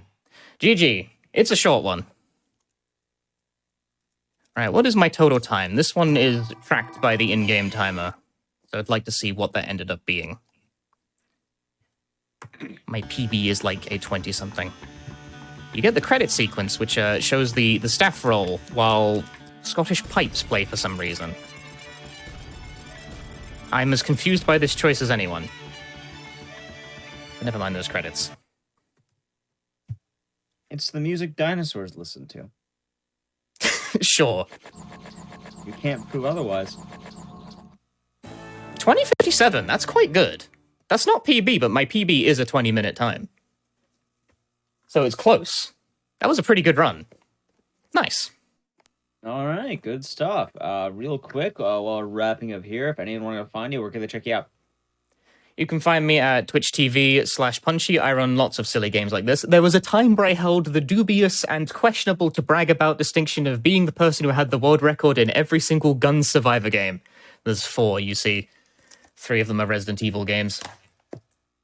So I like this sort of thing. I like my silly, weird, experimental FPS rail shooter hybrid nonsense games. You can find me there. All right. Thank you once again for showing off Dino Stalker, and I consider it a Halloween game. Anything remotely spooky counts as Halloween. I'll say it right now. It's a bit, sure, why not? Have you seen most Halloween movies? They're not even about Halloween half the time. They're just scary. Is this game really scary, though? The game where you fire the time gun at Well, dinosaurs to send them back to time. We'll make enough time for it to be scary. Anyway, if you have not checked out Punchy, you can do so in the pinned link in chat. Go ahead and check them out. A lot of fun runs. We have plenty more for you as well as a part of our Halloween showcase, so don't go anywhere. We will be right back.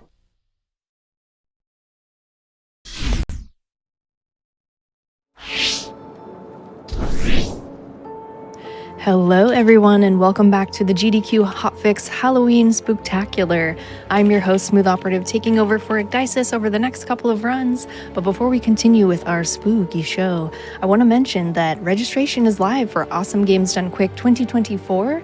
If you'd like to attend the event in person, January 14th through the 21st, you can go to gamesdonequick.com for more information, including attendee registration and hotel booking. Be sure to check out the schedule at gamesdonequick.com/schedule and let us know what you're hoping to see on the schedule. With that, please welcome our next guest, NBZ, for a run of Gylt. Take it away. Hello, everybody. Hello. I'm really excited to show off this run, and I have a very good friend with me. If you'd like to introduce yourself. Hello, I'm Big Scared. I'm a queer broadcaster here on Twitch. I play a lot of horror games, but today I'm here to talk about Gylt. It's dreadful. It is dreadful and awesome. So please play this game. It's on sale. I just learned that today. $13. Get it, buy it. You're going to love it. Perfect. But let's go ahead and get started. I will... Actually, Big Scared, would you like to count us down? Sure. Let's get the run started in 3, 2, 1. Let's go. All right. Yeah, good luck. Thank you.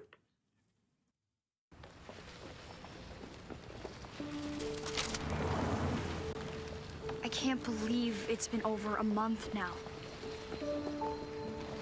So we start out nice and easy. We get to put up missing persons posters.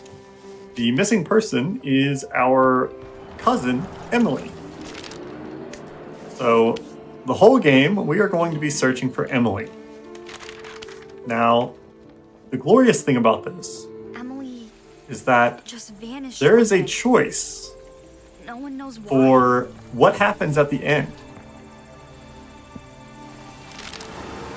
And that choice involves Most people lost hope saving after a Emily, few weeks. spoiler, They just or stopped. straight up abandoning Emily. You hate to see it. But I'm not giving up. I need to find her. I have to. But that's not the only sort of set of decisions that exist in this game. The speedrun leads you in a very clear path towards the option we are being presented with eventually. But there's also a much longer and tedious route that involves you collecting a lot of items that I'm not going to spoil what they are yet. We can talk about that later. Yes. In the meantime, we did just pick up an inhaler, which is the most useful item in this game that is not specifically a combat item. And Z just demonstrated why. This is a health restoration item, but it also refills your stamina bar instantly. And because this game is very inspired by Alan Wake, our protagonist here has stamina problems. She's asthmatic, she cannot run for a long time, and she is more or less defenseless while in these sort of traversal segments. So managing stamina is essential here. I have to say, I definitely relate to this character because it's very cold outside right now, and I forgot my hat out in the car. And I had to run out to the car and back, and I was completely gassed by the time I made it back. So definitely relate. Now, can I ask, and maybe it was mentioned, what is the main character's name? Main character's name is Sally. Sally. Okay, I do remember you saying that. Cool, thanks. Yeah. I think I said it before I started. I don't think I said it when we actually started, so. Yeah, you did. I just couldn't recall.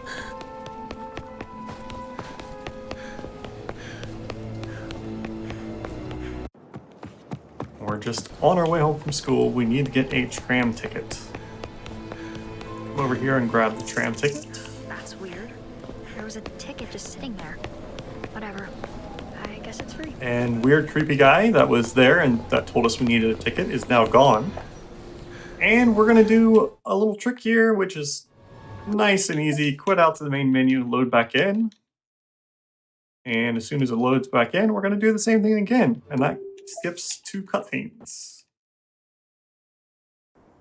Now, you might be wondering why Z is using quick save, quick load here as a means of skipping cutscenes, because there are other cutscenes in the game, like this one here, which are skippable through other means. That is because we're abusing the load system to get around an otherwise unskippable section of cutscenes, because bless this game, they chose to do both. Yep. Oh, wow. Okay, we're in for a ride. So there are some cutscenes which you have to remember to skip the old-fashioned way just by holding a button, where there are others where you need to remember to manually quit out to menu after the autosave point. And you have to time this perfectly, otherwise, if you do it too soon, you're gonna have to do the whole checkpoint over. Yep. And there are also skippable cutscenes that are faster to skip by quitting out and going back in, because it also skips a slowdown section.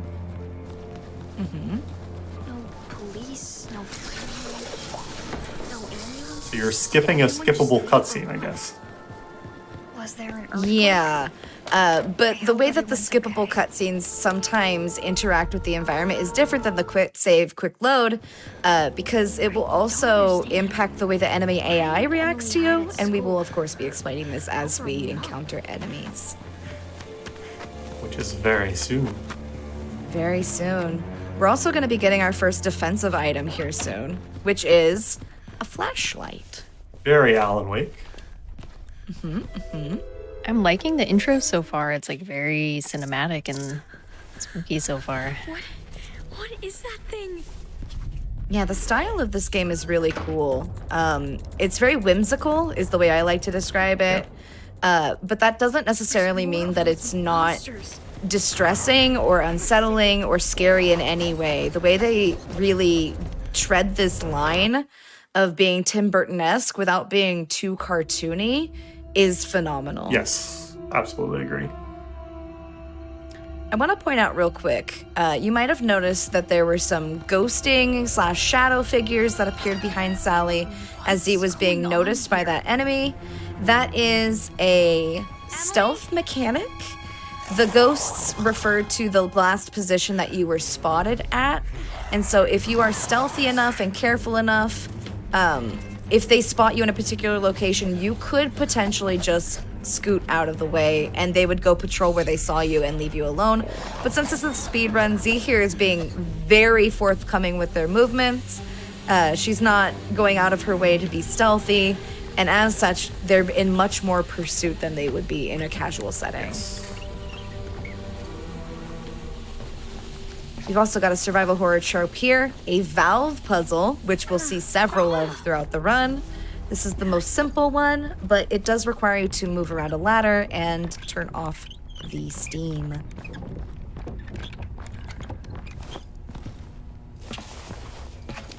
And as we'll learn later and multiple times, I'm sure, Sally is obsessed with ladders. If you go anywhere near a ladder, she will instantly move toward it and grab it. It is impossible to keep Sally away from ladders. And so, as Z approaches specific ladders, she's going to try a trick where she's going to use the shove mechanic to try and break past the hitbox where Sally would otherwise grab the ladder. But for now, we have to do some electrical puzzling, some safe navigation in an otherwise very risky room, and we have some spicy friends here trying to give us a back rub. Key, and I don't have any healing either. Ooh, that was spicy. That was very well done. But we're not out of the water yet. The fun thing about those enemies is that while they do have like a rush attack, they can also hit you with a ranged attack that is not fun to deal with. It will travel way down the hallway. I swear it can clip through walls and around corners. It might have homing. I'm exaggerating. It does have some tracking, actually. It does have some tracking, but it is very accurate when they try to hit you with that attack. I'm going to try to do a trick here that I have not managed to do during a showcase.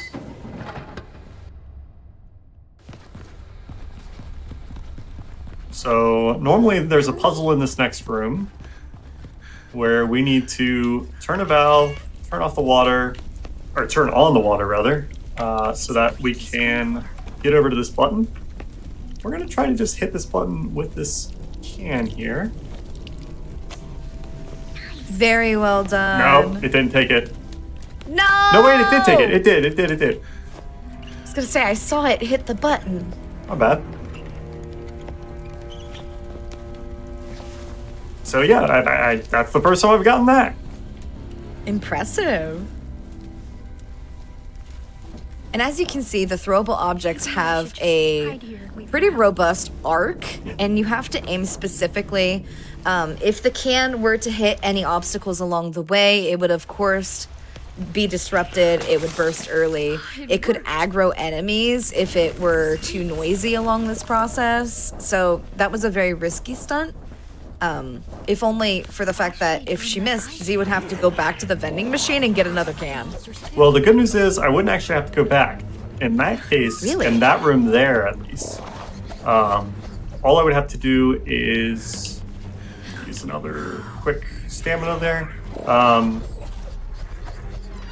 1 second. Pop some eyeballs, no big deal. Get me out of here! And there's the spit attack. All I would have to do is go over and turn a valve, and that would turn off turn on the sprinklers, and then I would be able to hit the button to turn off the electricity. But it just takes longer, so it's nicer to be able to throw that. I could die here, which is not great.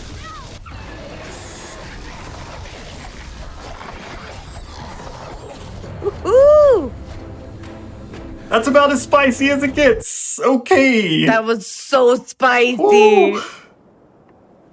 Okay, we lived. That's all that matters. Very well played. That part is always a little spicy, but If I climb in through the window, the monster won't a see little me. more spicy than I was hoping. You know what, we made it. We got the free stamina boost and the free half a health bar. Yep. We got a inhaler right here. And there's We're another one thriving. too, coming up. We're done with the school for now. Disappeared right in front of me. It's not the weirdest thing I've seen today, I guess. But he Whoa. That one's different. Oh, Now for our obligatory sewer segment, because this is a horror game, don't forget. This is crazy. I should be looking for help. More ladders.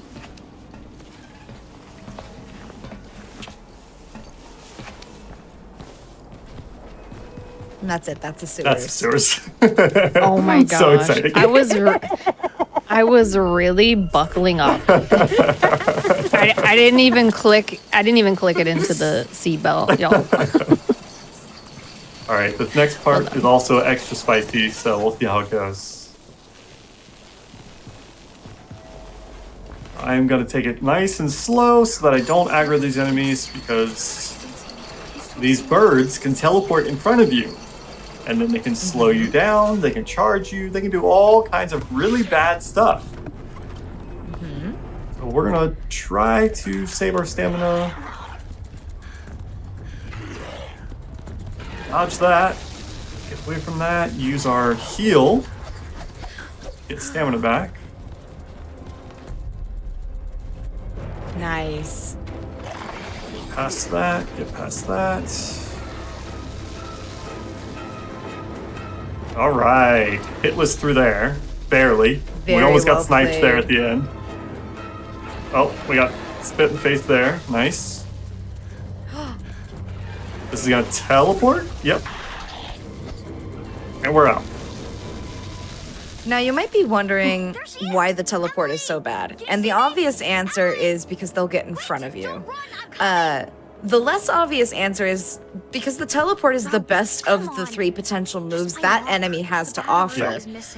They could shriek at you, which makes you brace for a stun animation and or stop you completely. They could also charge you and body block you, which on low health can straight up kill you. So that enemy type is one that Z will be watching out for very rigorously throughout the run. I really need the battery though. I don't want to run into that fiery musclehead again. And now we get the best item in the game. It's an attachment for our flashlight, which is basically a flashbang. A rechargeable flashbang. You're supposed to use it there. It's trying to teach you how to use it, but don't really need to. You just run away. And now we see our big buddy. And I would like to know what their name is, chat. They're definitely shaped like a friend. Definitely friend-shaped. The arcade. I would like to call them Reginald. Reginald's pretty good. That's a good name. I can't even play anymore without the bullies ruining everything. Some more healing, because we are almost definitely going to take damage here. Wires on the 2nd floor. The battery's gotta be up there. Bird, what are you going to do? Teleport, good. Teleport, good. Shriek, not good. I'm seeing some really creative names in chat. Oh, we died. No! I got hit with spit right as I did the flash. The danger of the snipe. Yep. So cruel. All right, that one's only about a 30-second death. The later death that we can take, I'm gonna go ahead and heal for safety. The later death we can take can lose me 2.5 minutes just from one death.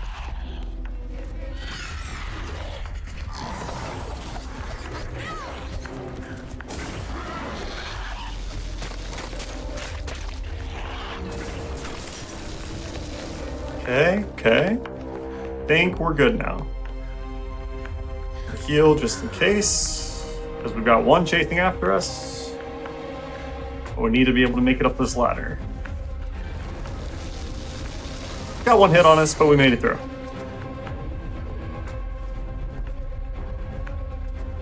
We got what? Gustavo, Paul Bunyan, okay. BFG. Yeah, my favorite is Siren Head's cousin, the Spirit Your Halloween Titan. Halloween Titan. Yeah, that one just incredible. Yes. Incredible Yep, wordplay. I have to agree. Be careful. I don't want to find out what that was. And we're here in a very timely looking arcade. And there is an arcade game for the game that was made by this developer, Rhyme. So if you touch it, you get an achievement. And I really want to make a speedrun category where you play this game up until you get to the arcade. Then you switch to Rhyme, speedrun Rhyme, and then you switch back to this and finish this. That would be incredible.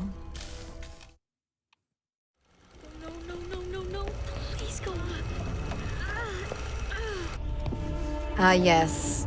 Our favorite enemy. Yes. Light. Light. I was gonna say, like, there's even a whole fog across the face with that. The light really lingers. Oh. Yeah. Alright, let's see if we can get... pull this off. Run. Yes, okay. That was pretty much as fast as you can do that part. Very well Nice. played. Throw off a flashbang for good luck. And we are out. Arcade is finished. Now, it might not be super clear what exactly was happening with that light. There was a very large enemy sort of hanging out in the rafters that has a spotlight for a face. Yes. And we skipped its introduction in the cutscene, but we will be getting a glimpse of it later on.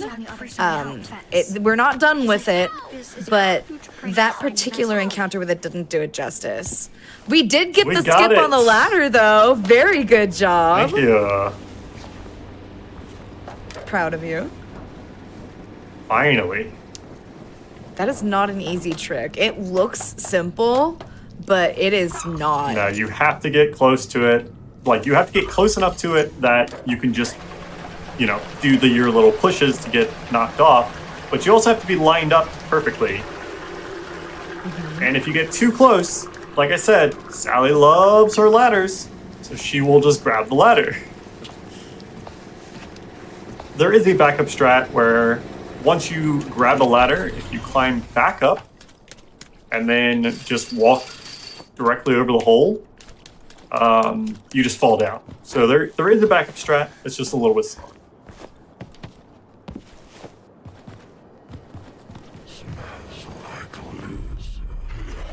Okay, what are you gonna do? What are you gonna do? Teleport. And we are back with the battery.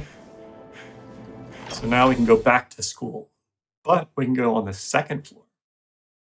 Ooh, the horrors of the second floor. The horrors of just school. I know. Chat, we're back at school. I'm so sorry. Truly. Don't worry, there's no Thought exams. you were free. Okay, this will not be on the final. Nope. Now, the thing that's interesting about this trip back to school is that there are many orb for us to ponder throughout the terrain. Z just dispatched one using the power of her flashbang, but there are others that we're going to have to point the light at. There are some that are going to require a little bit more puzzling with regards to the environment and moving things around. But don't be surprised if you see orbs, and when you do, please feel free to ponder them with us. Okay, that room's pretty easy. Made it through no problem. Beautiful. This makes no sense. The town was fine this morning. Now, I want to talk a little bit about combat in this game. Yes. Because Z's doing an excellent job avoiding it altogether. In a casual setting, you will be using your flashlight / flashbang / another weapon which we have not yet picked up, but will be soon, to do a couple variations of encounter. The first is a stealth encounter, where you would ideally creep up behind the enemy unnoticed, and then you would very literally use the flashlight to destroy them from the inside out, and I'm going to let your imagination take you where you will when I say that, because it's going to be accurate. The other, which is much more of a head-on approach, would be to think about this in terms of like Resident Evil eyeball bosses. And while we have been using the flashlight against literal eyeballs, the enemies do have weak points all over their body. They're color-coded with warm colors, oranges, pinks, reds. And so if you are spotted, you can defensively target those with your flashlight.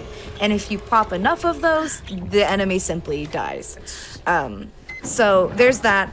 Later on, we will be getting a fire extinguisher, which has a slow effect, which you can use to escape combat a little bit more readily. It's not as effective as you'd think, but it is a useful tool to have in your arsenal. Yes.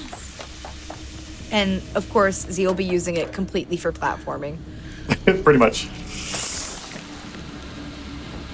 Pop another little eyeball there. Hey, you know what I'm not gonna do? I am not gonna exit out to the main menu too early this time. No, we're not. We're gonna wait there it for is. the autosave.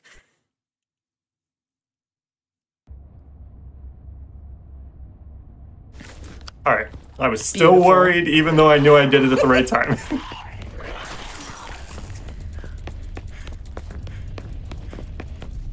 Hopefully we'll get away from Now, you might be thinking to yourself, the enemies in this game they're kind of creepy, right? Their designs, they're human, but they're not.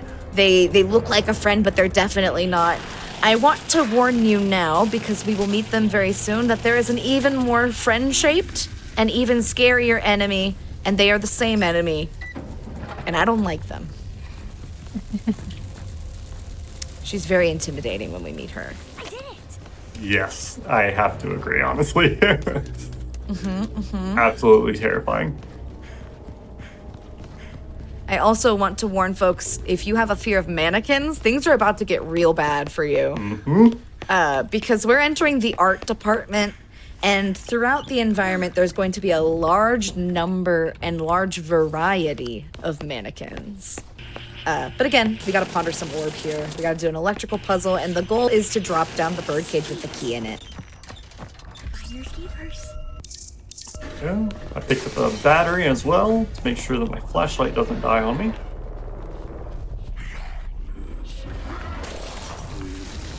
Still got hit there.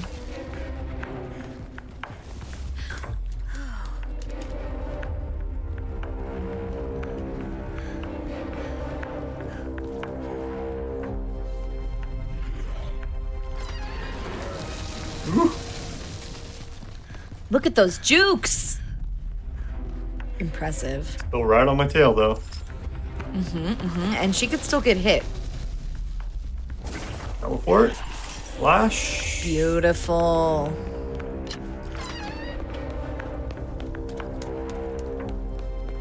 Normally, I would exit out to the main menu there, but I think I lost aggro outside the room, so they're not going to follow me in here, and I don't have to exit out to reset their aggro. Yeah, this looks safe. You did great. Yeah. Now, I've seen what happens when Z doesn't reset aggro and it's not safe. And let me tell you, this room is ugly. Yeah, it's not great. This room gets ugly in casual settings. And it's all because these corridors are so tight and narrow, and there's really no way to get around the obstacles they present you with. Sweet. I love how excited Sally gets whenever we pick up a inhaler. Welcome to first boss. Yep. This is someone that I like to lovingly refer to as Flameo Hotman, because look at him. And the goal here is to help him feel a little less spicy. There are 3 tables that have piping in them specifically. The goal is to bait his charge attack so that way he slams the piping, thus creating a spout of water that we will exploit to pop the eyeball on his belly. Z is making this look incredibly easy, but this is a tedious boss fight, and you have to bait them into all 3 locations. You cannot reuse them. Yep. And it's really tricky sometimes to get the light on the eyeball, and then he'll do that. There we go. 3 hits, and that's the end of the fight. Very well done. Yeah, very Good nice. fight. Not too bad. I shouldn't be celebrating yet. Emily needs me. She must be at the auditorium. Sally's right. We should not celebrate yet because Emily needs us. Emily does need us. We were told not to have fun or misbehave, so no fun allowed. I'm so sorry. We gotta focus on our schoolwork here, chat. We're back outside the school. Heading toward the lovely auditorium. I hope she's still there. Now, there is a skip in the auditorium that I have yet to do live, but on my practice runs, I get it first try every time. So All right, let's see it. we'll see what happens. There will be a child crying and screaming in pain, and if that bothers you, now is a time to mute. Switch to keyboard. Oh, we got it! Let's go! Got it! Let's go! That is not an easy trick to do. Ooh. And What happened? what she did was she popped an eyeball through the door using wonky collision and the power of her flashlight. Yes. Amazing. Otherwise, she would have to walk around, and this saves like 1 to 2 minutes. Yeah, it's a pretty big time save because there's a whole puzzle I have to do otherwise. Very nice then. That's a huge time save. And also, the timing on this one is very precise too, because if she stepped too far into that puddle, she would have electrocuted the main character, and it would have reset the whole checkpoint. If I die, I think it'll just deal some damage. But if you step, there is one specific electrical thing. Puddle of water. There we go. Electrified puddle of water. Words. That it will instantly kill you, and we don't know why. I think it's just a bug. Hold on, Emily. I'm coming. But it's mean.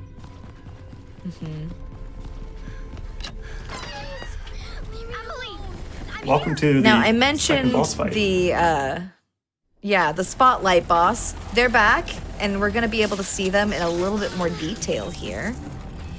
Similarly, Z has to interact with certain parts of the arena. This time it's going to be film projectors, and we're essentially going to be using the boss's power against them.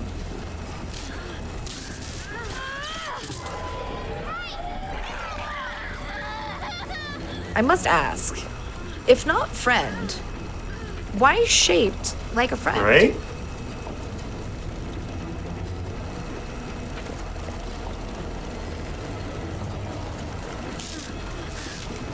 I mean, look at him, just a funky little dude up there.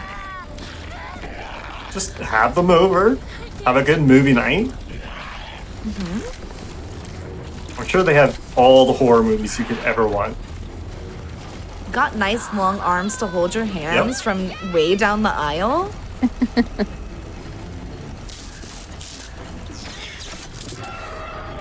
And we got 2 more of those to do.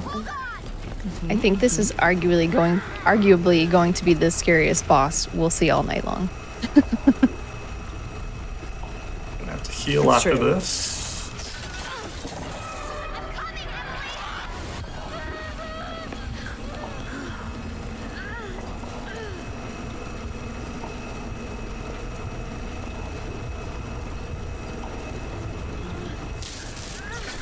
And there they go. That's the boss fight. I miss my friend already. Me too. Aw. But that's okay. We got a new inhaler, and we are good to go. Emily! All right. Now, what you didn't see there That was crazy. If those things had got me. No, is Sally, a bunch of mannequins don't chasing think about us. it. You've got to get out of here. It's okay.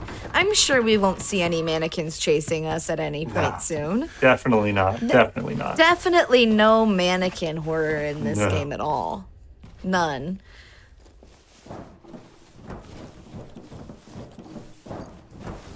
This place looks totally different. I've never seen that huge statue before. Ow! There's the exit. Good job, Z. Of course it is. What was I expecting? I mean, y'all said it was a spicy run. Just proving the Yep, point. just proving it.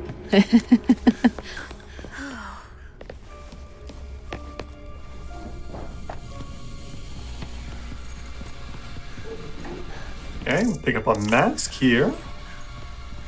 And keep in mind this room, because we'll be making another trip back to this room. A couple trips back to this room.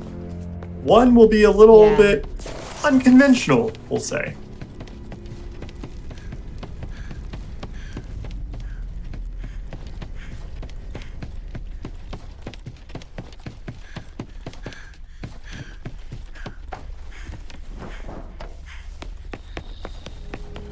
Place our mask. It's us a key, which is for the hallway directly across from us. Come over here, get our can. Open the door. Aim and throw.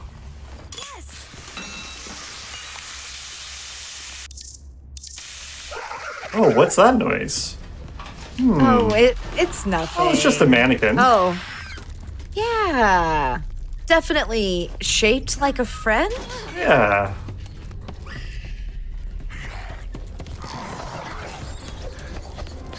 I hate that enemy so much. She's so creepy. I know. and it's even worse in the casual playthrough because they'll be like, I know you're here. I love you. It's yeah. No. It's so creepy. It's real. It's a lot. Yeah. Now again, we have a very specific valve puzzle. The goal here is to redirect the steam from left to right. Z's gonna not adjust the ladder because the collision here is enough that she can just simply walk across the gap. And then we're gonna drop into this elevator.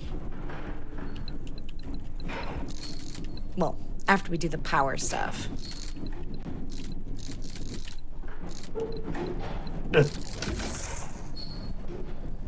Don't recommend doing this on controller. It is not exactly precise, but I prefer controllers, so I put up with it. Yeah, it is worth noting for folks who are curious. Currently, the board on SRC is for PC ports of the game, but this does exist on consoles. Yep. And since the community is really small, I'm sure that the board will adjust as it grows. So don't let that deter you. And I am a moderator for the board, so if you have anything you want added, I'm the person to talk to. This game originally only released on the Google Stadia, which is why a lot of you probably haven't heard of this game. It's been freed from Stadia prison, and now it is available for mass consumption on most platforms. But as you can see, we have the fire extinguisher, which works the way that every fire extinguisher works by making things very cold. Because that's exactly how fire extinguishers work. This is true and factual knowledge, as dictated by this game. But in addition to putting out fires, they pop eyeballs, they freeze enemies. They will also have certain impacts on puzzles. And so we're going to be using them to also like freeze machinery and gears. Sally, please. Please, we know you love the ladder, girl. Come on.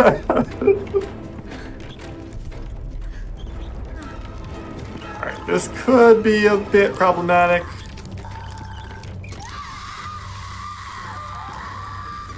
It's more than a bit because I am stuck. Not like this.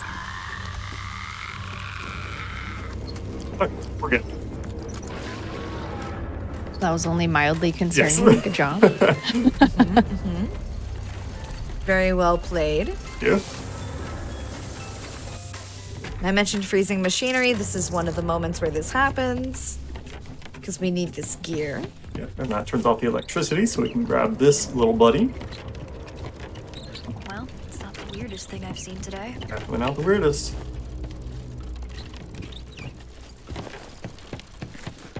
Nice. And now we get to do a fun little trick here. We're going to pop that eyeball, touch this ladder, and then we'll wait for the cutscene. Remember that room I said we were going to revisit a couple times? And one was a bit unconventional? Hey, through the floor we go. Last one, the whole thing will fall. It never gets No, old. it's such a good, like, it's a very easy trick, which is really nice. And it's so satisfying to watch. Okay, I'm gonna heal because I could get hit here. Is that?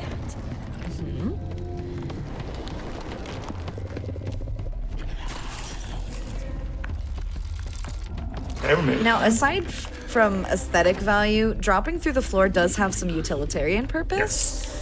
It allows Z to avoid some enemy spawns and some specific pathing that would otherwise aggro the mannequin enemies in the room. And so by dropping down and just looping around that corner, not only does she save time, she saves herself some hassle. And smash. This is why we can't have nice things. Oops. Guess that was a bit much. Hopefully it's I mean, maybe they shouldn't have eyeballs holding up the chains. Just a thought. Could be you on know. them, you know. You don't like my design choices? Alright, see how this part goes. Hopefully I get the correct moves. There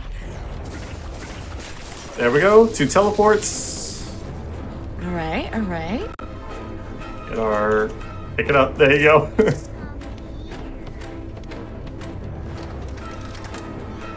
Alright, and now, once we get out this door, we're going to quit to the main menu and come back in because it skips a skippable cutscene.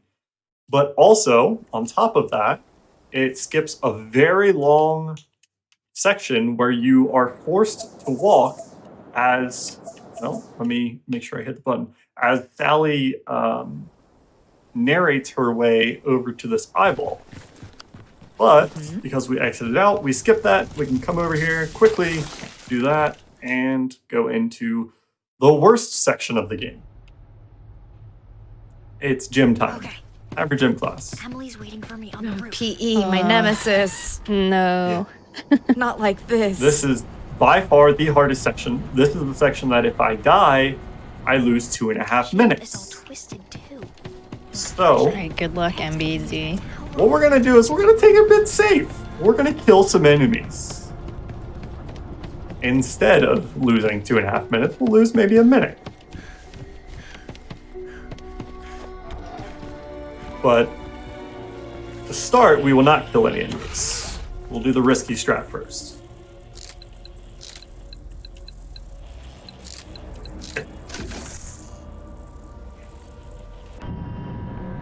Because these jail cells just opened up Maybe that and wasn't such a enemies good came idea. out of all of them.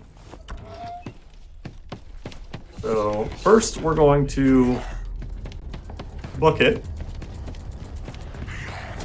As you can see, there's a lot of enemies.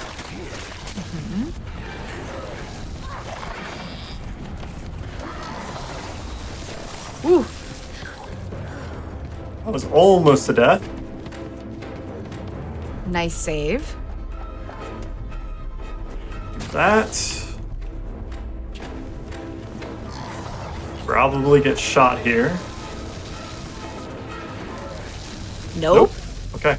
Too fast. They can't stop MBZ. Now we're gonna wait for these to de-aggro.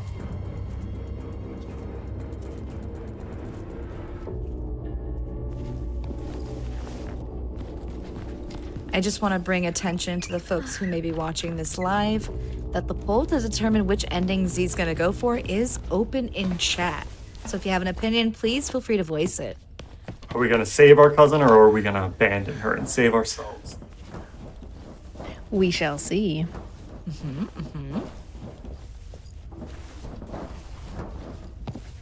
All right, we made it through that section, but unfortunately, we have to go through that section again.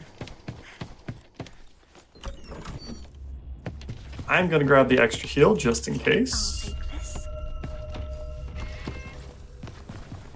What is a survival horror game if not backtracking persisting? Yeah. I wish it didn't in this.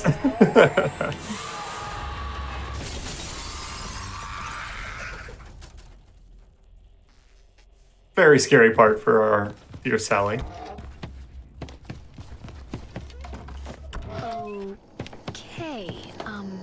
You know, I have to ask, why were there so many monitors in the gymnasium of all places?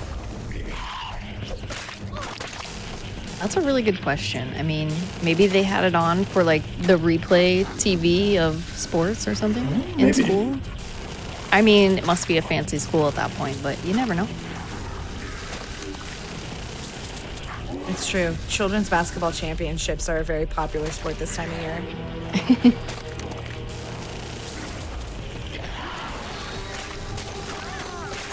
Oh, you're kidding. Not like You're this. kidding. Oh, I thought I had killed the one in the background, and I didn't, and because of that, it spit at me. And this is why you lose 2.5 minutes. You have to come back here to get the key and wait through this again.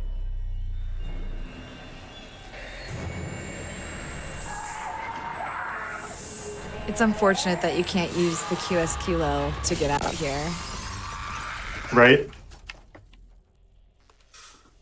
I'm really surprised they didn't put a checkpoint after that. Why would they? They want you to admire their beautiful animation work. It's true. And they're right for it. To this place again. All right, here we go. Round 2.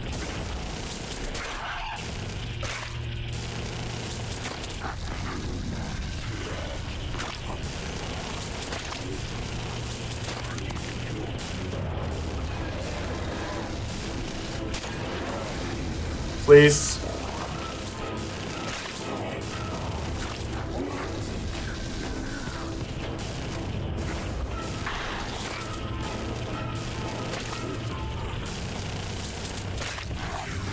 Okay, grab the battery.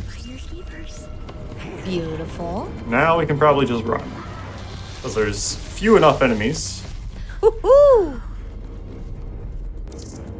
So you can do this part without killing any enemies. It's miserable because they will just body block that door.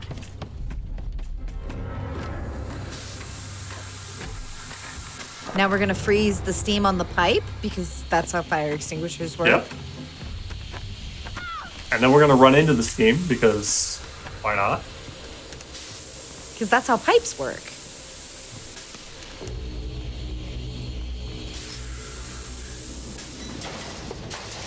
And the key falls off. Just great. Well, it's gotta be down there somewhere. Luckily, there's a gaping hole in the floor that we can use to recover the key. Yeah. Which is a standard feature in middle schools everywhere. Oh yeah, can confirm.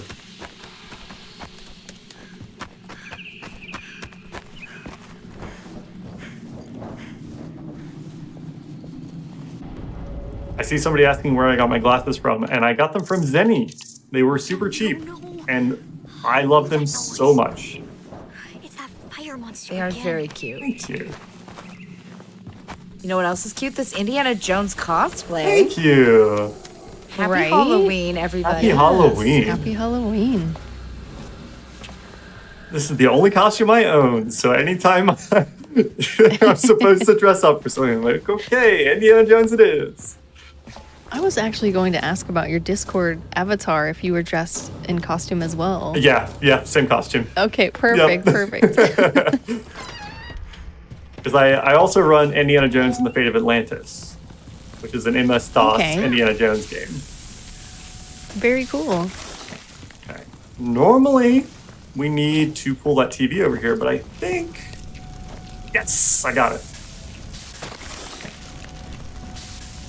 That was a good use of the collision. There we go.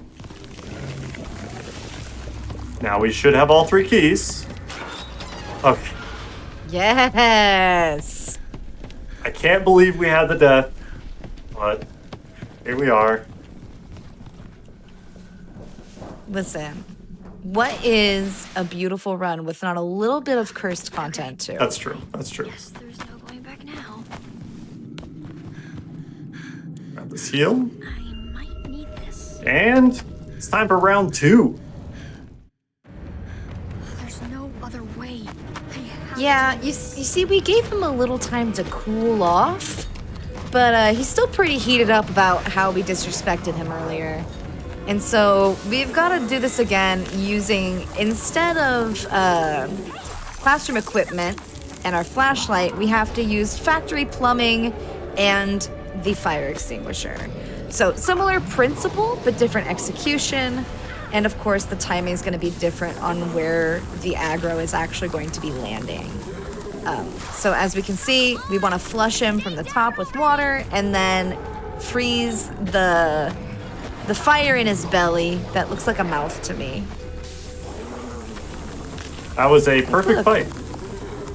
Incredible! Nice. Whew. If you miss any of those hits, it gets brutal because you have to scramble to get him lined up underneath a different valve as he's chasing you, and it's difficult.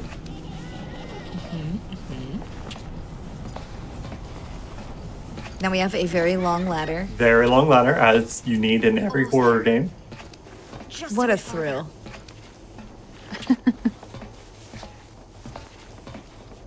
This middle school is for sure bribing the ocean inspector. I agree.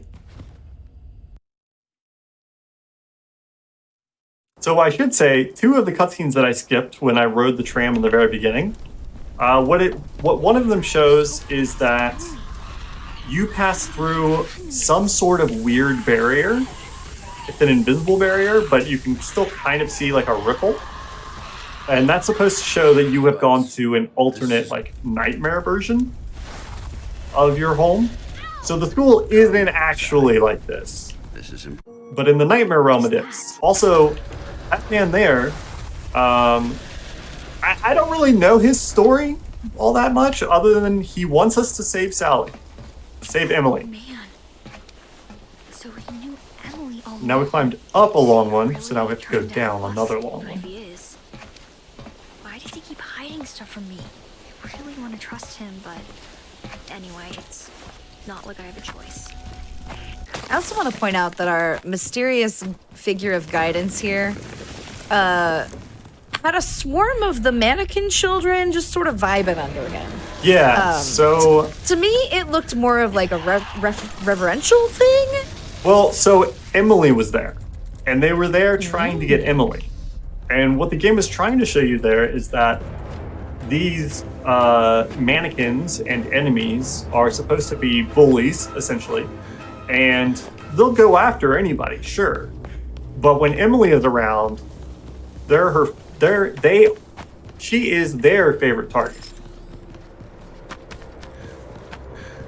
So they ignore you to go for her. Perhaps it's a good time to talk a little bit more about the actual story going on here. Because we are here to save Emily, but this is perhaps something that could have been done before the events of the game even happened.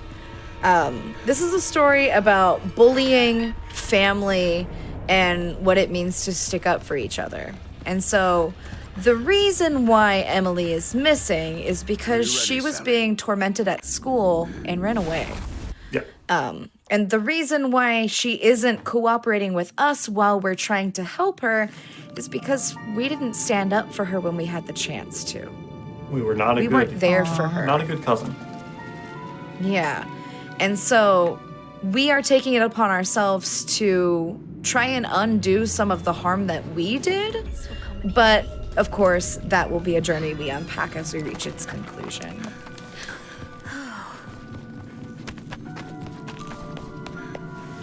But perhaps it's important to keep in the back of your mind that the bullies, the other enemies, they prefer to go after Emily. Keep that nugget in the back of your brain. This is bad.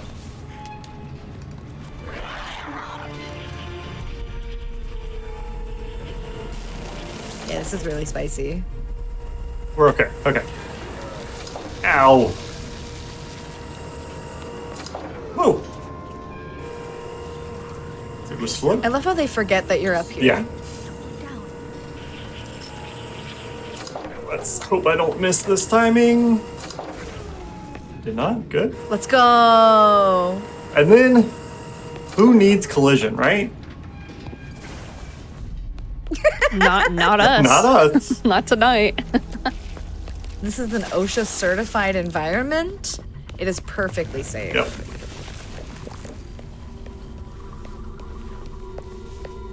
Now, don't you all love the flashlight? Isn't it just so wonderful and helpful? It's my favorite. Well, it's gone now. Oh. Big Friend Oh, took bye. it. You know, Big Friend was probably scared out there in the dark by themselves. Yeah, so I mean, They- maybe he needed it They more deserve than us. it.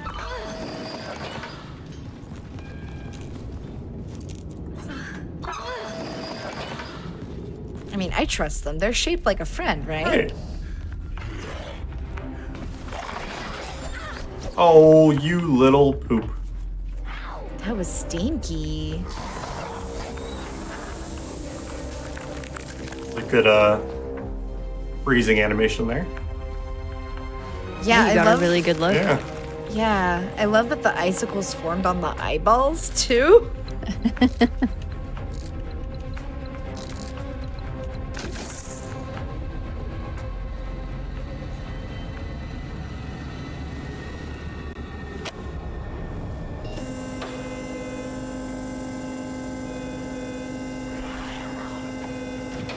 Okay, let's see if I can get another ladder skip here. Oh, oh, oh. Go. Beautiful. I think that dude might be. Okay, no, he's not broken. No, he's vibing. Just vibing. And we got bad cycle here with the bird, so we will get caught by the bird and we'll have to freeze it several times. And it's going to be a big old hassle.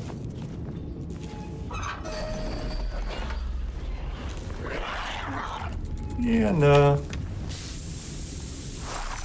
Hey, hey, hey, hey, hey, hey, hey. Ooh, the evasion. Wish we could pull just a little faster. I mean, we are so small. There's so many rocks in this bucket. That's true. And we have asthma. That is also true. Oh, There's the shriek attack. I had to the push stun this just a animation. couple inches further. Thank you. Saved Oh, wow, by you the weren't kidding. And hopefully it doesn't knock us off the ladder. Oh. Very well played.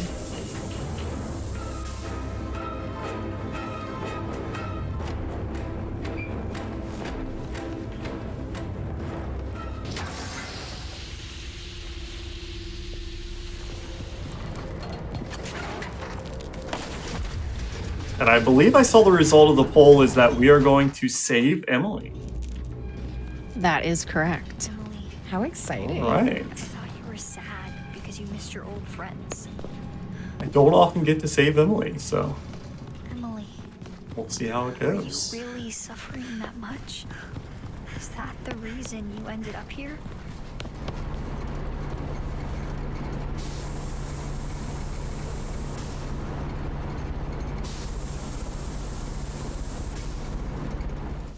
Let me out. I love how we can freeze machinery and also electrical currents. This is the most versatile piece of equipment in the entire game. Yes, absolutely.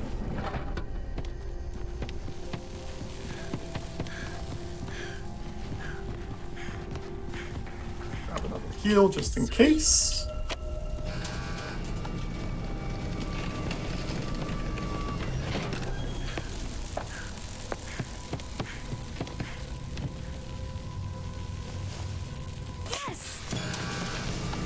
Tiny little skip here, by going over that instead of under.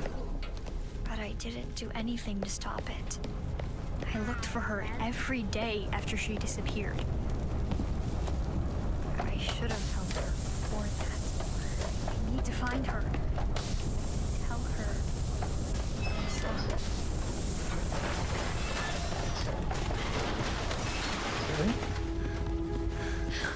Stamina back.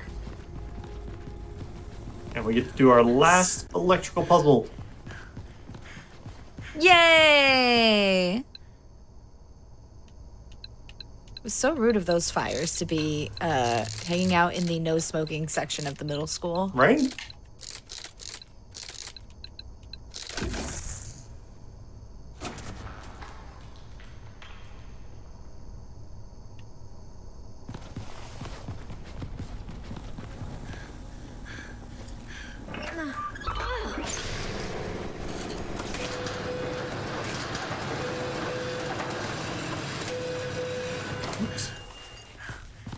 Oh, Sally, Sally, please. please, I beg of you. You're almost done, and then you can rest, Sally.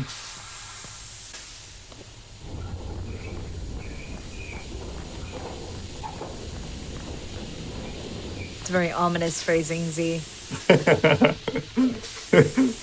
Actually, wait, I just remembered what ending we chose. Never mind. Sorry, Sally. It's very ominous phrasing. Sorry, Sally.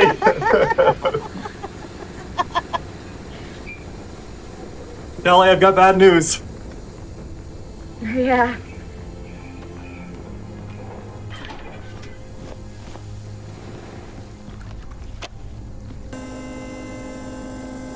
Oh no, she's not wearing a helmet. I couldn't get myself to stop there. I almost ran off like 3 times. Ugh. Won't let you suffer anymore. We're coming up on a very, very cool part, and I hope you all love it Almost there. because it blew me away when I first saw it. Yeah, by far the coolest part of the game. Yeah. Are you there?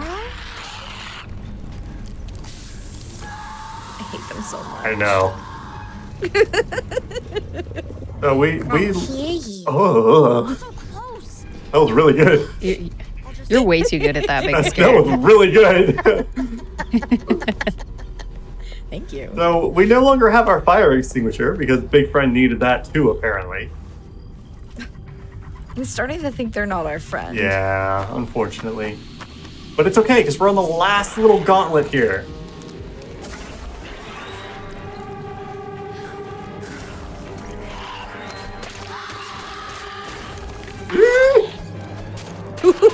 It's so spicy! Run, Sally, run. All right, we made it. Now we have the Made true it. gauntlet. Are you ready for the coolest chase scene in any game ever?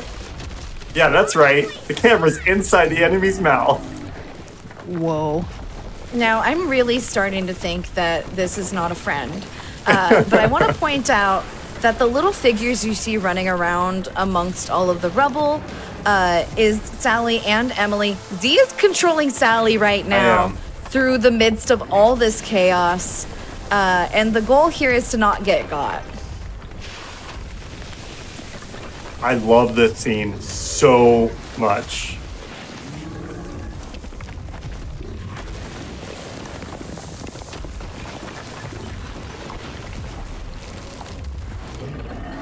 We're coming up on the end of the game and on time very soon. We gotta skip this cutscene, skip one more cutscene, and then make the choice to save Emily. So I think this is a good time to talk a little bit about the additional item that you could spend some time getting, Yes. which is pieces of a second ticket. Yep. I'll be. The reason why we have to make a choice here is because we only have fine. one. GG. Thank you. That's a PB, I believe. Congratulations. Thank you. Congrats, for sure. Thank you. Thank you. Have been there for you from the Man, they couldn't beginning. have just both gotten in with one ticket. I Right? mean, what were they gonna say? I didn't It's a even supernatural know we were shuttle. going It only accepts one. Yep. Oh no. And I want to emphasize that we had to find you because reverse pickpocket that ticket into our cousin's pocket and then push her onto the car. Yep. leave you alone here. She would not have chosen this herself because she didn't want to go home. The yeah. funniest part is if you choose the other ending and you leave, you go back to town and start putting up missing posters again like nothing happened. You don't know anything. What? Oh my gosh. And I also want to point out that the second Emily left, so did all the monsters. Because the reality here is we're the monster and have been the whole time. Yep. And that's Gylt. That's Gylt. Wow. Now Thalia missing. GG. Well, NB, thank you so very much for showing off Gylt for us. Yeah, of course. I will say if y'all had fun and you enjoyed the run, make sure you follow NBZ here on Twitch as well as Big Scared, who was on commentary. Do you have any shout outs or anything that y'all would like to make before we continue? Yeah, thank you, Big Scared, for doing this. Thank you for having me on the wonderful Halloween event for GDQ. And For sure. shout out to all the other runners tonight as well. If you would like to see me, I am on Twitch, YouTube, and TikTok at MBZ.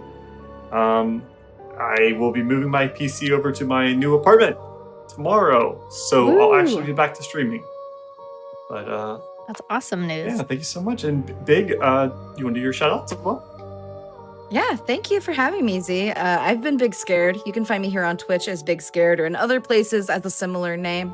Real quick, I just want to thank you, Tippy, for having us, as well as Igdices for helping plan this event. It's been really fun. For sure. And real briefly, I want to thank the Fatales community and Lady Arcaders for bringing me and Z together. Yeah. Aw, love that. Well, you two have been a blast. Thank you so much again. Before we break, everyone, I do want to give a big shout out to all of our wonderful supporters. Your subs, Prime Gaming subs, gift subs, and bits cheered here on the GDQ Twitch channel do help support GameStone Quick Hotfix, including with the Halloween Spooktacular. So if you do enjoy watching speedruns daily here on our channel, consider subscribing. We will be right back with a speedrun of Stray, so stay tuned.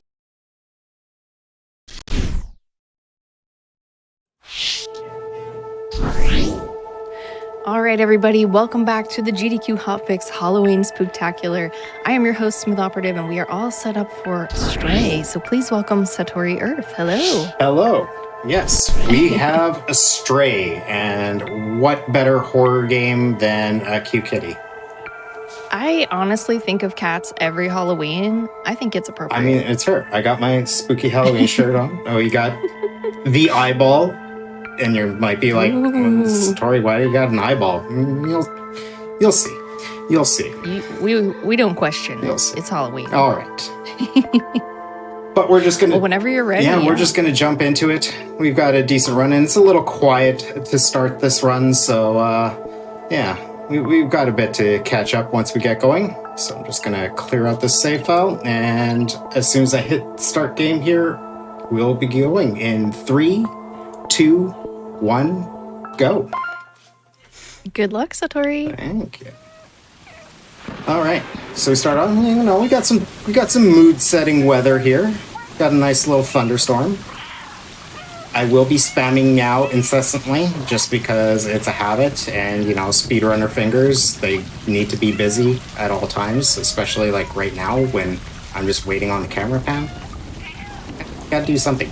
However, it will actually become a strat at multiple points during the run to meow. Oh, okay. Yeah. I'm looking forward to it. Alright, so what better way to start off Halloween than, you know, spending some time with our friends? So, we're gonna go say hi to each of our friends here.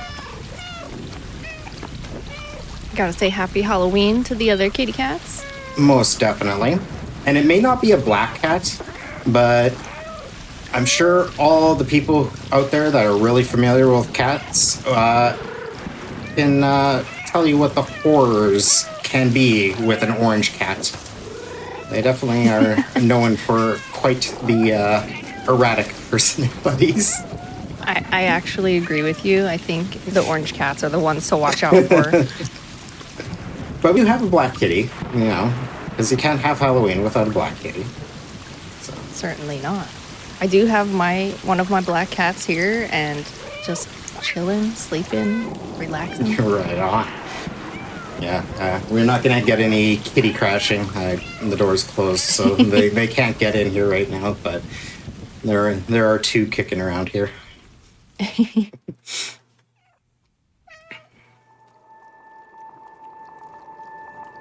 And the ever scary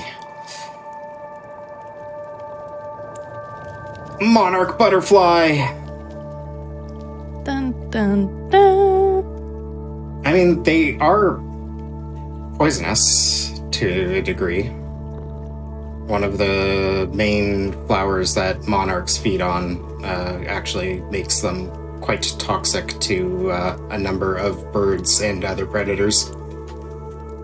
Oh, wow. I didn't know that. Yeah. Fun facts. Milkweed, I think it is. Hemlock? Something like that. I can't remember. gotcha. It's obscure knowledge tucked away from my childhood.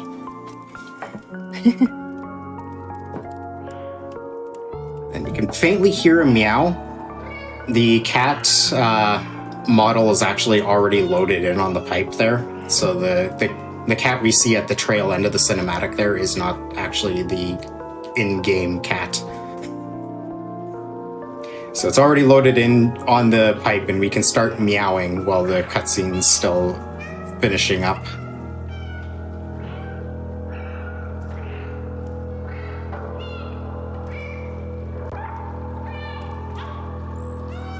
It seems like chat is backing up your claims for milkweed, so there you go, Satori. There we go. All right.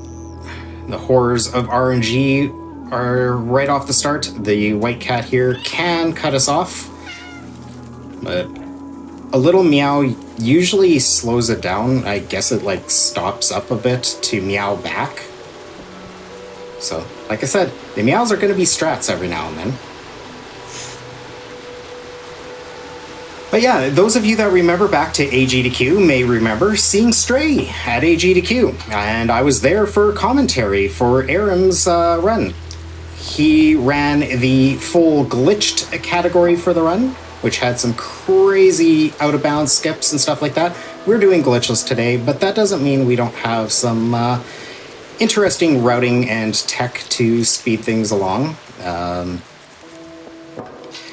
Right off the start, though, both runs are pretty much identical, other than the little skip they do to skip the opening little cinematic after playing with all the other cats.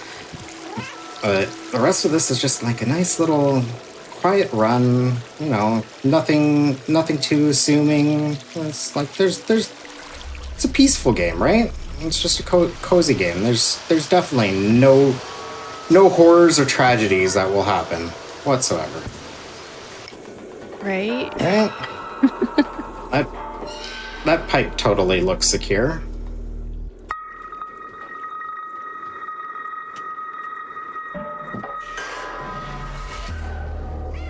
Don't do it. Oh no.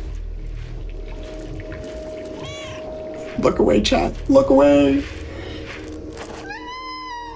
Aw. They don't want to come help. They don't want to help. Into the They're too abyss. scared.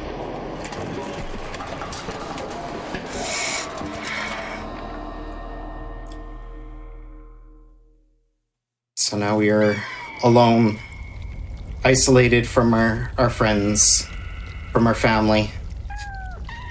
And so enters our main objective in the plot for the game is we want to get back home. We want to meet back up with our friends. We're in an unfamiliar world all alone. Too weak to go on for the time being. But don't worry, a little bit of grooming, and it heals all. But Now, does the cat in the story have a name, or? No, the cat in the game doesn't have a name. You Okay. could assume from the devs that its name may be Murtaugh, which is the real life stray that the cat's model was based off of.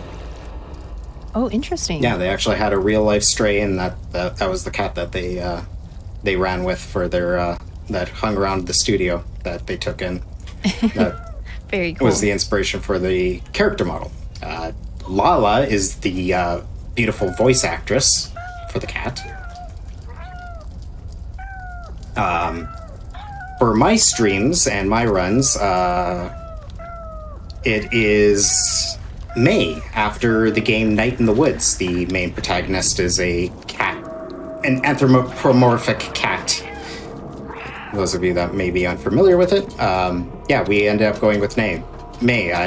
When I was doing my initial routing for the game. So we got some little critters here. We're not going to address that yet. They're fine.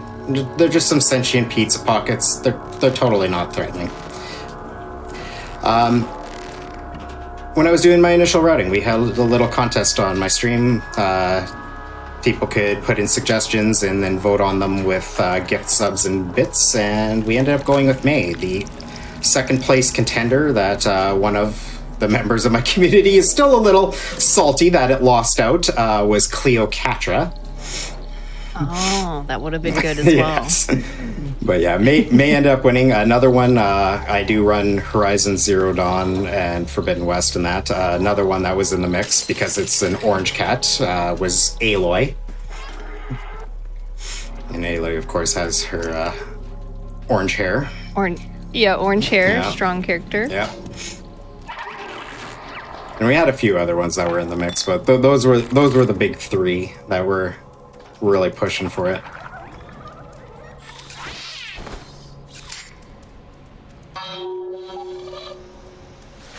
All right. So we've got all these lights leading us on the way. You can actually meow and kind of interact with them. And there's something definitely watching us and kind of leading us along. But now we get to see our pizza pockets a little more straight on, and oh my, there are a lot of them. How will we choose? There's too many. Yeah, they don't really want to play nice, so we're just gonna get out of here. They are actually quite dangerous. So this is another spot where meowing is actually part of the strats. Meows are what allow you to shake them off before they do too much damage to you. So we try to get hit as little as possible because our movement speed does drop a lot when they do attach. I will try to time some of the meows, because if you can time a meow as soon as one lands on you, it'll actually instantly shake off without having to go through like the full animation where you slow down. PC has it a little easier. They can bind meow to their scroll wheel and just meow super fast a lot, but you know, on console we don't quite have that luxury. We're only as fast as your finger and the controller will let you be. So well-timed meows can definitely help a lot. But we made it through the threat, and now we just got some nice little platforming. Now, Satori, when you started this game, was it pretty shortly after release?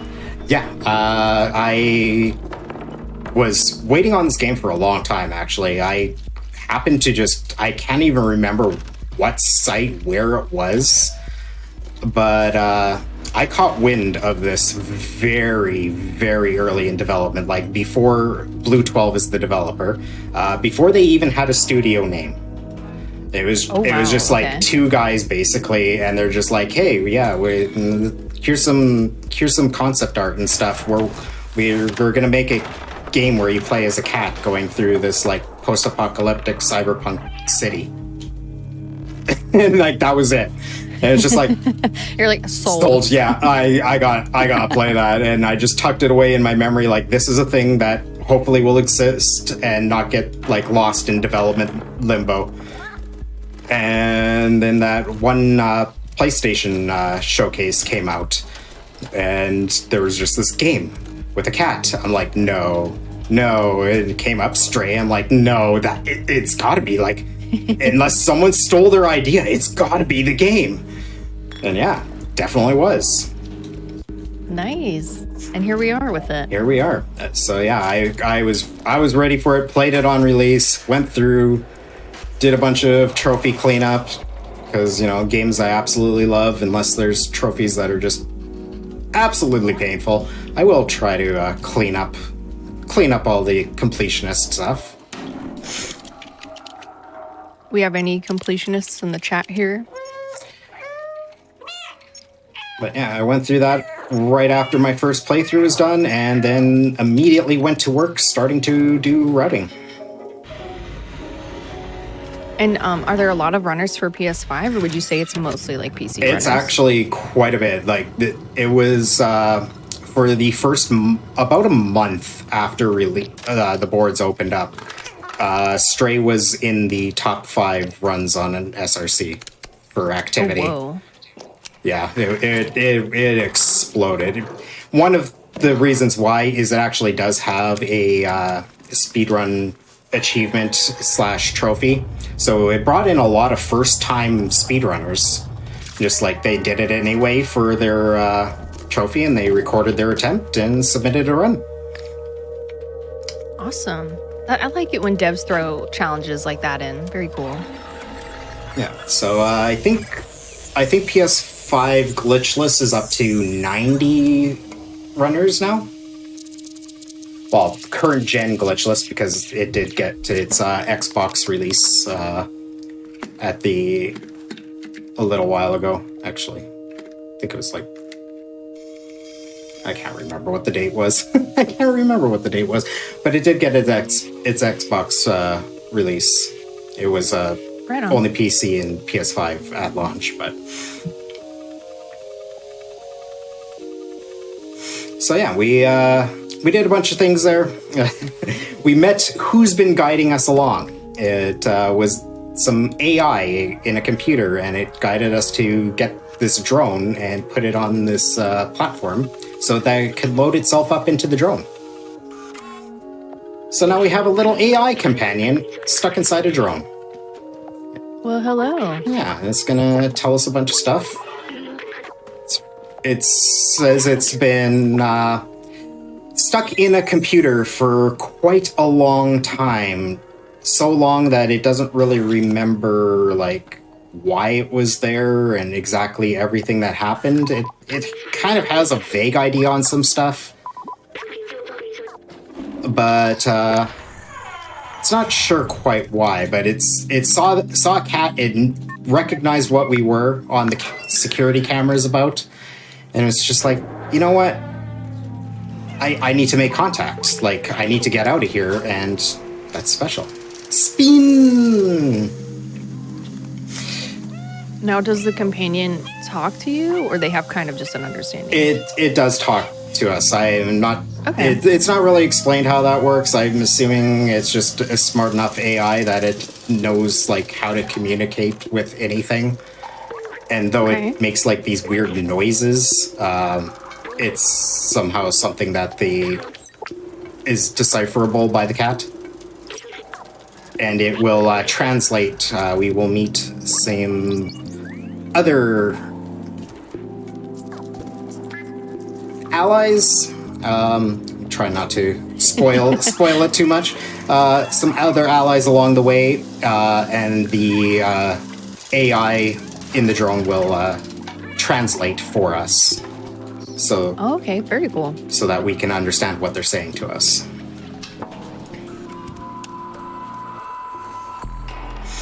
And here's the real horror. We are the horror! Scary cat! Yes, everyone is terrified of us.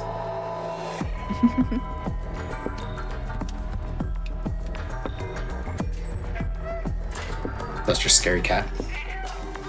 They're probably freaked out by the little machine, you know, hovering over it too. You're like, this is a serious cat. We can't mess with that. Oh, we did get the Guardian visual glitch. The lore reason as to why they're scared of the cat is it's small and orangish, like the pizza pockets that were chasing us. So they think that we're one of those.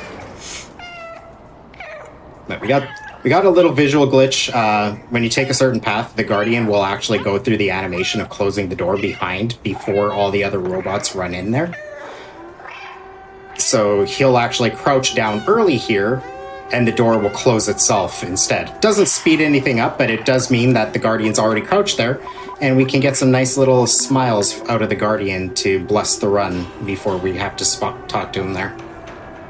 Aww.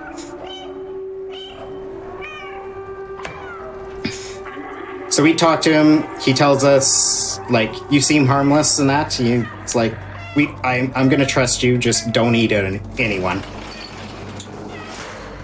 And he calls out to all the other robots to let them know that it's safe.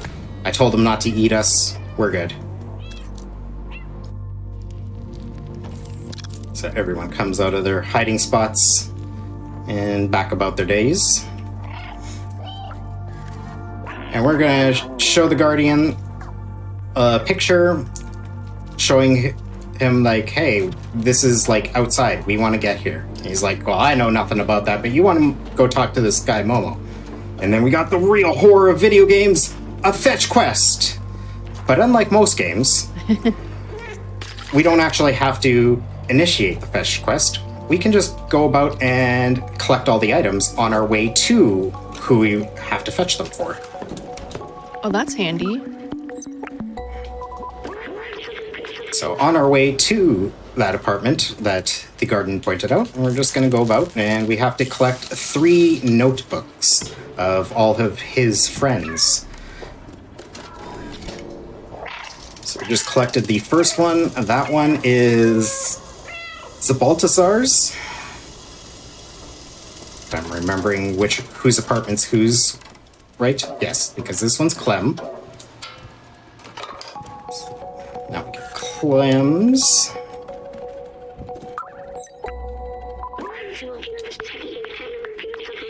And mess up the dialogue skipping. Hey, don't get stuck on things. May please.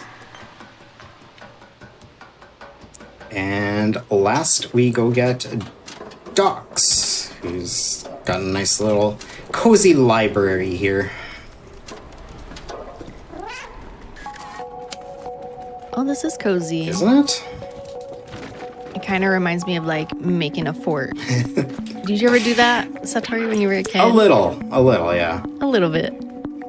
I wasn't a huge fort builder, but I definitely have built a few.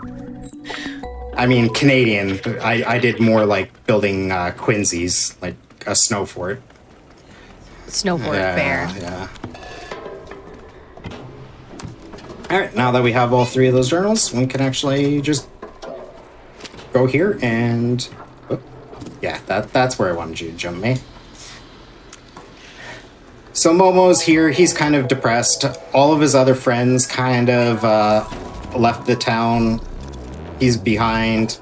He's pretty much convinced that they're never getting out.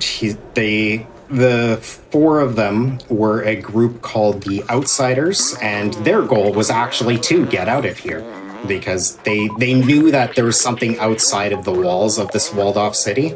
Oh, helps if I actually hold up. They knew that there was something past the walls, and it was just their goal that someone from their group needs to get out. But we brought all the journals to him, which kind of reignited his hope a bit. So now he's going to help us. He gave us this transmitter, and we have to go attach it to a radio tower to be able to try and contact his old friends that have since moved to other areas inside the city. And now we actually do get into some of the legit horror. So this is a level filled with these vicious pizza pockets. And one of the strats actually is going to be quite risky. Not the first little bit. The first little bit, yeah, it looks scary, but we're actually pretty good. As long as I keep moving, they're not much of a threat. But now, do the pizza pockets have a real name? They're called Zerks. Zerks, and the lore behind them is there used to be humans in this city. There was some big plague or something that caused them to wall themselves off in the city from the outside, which is why we're in a walled off, closed off city from the outside. Whoops. I did not want that, May. That's going to make this dicier. Ooh, that's going to make this dicey. Plaguey.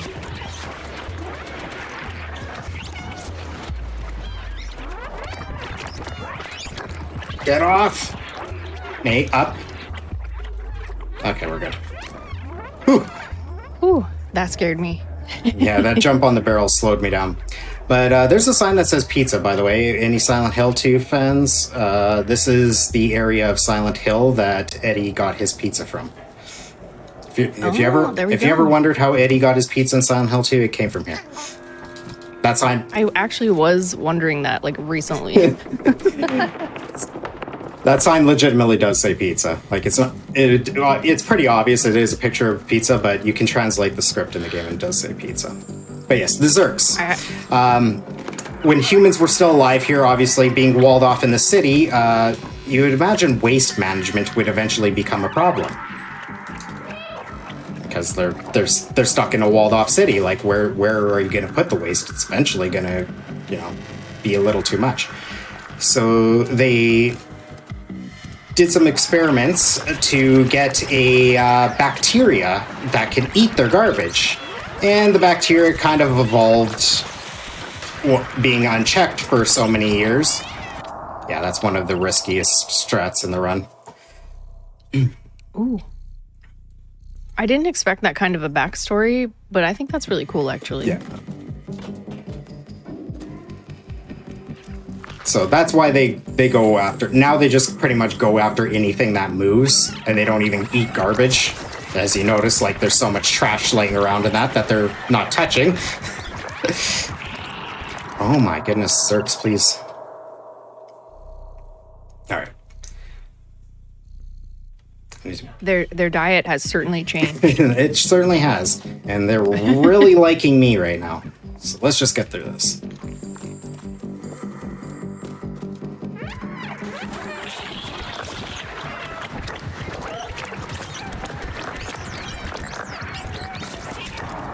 Oh my... I wasn't even that red on that one. Come on.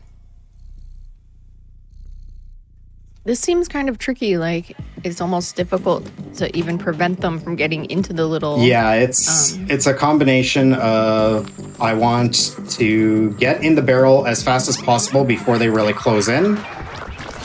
And I need to spam meows as much as possible while hitting the door prompt in the process. Let me...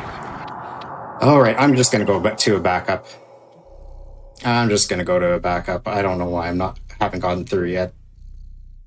Even on a no reset. Normally, I should be able to get through on only like 2 tries. That just goes to show how vicious the pizza pockets really are, They really are.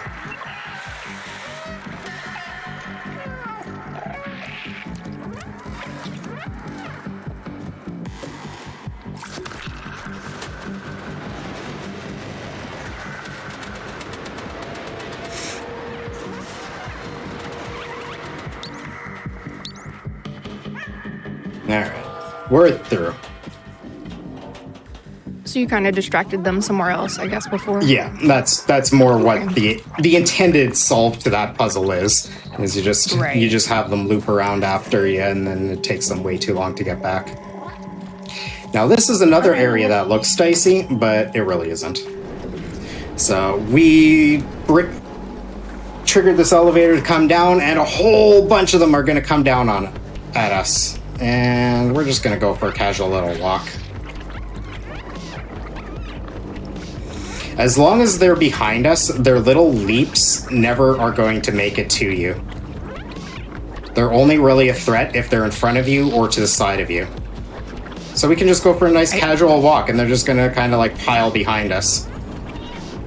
I can't help but think that they look kind of just like whole raw chickens, like coming in. That's another way to think of them, yeah. I very disturbing. I always went with the pizza pocket thing because they kind of like pop and burst, like if you left a pizza pocket in the oven too long. And then you got all the the environment that they come from, which kind of just looks like a bunch of like exploded cheese and sauce everywhere. Oh my gosh. I actually was having pizza during this run. I think I'm done. Just ruined it for you. I'll save the crust for somebody else. Alright, so we got up here, put the transmitter up, and now it's going to power up, and we get a nice little pan out. So we can see there's a bit more of the city up on a higher wall there. That is called Midtown, and that's what we're trying to communicate with, is a little further up.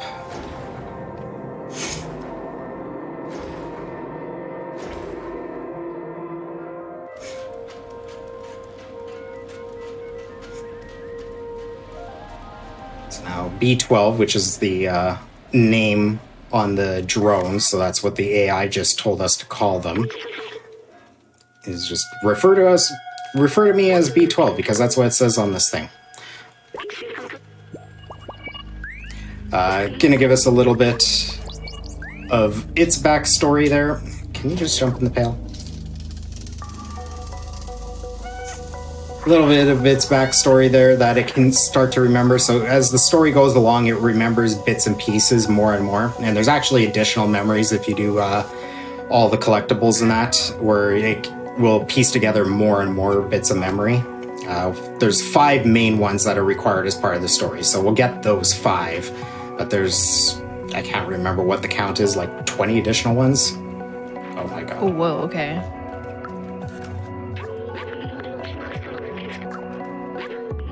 I double triggered the dialogue. Whoops!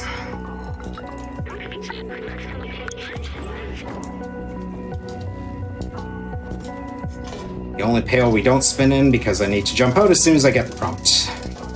Because we want to make first cycle, if possible. Actually, I could have got a super early cycle there, damn. But we want to try to get first cycle on this robot. We need to distract it, so drop a pail of paint, because that's their favorite pastime, is throwing buckets of paint across to each other. It's a fun game, I guess. They're trying to cut corners. Yeah. So we distract the one so it drops the paint, and how did you jump up, May? Please. The owner of the laundromat here is going to be upset, come out and start cleaning it, and we can go in and steal some laundry detergent. Why, you may ask? As one does. Yeah. Why, you may ask? Because why not? It's just fun to do. No, actually, we do need that laundry detergent because there's a vendor here who, if we trade him laundry detergent, he will give us some cable. Seems like a fair trade. Yeah, it is. And why do we need cable? Well, why not? Okay. So now we meet back up with Momo, now that we added attached the transmitter to the radio tower. So he's gonna boot up some stuff with some good old school modem noises. And he's gonna actually end up communicating with Sabotsar from his old group. So we kind of know where we need to go now, but it's an area that is very risky. So we're not sure about going there. So we need to enlist the help of Doc, whose son was actually sitting at the bar there. And he tells us we're damn fools and should give up. But we're going to go try to convince him to help us out to figure out where his dad went, because his dad's like really smart and he might be able to help us get through a super dangerous area.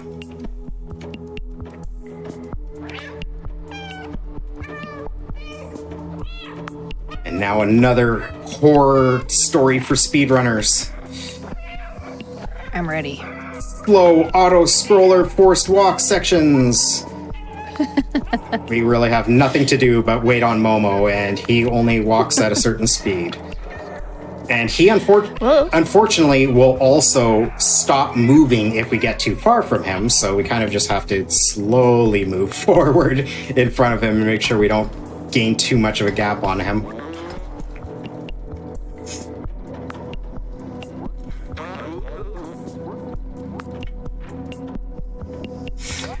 But Seamus doesn't want to listen to us, so I'm just going to break in instead and force him to listen to us. Yeah, you tell him. So I give him his dad's journal, and he's like, "Oh, that's my dad's," and he softens up a little bit.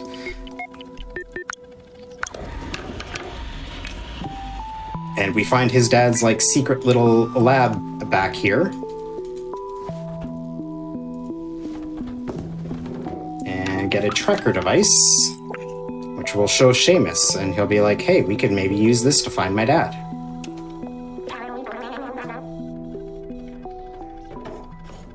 And if you're, you know, I wasn't able to dress up as anything, but you'll notice Seamus is kind of dressed up in a very distinct way. Any Back to the Future fans out there? Oh, it's been a while since I have seen Back to the Future. I was going to say, I think you are dressed up, Satori. You're like Lord of the Eye over there. The Eye. The Eye. The Eye. All right. So he tells us that the tracker's broken. Why am I showing Grandma the tracker?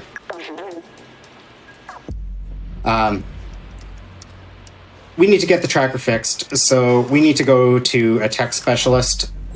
And we're going to take the cable to Grandma first, because and we're going to give Grandma some love by accident, but Grandma needs some love. We're going to give Grandma the cable. She's going to knit us a nice little poncho, or a blanket. I think it's a blanket.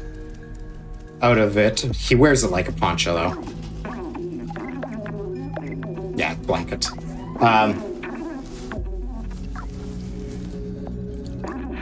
Because Elliot was shivering, and he wouldn't be able to fix the tracker with shaky hands. So we bring him that nice little blanket.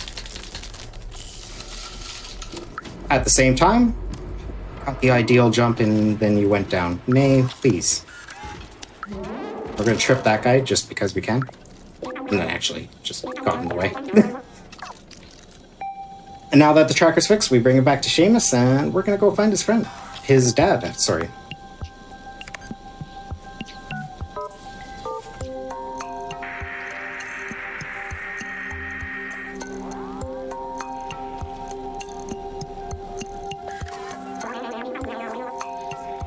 And again, Seamus is just like Momo, where he's going to walk really slow, and he's not even going to look where he's going. He's just going to stare at the tracker the entire time. Probably an accurate reflection of our times. Pretty much, eh?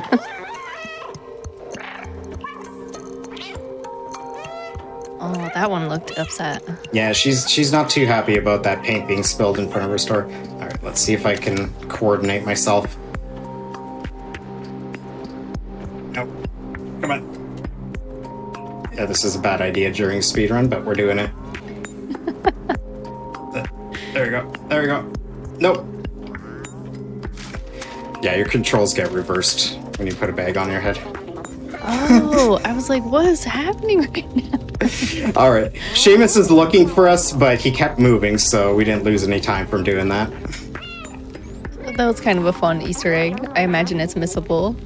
Yeah, there's I think 2 bags that you can do that with, and I think it does have an achievement associated with it too.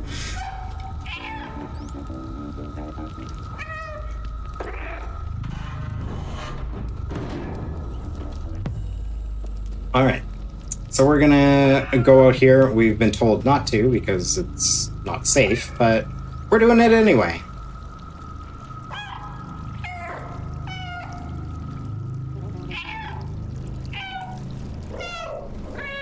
And Seamus is just like, yeah, this is a little too scary and dangerous for my liking. So Seamus is not going to go any further. He's going to just open this up.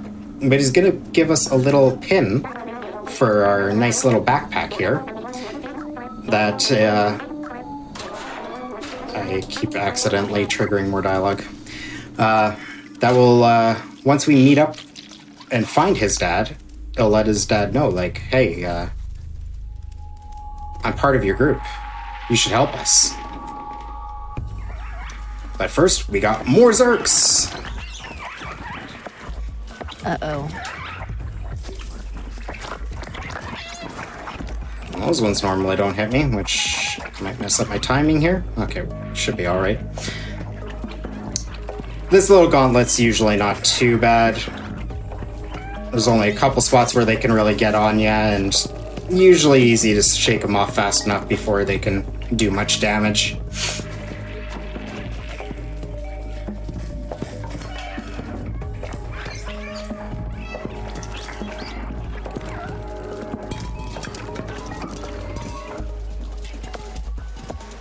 So we're through that group. Can I get the prompt? Thank you. Oh my god, I hate this animation. I don't know why that happens sometimes. That just like gets stuck in a a bit of a loop there, and won't. That was really freaky. Yeah, it won't fully turn around if you try to turn around. Sometimes a little too fast. It'll just kind of get stuck midway through the animation. Oh my gosh, now we're on the wild ride. Yeah, short little auto scroller, and then we get to fly. Ooh. And again, we're limping, but just like before, you know, a couple little licks, and we'll be fine. We'll be fine. Does meowing have an effect on the Zerks? Yes, it gets their attention. So if they're not attacking you yet, the meows will get their attention. And when they are attacking you, the meows shake them off.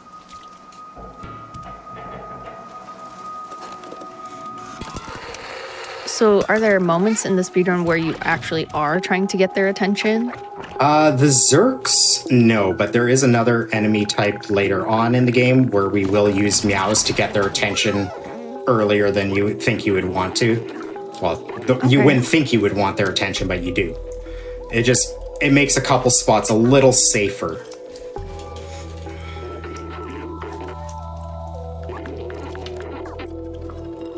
Alright, so we meet up with Doc, and you kind of notice, well, Seamus kind of looked like Marty McFly, didn't he? Doc kind of looks like Doc. Like Doc. Like Doc. It's like a wire hair. That's cool. Yeah. And the item he's getting for us is a UV lamp, because he's found out that the Zerks are reactive to UV light. They can't withstand it. So we need to power up his station so he can get it working again. And this UV lamp will destroy the Zerks. And he's gonna retrofit it into the drone so that we have some protection going through a very dangerous area later on. And the lamp he calls is the defluxer, like the flux capacitor. So, yeah, they went full in on the Back to the Future reference for this part. Oh yeah, sounds like it. There's even a reference to the exact number of gigawatts that was needed to travel back in some of the dialogue that he has. Yeah. Oh, the devs are super fans. Yeah. That's fun. Yeah, Doc's gonna work his magic. And now B12 in Zap Zerks.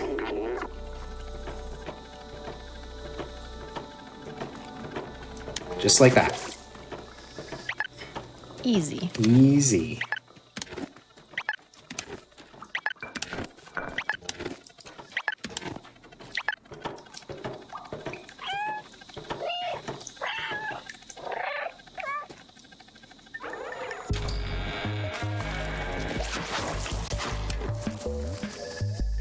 Preemptively get rid of those ones outside the gate, because this is supposed to be our tutorial on how to use the defluxer, but we already did it, so we just spam through the dialogue super quick.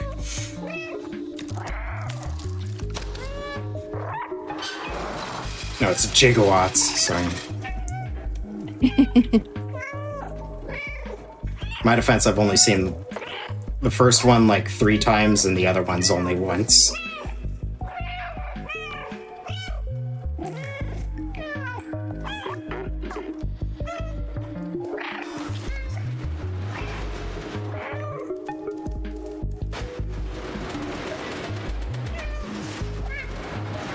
small little environmental puzzle because he can't get the door open, so we need to figure out a way inside.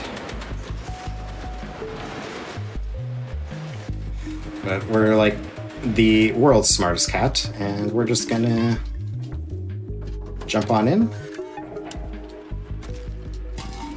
and open the door from the inside for him. And get stuck on the environment. So he's getting attacked by Zerks. We're gonna get the Zerks off of him so he can get moving, and then we're gonna go out and play with the Zerks for a little bit. It'll be fun. Super fun. Just to keep him away from the door as much as possible, that way there's no delay. As soon as the door is closed, he's gonna go straight into his animation and talk. Because if you let too many in, you have to spend time killing them all before you can progress. So that's why we go for something that looks really risky. It's actually not too bad. Honestly, the biggest risk there is not paying attention to how fast the door is coming down. I have had a run die. I have had a run die by getting trapped outside. Oh no! Is there no way to like fix it? No, you just once the door closes, it's closed, and you're surrounded by Zerks, so you're pretty much just gonna die. The end. Yeah. Reset checkpoint. Try it again, and that's a pretty painful checkpoint. It places you like back inside before you like helped them. Oof, so that would take a bit of time. Yeah, it's a hefty time loss if that's where you fail that strat.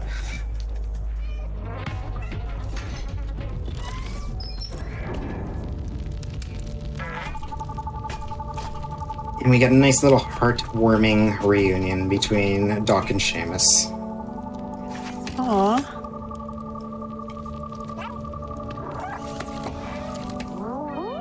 Come here, my boy.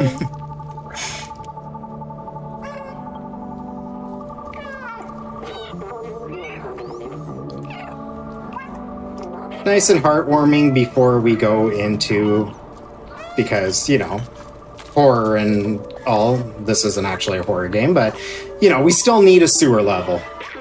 So we're gonna... I know, there's always a sewer You gotta have a sewer level. And yeah, this is our sewer level.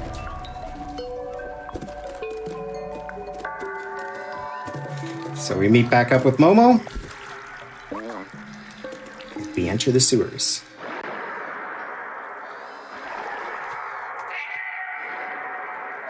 And we get nice echoey meows in the tunnels here.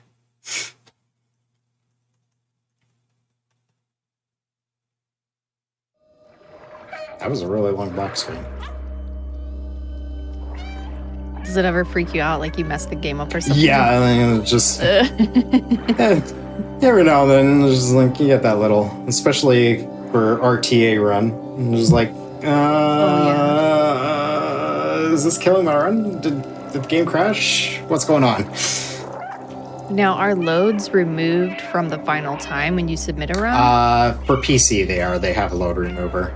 Okay, I see. Console's timed RTA. The game does have an IGT, but the IGT's broken.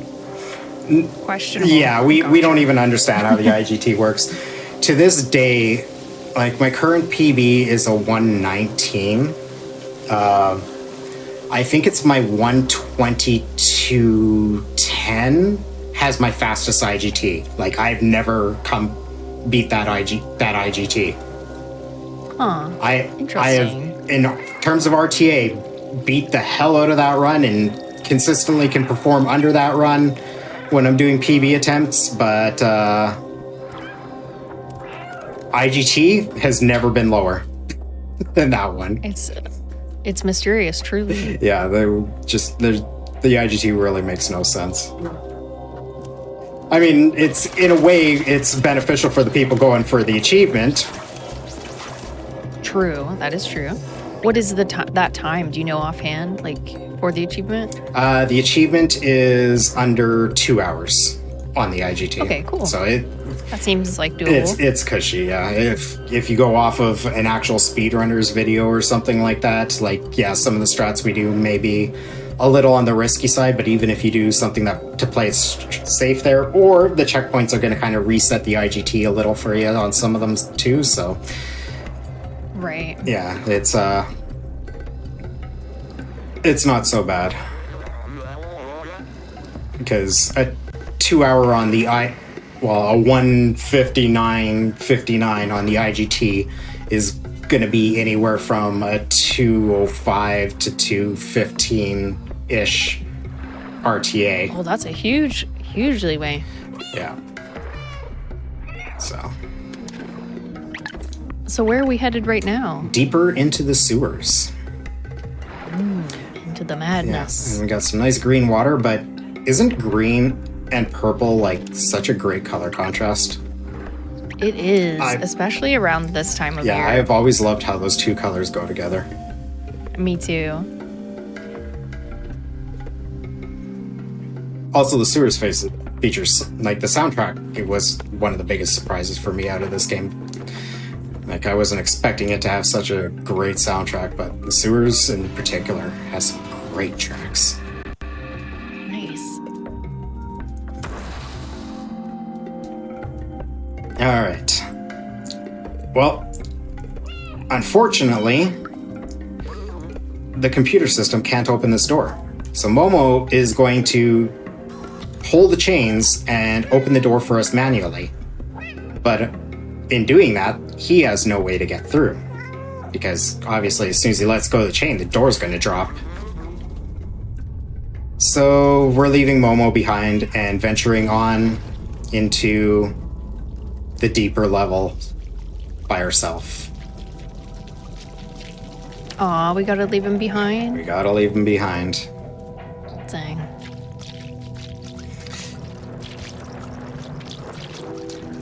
And as you can see, we're gonna be running into a few more Zerks.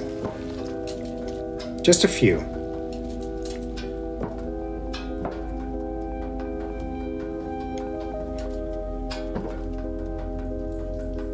Well, nice and quiet. Nothing scary, right? It's a nice, quiet little sewer level, right? I mean, I don't know. I feel like we're getting into something spooky here. Oh my goodness. And all hell breaks loose. So, remember my eye? Yes. Oh, I got stuck on the railing. Yeah, there's eyes all over the place on the walls. Oh my gosh. Oh, that is so scary. I actually have this split named Resident Evil. Very appropriate. Yeah. Like that one. I thought it was a good one.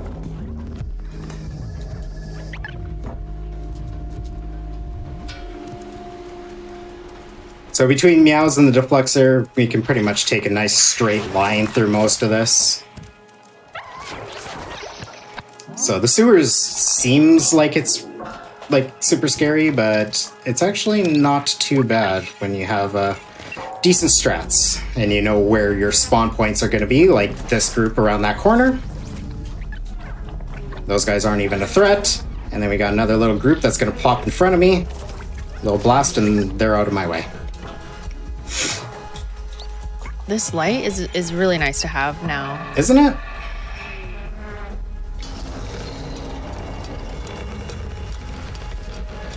Richard made a pretty good pun in the chat. A straight line.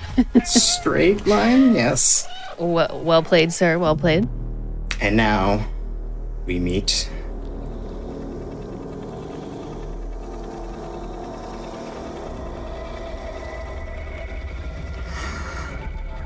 the Mother Eye.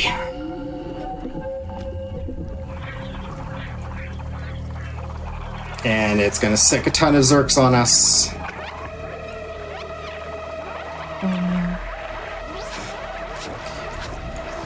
But B12 is gonna come to our defense.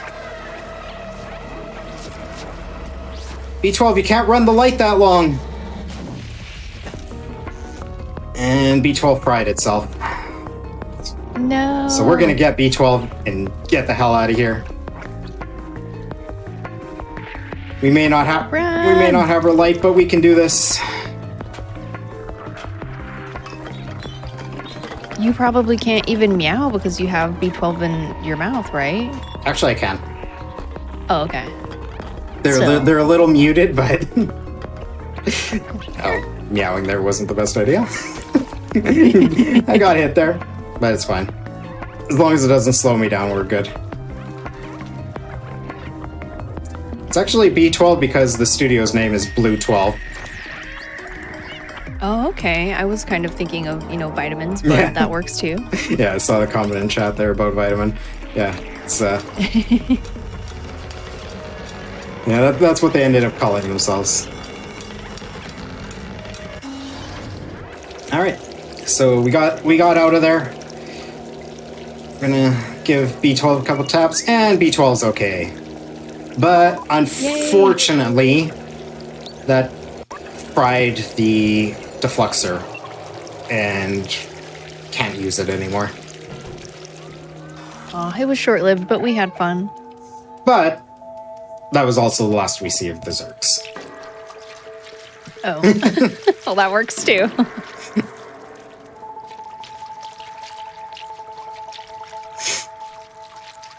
Right.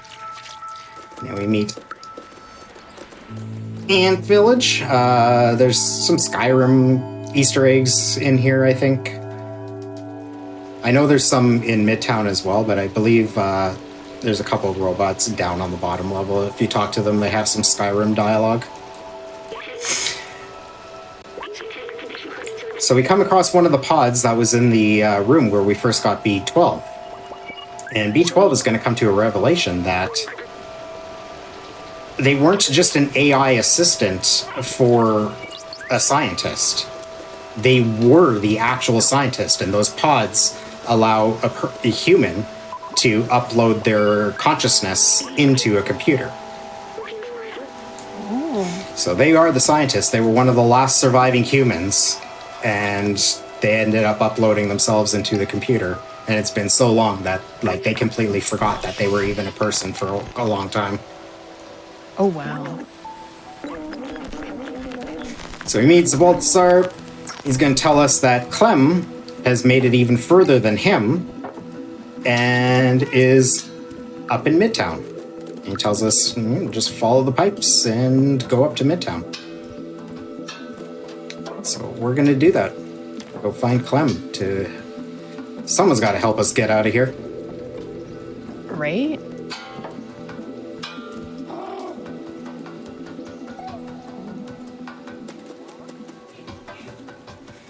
And into Midtown we go.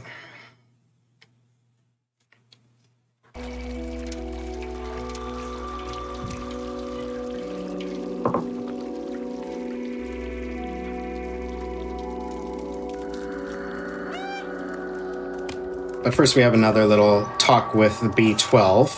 B12 kind of... Actually, I can't remember what this conversation is. B12 already came to, when B12 first comes to the revelation that, I was the scientist, they kind of go dormant and they won't talk. If you try to talk to any robots in that, B12 won't translate for a little while until you get to a certain point and B12 calms down and is like, sorry, I just needed a moment to process all that. I actually can't remember what this dialogue is. It gives us a memory. I can't remember what the dialogue is there. Time for another casual playthrough. Apparently. Alright, so now we're up into the streets of Midtown. Where you can see this is, we were in the slums. Now we're in Midtown. It's starting to get a little more lively and classy up here. But... definitely more people. They also kind of live in a police state. There's a police right there. So we got some friends here that just want to have some fun and dance and jam. They're under surveillance and they're not allowed to. We'll get back to that in a moment, though. We're going to go up. And we had clues to find where we're going here, but we already know where Clem's apartment is, so we're just going to go straight to Clem. And Clem's not here. Someone's going to attack us! It's okay, it's Clem. Oh my goodness. That actually scared me. But we show Clem and stuff that, hey, we've spoken to all your friends. So now Clem's gonna help us. I quickly pulled out a drawer there, just so, you know, economy of time. We have to wait for Clem to walk to the board there anyway. Pull that out for later because we do return to Clem's apartment. So now, can you jump on the camera, May, please? Thank you. We got rid of one camera. There's 3 of them watching our friends who just want to jam and dance and have fun. So we get rid of one camera. There's this worker here. He's supposed to be working right now. He's in the bar taking a nap. Wake up. Get back to work, pal. You're on the clock. Oh my goodness, how did all the bottles not break? Don't know how they don't break. So we're going to wake him up. Now that he's awake, we're going to go get rid of the other 2 cameras.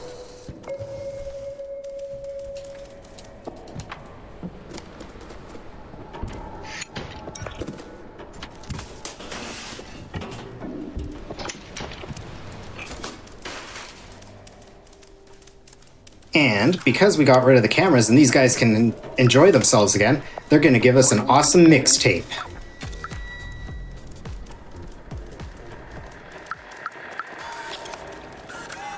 Alright, now this guy's going back to work, and I need to make sure I don't mess up inputs here because we're on a very tight timing cycle. We're going to put the cassette in here, get some jams going so the shopkeeper abandons here and steal a vest. And then we're going to quickly jump in this box before the worker apparently is taking empty boxes into this shop. But this one's no longer empty. We're just going to sit in here and spin. You'd think they'd notice, like, the weight has changed in the box. You'd think. Also, it's meowing incessantly. And then we're going to steal the worker's hat from that store. And we're going to meet up with Clem's contact outside a factory here named Blazer. So we show him a note, like, hey, we're working with Clem. He's like, okay, well, this is what we're doing. We need to get in here. We're going to position just so this prompt appears. Give Blazer the disguise to get in. And we're going to jump in the box early. Now watch the box at the end of this conversation. Right now. Watch the box. The game doesn't expect you to be in the box before the conversation ends. It expects you to jump into the box after. So when you jump in the box early there, yeah, the game gets a little confused. And it happens when he puts down the box as well. The cat just kind of teleports out of the box for a moment. Just stray things.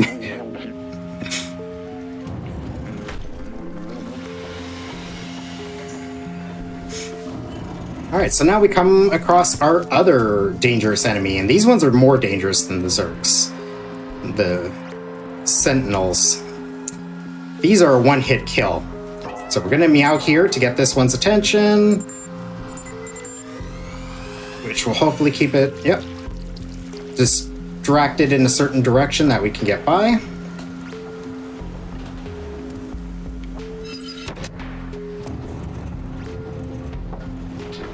They are a little slow on powering up, so that one we're not going to worry about. We're going to run by before it can even start to shoot. They have a light alert phase and then a full alert, and then it takes them a while to power up and attack. So right there, we meowed twice to draw their attention. If you meow, they start to look where you are, but because we're running forward, it looks the direction that we meowed, but we've already run past that point, so they start looking the wrong way. They look at where we were and not where we are. You can just run straight through that section, but the meows just add a degree of safety to it for 0 time penalty for doing so why wouldn't you? Right. There is a really fancy strat for here, but it only saves 2 seconds and it is high risk of time loss, so I never incorporated it. But you can only position 2 of those and jump off the barrel to get this prompt early instead of getting the barrel into the spot on the third one, and the frames drop. For whatever reason, on any platform, the frames drop once that lowers. Don't know why. Oh yeah. It's Yeah, it was definitely choppy. yeah, they've never fixed that. I guess there's something going on behind the scenes that makes that not an easy fix, because that's been there since launch and it's still there.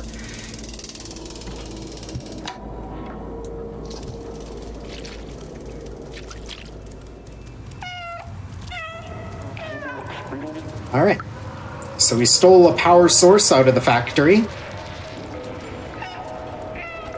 And we're gonna go meet back up with Clem. But the cops are on to Clem and got this place locked down. So we got a couple more sentinels here. This one's not too much of a concern. If you hug the wall there, they tend not to be able to hit you as easy. That one didn't even fire a shot, so good there. I took those turns a little wide. I think I'm gonna be late on the cycle. Can we get in the window? Nope. We're gonna get spotted. We're gonna have to play. Oh my god. May, jump down. Jesus. This is fine. That's fine. That's fine. So we're probably gonna have to use a safety strat coming out of here. That's a little bit slower.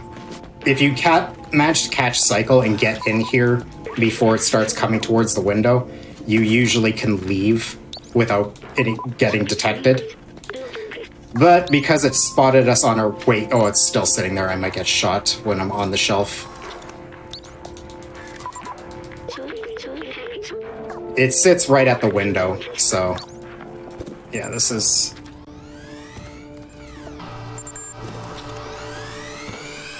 Okay, we tuck here, wait for it to go yellow, and now we go. Yeah, so little backup strat there.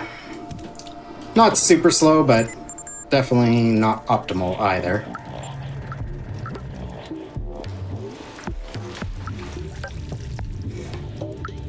All right, so Clem left us a bunch of clues telling us to come to the nightclub.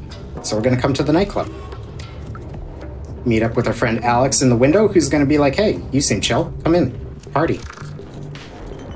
So we don't mind. We're gonna grab ourselves a drink. Okay, it's not actually for us, because this guy doesn't like the bartender. Cut him off. We're gonna give him another drink, and he's gonna give us the handle he stole because he was upset that he got cut off.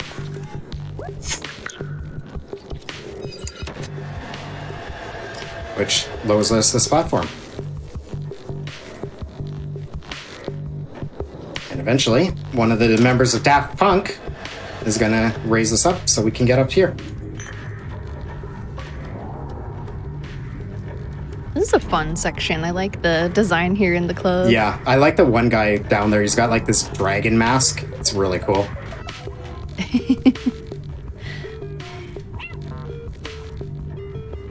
Oh yeah, you could barely see him down there. Yeah. He made it himself too. He's got some dialogue if you talk to him. And it jams the cameras like scanning so they can't like scan him. It's an That's really good, actually. anti-facial recognition mask. So we went through that all a little quick. So Blazer's a little glitched out here and is gonna like teleport around the room a bunch. But Blazer betrayed us. He turned us into the authorities, which is why Clem's all tied up there, and we just got taken out. So we're gone. We're going to jail. Wah, wah. Oh, I didn't catch the checkpoint. Whoops. So do. There is a strat to restart checkpoint here, and you can start swinging while it's loading in. But it's not that much faster, especially RTA. So it's not a big loss that I missed doing that. Couple swings, our cage breaks open, and we can start moving on our way. We're gonna try to get out of jail.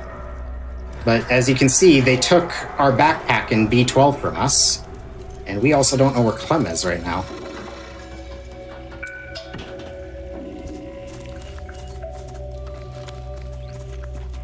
So a few more sentinels. Again, nice little path there. Not too much of a threat It's not going to spot us fast enough. And hey, we found Clem. Oh, that was much faster than I anticipated.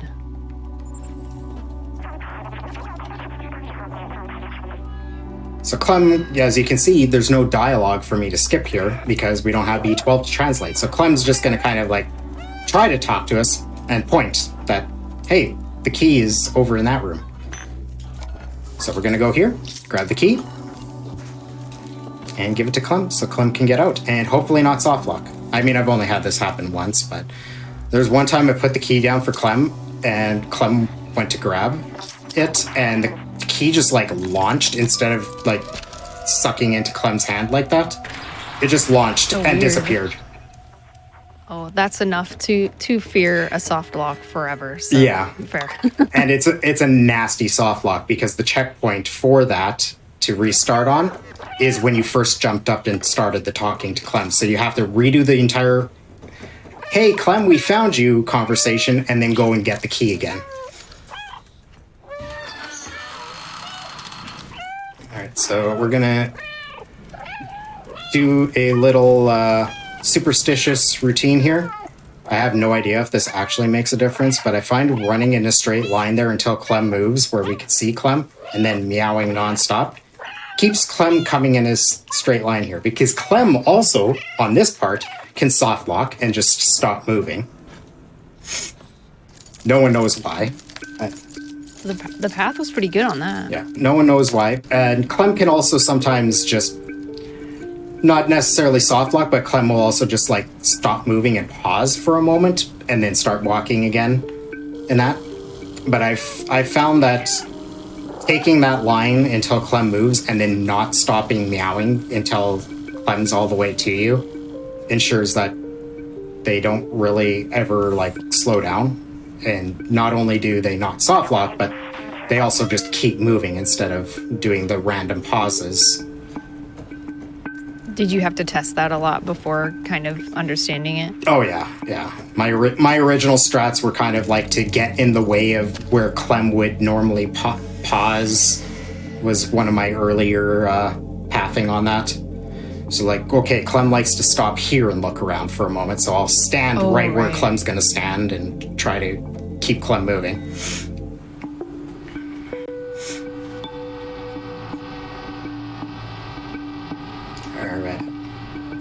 So we're going to try to get B12 out. There's a whole bunch of lasers and sentinels here.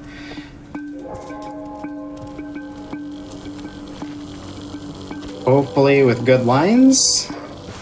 We're going to get through here fine. Thank you for that animation. Alright, so first one, we need to jump up on top of the pipe, jump past. Another meow strat to get this sentinel to look that way while we jump past. I clipped that. Well, that should be okay. Jump up and power down. Okay, so now we're in a cutscene, but we can actually move during this cutscene, so we don't actually have to get past the rest of the sentinels because we're already at B12. Normally we'd be in the room with the switch. How it's intended is you turn the switch on, the cutscene happens, and then you have to like sneak your way past those last few sentinels to B12, but you can run around during the cutscene.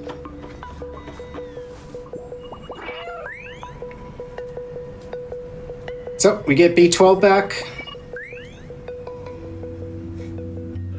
B12 is grateful. And now we can speak with Clem again and figure out how to actually get out of the rest of the jail.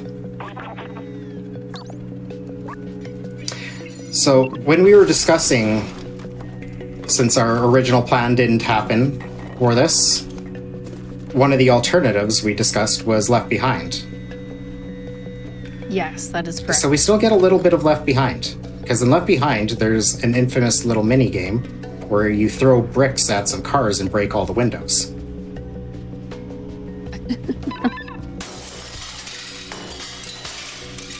So, we still get some of that action.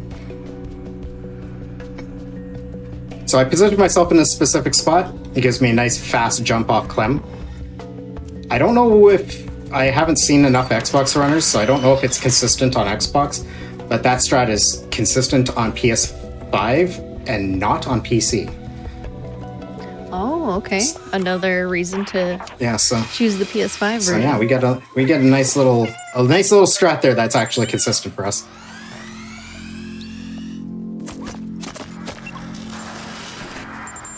You normally don't shoot that early. Damn. Alright, so first Sentinel's pretty safe.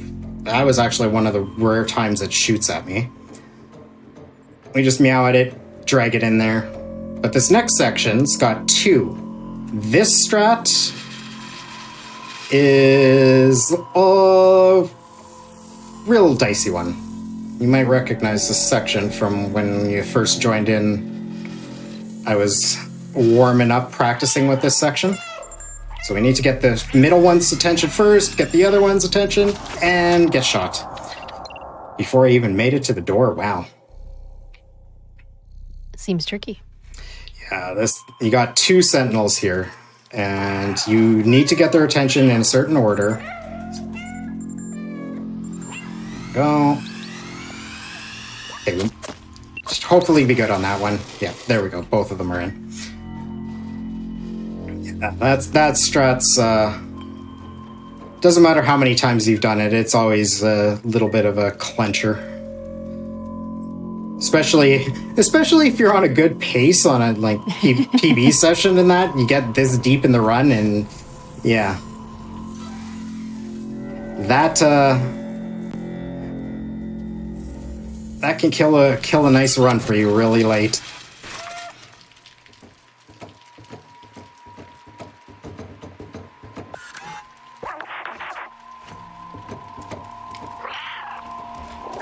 Alright, so the door is closed there.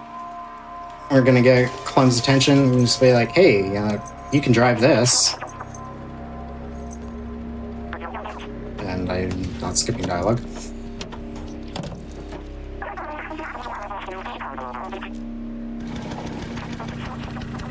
Can move a little bit while this is loading in from the conversation there. So we can jump onto that early. And then That was a really good skip. And we've got a nice little line here we can take. That saves us about 20-ish seconds. So normally you're supposed to chase down the car here down an alley while a couple Sentinels are shooting you from behind and a bunch of stuff. But if we take a nice tight line, we can get a nice early prompt and already be on the van and escaping. It triggers the cutscene early instead of having to run halfway down this alleyway. Because normally, yeah, that's you run halfway down the alleyway before you can catch up, and the two Sentinels chasing are shooting at you the entire time.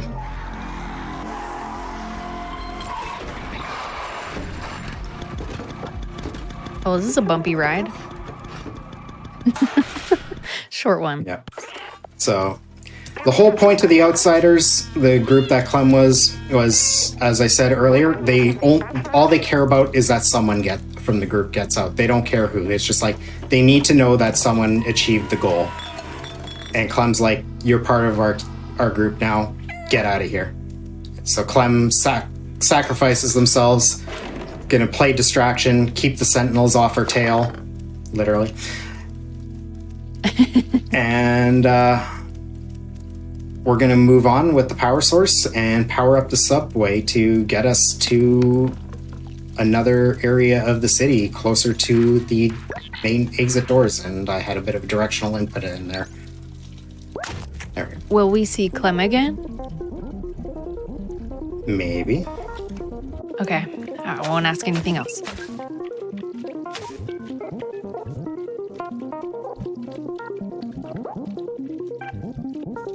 Yeah, so we powered up the subway. Clem gave us the keys for the subway. So all we have to do is turn it on now that the power for the system is up.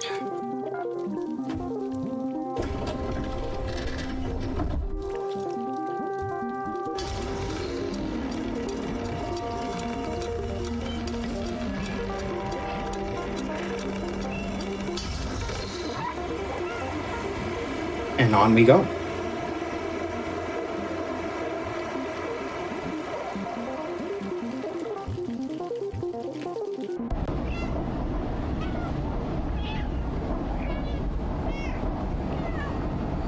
And yes, the one company is Neko Corp.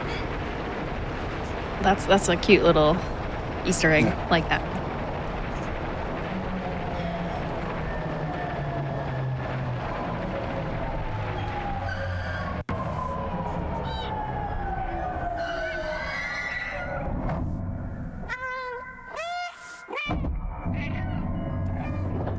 All right, so now we're in.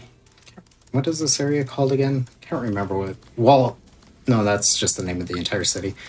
But we're in the last area. You can see it's like super clean. All these robots are still in like their original, like just human servitor state. Oh, weird. So they're just all like focused on doing tasks, just like painting the walls over and over again and stuff like that. I guess that's why it looks so good in here. Whereas all the other robots, they formed relationships with the humans, and that's why they were doing like a lot of like human-esque tasks and like behaviors and that. And wearing clothing and all that kind of stuff is they actually like really bonded and loved the humans. So when the humans died off, they kind of just like started taking on more human-like mannerisms and that, and carried on the memory of the humans. Aw. But now we're in the control room. We broke in here, which also was a nice little strat there. You're supposed to get the thing in place and then have B12 hack it while you do everything, but oh my god, I hit that one keyboard. There we go. You're just doing appropriate cat things. Of course. So everything's on.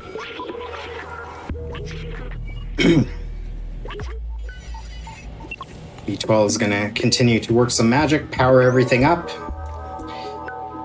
But unfortunately, the system's locked down. So we're going to do some more cat things. We're just going to scratch some stuff. Short out some computers while B12 hacks them.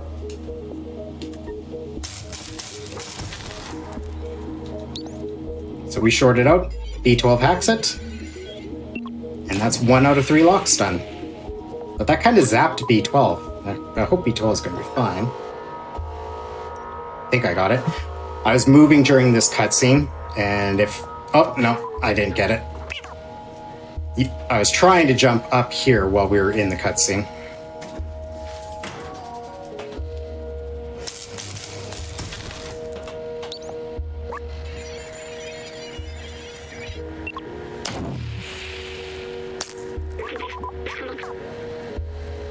All right, 2 out of 3.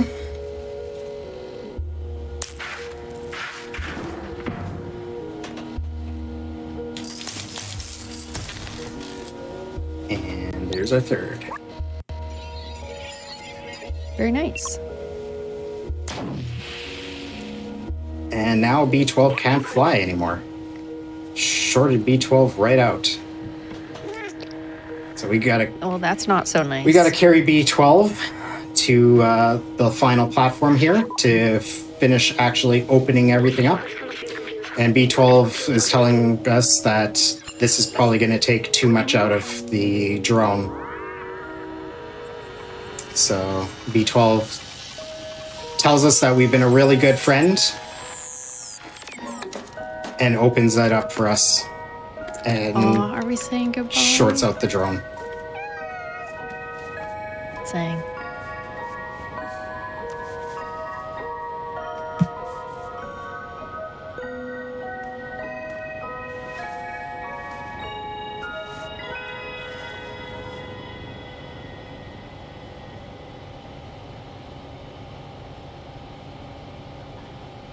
But B12 was successful in starting the opening procedure.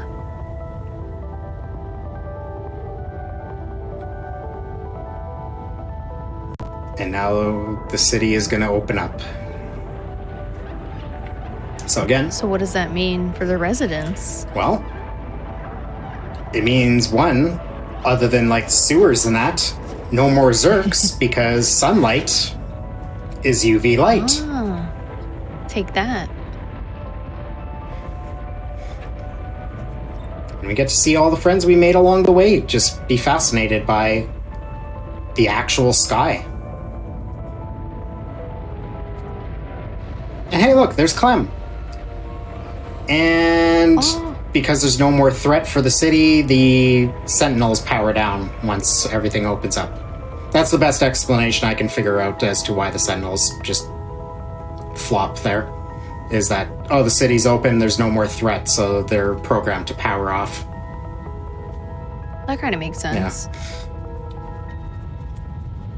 So,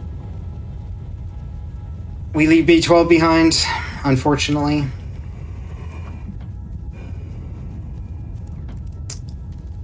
And make our way out because city is open.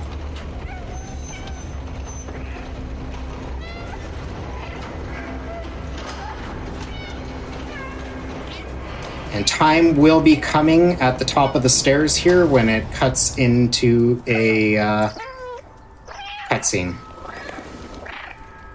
So be ready right about now. GG. Gosh, that ending's a bit bittersweet. But the cat model actually just turns invisible, so you can see the vegetation moving around on the left side. Yeah, that's me actually making the cat run around still. And 2, Ghost on cat. the left side, watch those panels.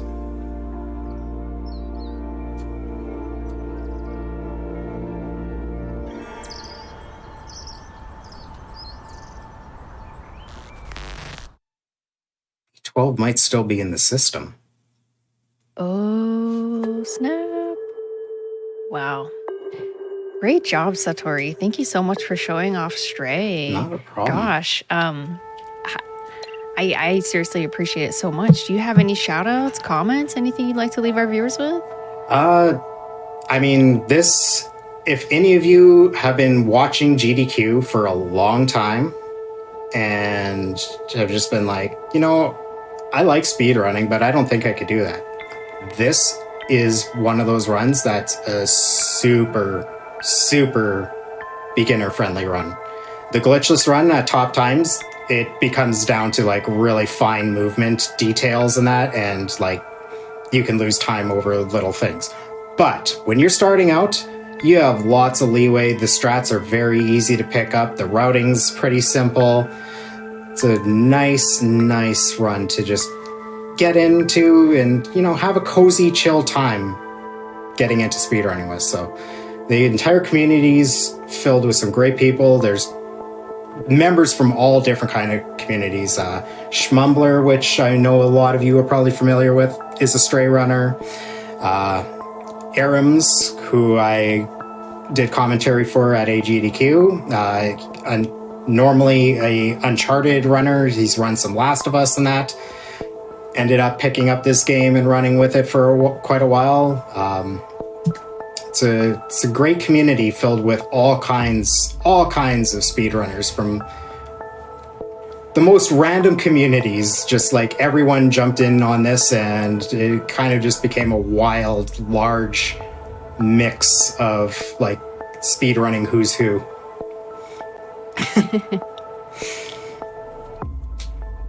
But yeah, if you want to catch me though, obviously Satori Earth, you can find me on pretty much anything. Obviously Twitch is where I stream, but on any social media you can pretty much find me as Satori Earth.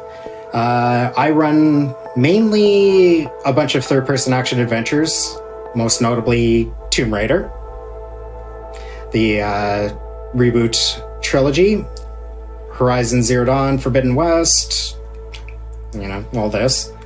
So, some Last of Us stuff, not a lot, but a little bit, and a bunch of stuff like that, so. Awesome. Well, if that sounds like your jam, I encourage all of you to follow Satori Earth here on Twitch. And thank you for watching Stray. Before we head on to another break, if you did miss out on any of our Hotfix shows, be sure to check out the VODs on our YouTube channel, youtube.com/GamesDoneQuick.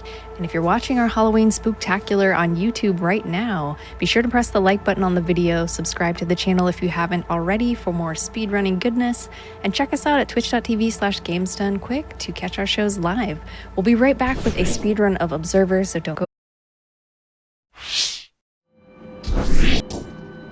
Alrighty, my friends, welcome back to the GDQ Hotfix Halloween Spooktacular.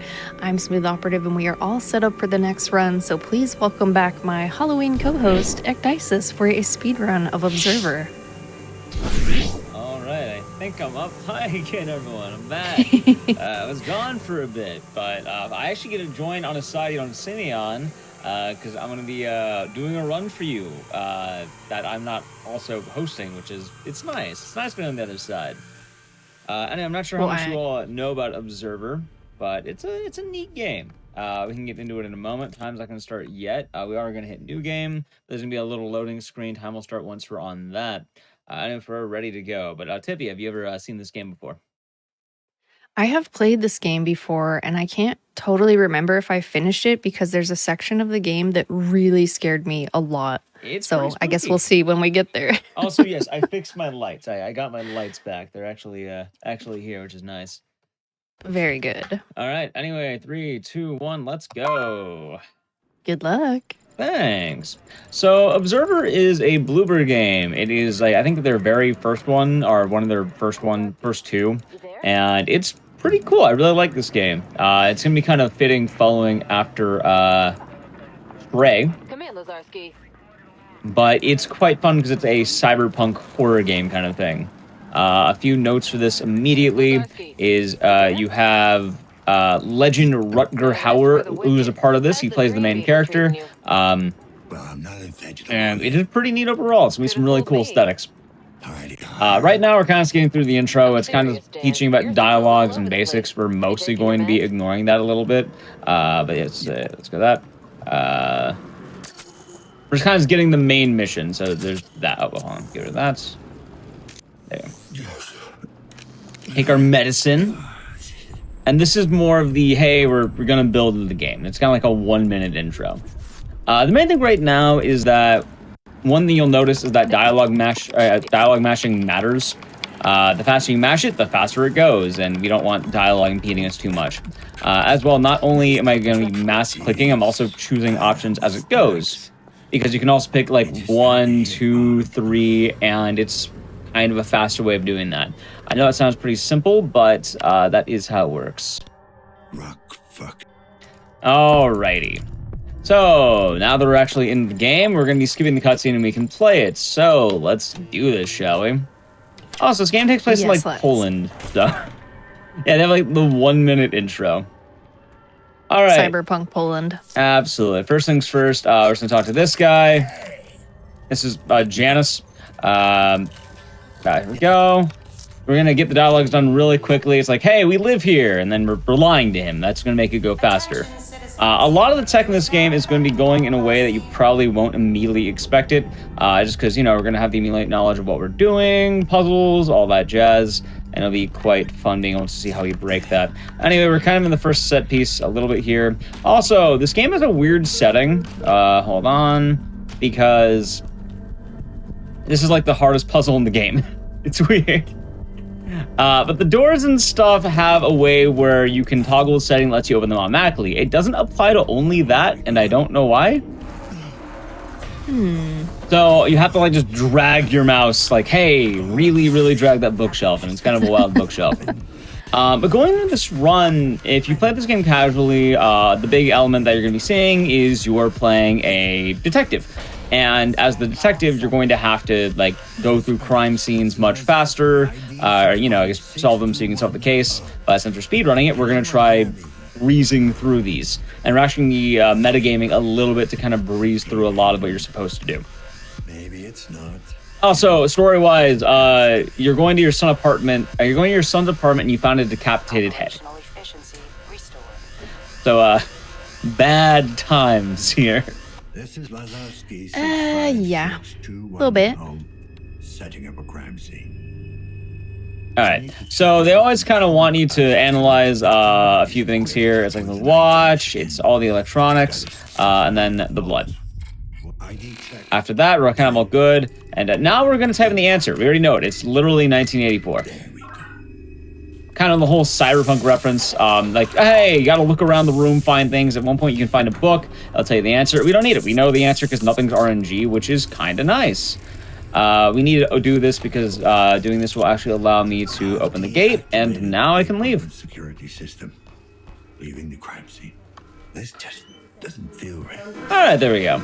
We're kind of out of the first major hub, or I guess level of the game. You're kind of learning that the building's in lockdown. That's kind of the lore. You're locked in here. You need to discover your son's death or whatever, and you're gonna have a lot of puzzles to solve. You kind of already have the theme of what we're doing, because in a game like this, as you're walking through hallways, being able to solve puzzles very quickly is going to be pretty great. Also, right now is kind of like a chill part, so you're just sort of waiting for the house to go back to normal. No RNG, it's nice. It's nice having no RNG. Once, there we go. House is like green again, it's okay. All right, so we're gonna go into a door right here. The answer is gonna be 0446. I don't even remember how you're meant to find this, but hey, look, we're out of the lockdown. We're all good to go. We're now going to go to Janice's computer. He is left. We're going to look up a file. It's going to be tenants on the first floor. Now the information, Janice jump scare. I'm actually going to be getting rid of the dialogue as quickly as possible, making sure I choose I need to get going. He's not happy I went on his computer, but it'll be okay. He's like, oh, you're a police officer. Okay, you can go ahead. And now we can go into our first major mechanic of the game.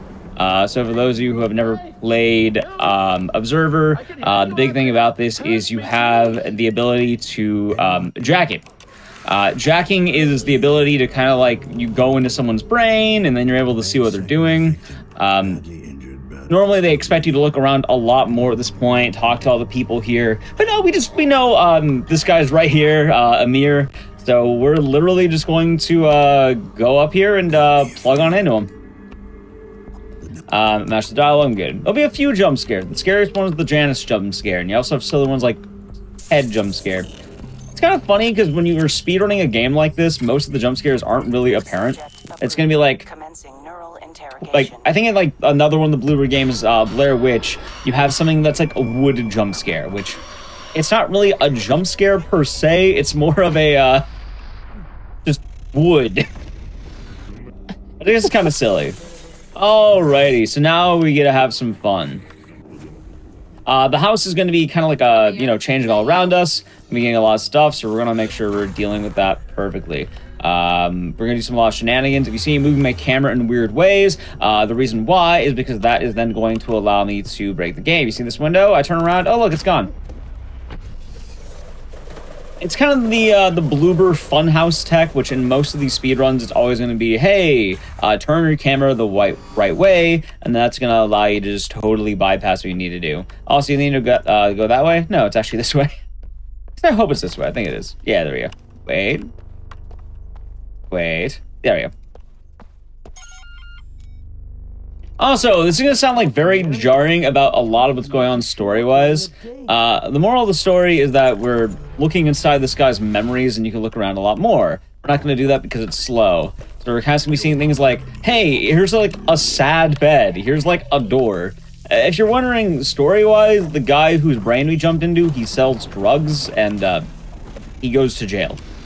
So that's kind of the main thing here, I suppose. So we're going to see sad state of affairs. Yeah, that's pretty much gonna be the jam there. I want to say it is this one. Okay, this one's fun. This is a puzzle. We're gonna go straight. We're gonna go towards these shelves, and then we should. Oh wait, no. No, I think I went the right way. And I was the double check here. All right, there we go. Let me zoom in. I missed one room. That's fine. So that room is a puzzle where you like have to look at the TV and then you keep kind of walking through the entrances where they want to take you until you get this room so you get transferred over. It's kind of funny though because you can actually just go into the right rooms immediately and just ignore that, which I think I just missed one of the proper rooms, which was fine because it was right next to where we were going. Also, yeah, the Halloween costume was fun. I don't know how many people have been dressing up so far, but I'm actually dressed up as a character from another game we'll be seeing in a little bit. Also, oh Next no! game, I think. Dogs! We're gonna run away from them. I like how he's like a brisk jog, by the way, just chilling. Like, never mind that there's terror following you. Well, I mean, maybe it was like, you know, cats from Stray. It would probably be a lot friendlier, but he has to do his brisk jog. That's gonna be kind of fun because later we're gonna be skipping major sections of the game just because we know the answers. Also, we get the hand jump scare. He just... That's kind of what I was mentioning. Like, the actual jump scares aren't jump scary. They're more like just hand and Janice.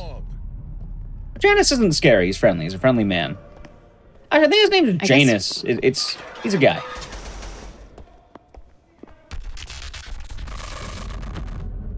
Oh, what you were saying?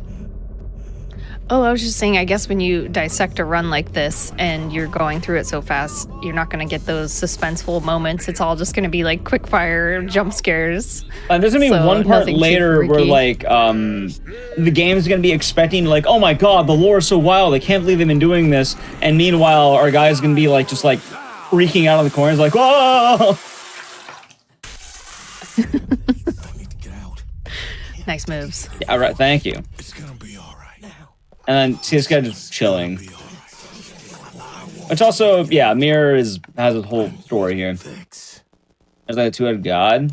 You know, maybe. I don't actually know. I just understand that a lot of the names and things in this are based on Polish culture, because I think Bluebird team is Polish. So, maybe. Fuck yes. Finally. Also, hey, look, we get a really fun mask that gives us, I guess, like, pink gas. Which, I'm assuming it's just kind of like laughing gas? I don't actually know. Does the character laugh? Yes! And it goes okay. kind of like helium, I guess. Whee!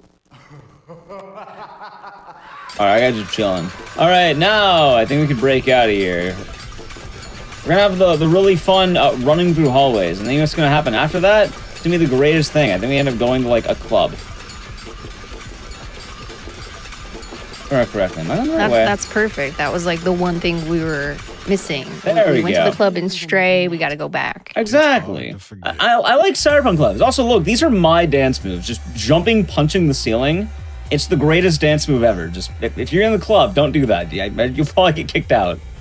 Yeah, you might hurt somebody. I don't know why they're all doing it though. They're just jumping and like they're literally doing the Mario. Oh my god, they are.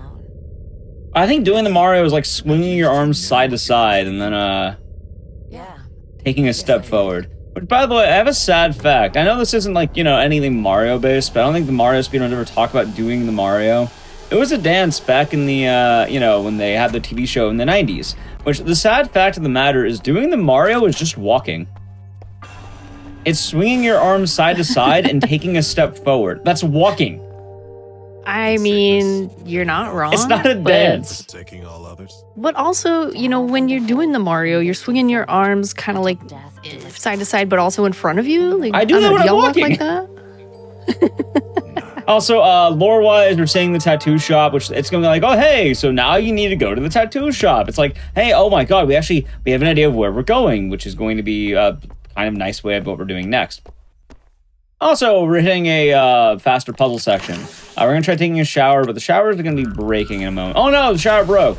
So we're going to go on a quest to find a shower. We're going to go to the, we're going to be the anti-gamer. So we're going to ignore that one. We're going to go to this one. But Amir is a gamer. So when we try going, oh no, it vanished. We're going to try going to this one. Oh no, it vanished. So we're going to go to this one. And then it just keeps vanishing.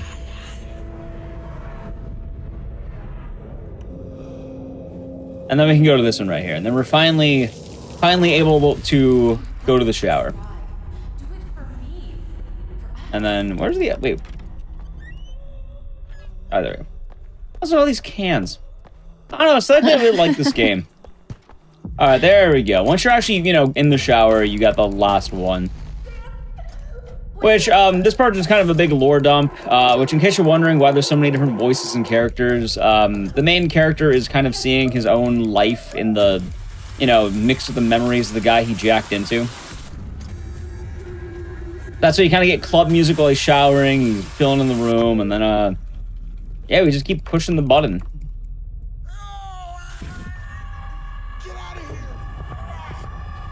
And then you learn what happened to Amir, because, like, remember that guy, the guy who we've been talking to had, like, his throat slashed. Have you ever heard what happened? He met the Wolfman. The Wolfman. I don't know why the Wolfman's in a cyberpunk world, but the Wolfman. I mean, sure, why not? That's what cyberpunks are about, right? Like, you know, it's body augmentation, robots, and Wolfmen. It's always been that way, right? Yes. Okay, so I'm going to lose a little bit of time here, but that's going to be okay. You may notice there's all these dots on the screen. The dots are kind of annoying, and this game actually has a health system, weirdly enough, and it's meant to be the more you spend, you know, jacking into it and kind of looking around and you doing case stuff, your body augmentations start kind of deteriorating. So you need to take medicine to stabilize yourself. So the thing is, we do speedrun the game fast enough to not have to worry about that, but it is going to be kind of annoying seeing dots the whole time, so we're going to take medicine so they go away. And then they should go away in a moment. There we go. Alright, so the fun part right now is like, oh, I have a lead, we better check this place out. And you're meant to, like, talk to Janice, you're meant to, like, look all around. We're not going to do any of that. Remember the tattoo shop? So we already saw the tattoo shop. And what we're going to do is we're going to go in here, and right in the back there is a dead body. You can jack into it. We're not going to do that, because all it does is it gives you a code, which is 3615. Okay, hey, look, I beat the whole puzzle. There's a whole level that you're supposed to, like, do stealth missions and hide. Nope, I just beat it. It's done. Gamer. Yep, we just skipped the whole second level of the game. A surgical chop shop. I'm still waiting for you to get to the scary section I was talking about. Oh, it should be fun. I do know we skip a few of the, some of them, so keep that in mind. Not all of the, like, horror sections are going to be done entirely. We will be skipping some, okay. So depending on where the one you're mentioning was, may vary. Also, we're going to do that. Oh, there we go. I'll point it out if I see it. Yeah, it's going to be kind of fun to see how we bypass a lot of the, we do have threats later, so it's not going to be just, you know, walking through hallways the whole time. Oh, so we're just going to break that entirely. Alright, cool. Alright, so now I have night vision. We're going to walk through a basement. It kind of helps, but it's not totally needed. The basement's going to have another whole section. You're meant to look around, solve things. You know exactly what's going to happen. We're doing a skip. We actually have a couple of, like, minor tricks coming up, too. One of them is going to be very obvious. I already know the answer. There's a door. It's the most fun of an observer. Hey, door! And then our guy's a literal prophet where he just avoids doing anything. So I want to say it's through here, over here, and it should be... No, not that way. I always get really confused in the basement because it's like music I gotta follow at some point. There we go. Okay, so the answer is 404. Door is now open. And we can leave the basement. Except what's going to happen is we're going to get thrown into a random flashback. Our guy's going to start tripping normally. So here's the trick. Every time the screen kind of shakes, I'm just going to go back through the door. There's actually a really fun skip because the game kind of expects you to like go back and forth. But after like 3 times or so, you can just talk to the door. And then just spam whatever answers because they're all nonsensical. Oh my goodness, and that was pretty good. I just solved the whole thing. And hey, look, we're out. And now the answer, we're going to talk to Janice, except I'm not because I don't want to. So we're going to go upstairs. Sorry. Yeah, there's... Oh, wait, go ahead. I was just saying sorry. I mean, I guess no time to talk. Oh, yeah. Well, so right now what the game's expecting you to do is talk to Janice so you can get the next room going. But the thing is, if you know where to go, this door is actually open. You can go right up here. And then we're throwing immediately into the next kind of mission. Like, I just did two of the jacking in sessions almost immediately. Anyway, this is going to be a radio puzzle, but you just push the button because we turn on the setting that lets you do that, and you just sort of mash it. Now, the thing is that the room's going to be changing around us, and you're going to be seeing like, oh my god, look, there's a crab, which I guess is meant to be scary, but we're like ignoring him. Like, he's just chilling, he's not scary. The man, he's just a crab, right? Or, oh my god, crab jump scare. Hey. Like I said, a lot of the jump scares aren't going to be jump scares for some reason because they're kind of like ignoring them. And yeah, we're gonna get some lore dumps. The room's gonna start changing around us the more you push this. Right now, it's gonna be kind of chilling while you wait for the dialogue to skip. Things are gonna be jumping around the room, but we will have a way to make this faster in a moment. I'm just sort of mashing the radio right now because it's gonna be much more helpful here. There we go. I'm waiting for that to open over there. Also, look, table jump scare. Oh my god. And you keep turning it. Which is kind of funny because it's just brain dancing. Alright, so now that's done. I don't have to go on the radio anymore. We're going to take this plug, we're going to throw it in here. And now we're kind of just going to freak out. I guess warning if you don't like camera changes. I'm just going to do this. What tends to happen is by shaking the camera a lot, back and forth, it's going to make the events proceed just a little bit faster. It is kind of convenient. I'm not going to do it too much just because while it is faster, it is obviously not the easiest to see what's going on. Realistically, you just want to go between these two. That's kind of what I was talking about. Our guys going to be like having like a party in this room, going back and forth, ignoring things, because we're waiting for like this monster to animate, and then we're going to run through the door. Which should be in a moment here. We're almost out. Come on. Also, look, floating chairs. No way. Floating chairs in my horror game? I love floating chairs. Oh, I think my favorite like item jump scare in a game is like, there's a game called Madison that has a traffic cone just jump scare you, and it's hilarious. That's fantastic. Yep. Also, Laura right now, we are going to check out an apartment, and we started doing the jacking in.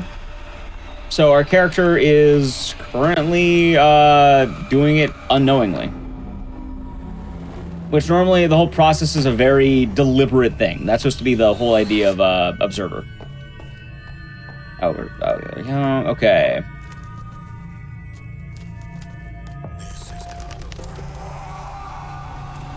Look at the tree.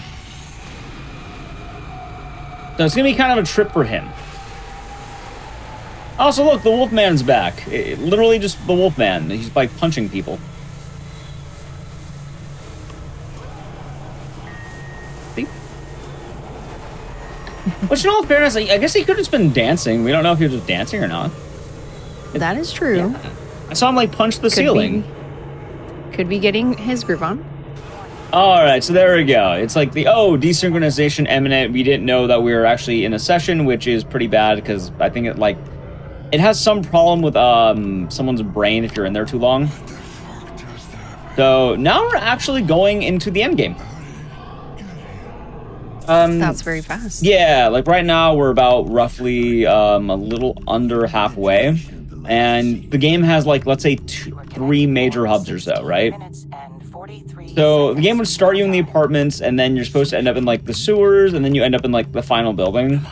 We're getting to near the end of the apartment, so we'll still have some work to do going here. But it's gonna be wild because at this point we're gonna be getting like the mandatory like, hey, there's the mission of the it's blood, and we're gonna like follow this blood that's automatically detected. This blood doesn't. I normally get to this point, it would take much longer because you'd have to like learn what happened, you have to talk to people. There's also a bunch of side missions you can do. Also, we're going to do the thing once again because the dots are back, so we're going to take another medicine just so they're not going to be there. That does lose a minor amount of time, but it's going to make... Sometimes it's worth it. That wall is not going to be there. I'm going to walk down here, a little bit closer, talk to the door. And hey, look, the wall's gone. Oh my god, magic. A lot of that.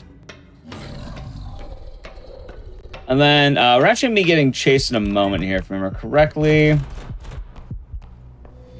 But it's going to be pretty easy to avoid. We're just going to keep walking down a little bit here. Open the door. Also, that fence isn't real. He was faking it. He just walked directly through it. If it is too dark, we can use night vision, but I try not doing it too much. The main mission at the moment is you're just like follow this blood, and then you'll like see what you've been chasing. So I guess it's easier to see the blood when you have night vision on? No, it's like bright blue right now. It's like with night vision, it's easier to see everything else. Oh, right. Okay, I see it now. Yeah.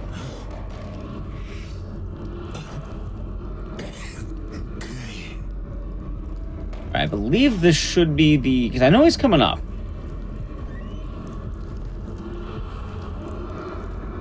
Not that one. It is right over here, like the bloody door. The rooms are going to change. Also, it gets really trippy. Activity within the last 15 minutes. No activity. Also, look, another code. This one is 2069. Fucking losing it. Just gonna walk around nice and easy. Follow the blood. There's gonna have some cans. There's like chilling. And then this door. He's coming. He's coming. There we go. So now we have Jump Scare Man. He's behind us. You actually can die here if you're not careful. We're just gonna book it, which, funny enough, it goes right to the store. And then we're hitting an interesting puzzle where it's actually kind of difficult because it looks like it's nature. It's not. This is a room. And the room, what you're meant to do is walk, past walls and touch servers. So if it looks like I'm, not moving, it's because I'm running into walls. That was pretty clean. Could have been a little bit better, but now we're out of that room. It's actually wildly difficult to navigate if you do not know the placement or get in the wrong corner. Also, it's kind of funny because the immediate door is where you're meant to go. They kind of make it very close to everything. But yeah, that room trips up a lot of people because there's just the three, I think it's like power banks or whatever.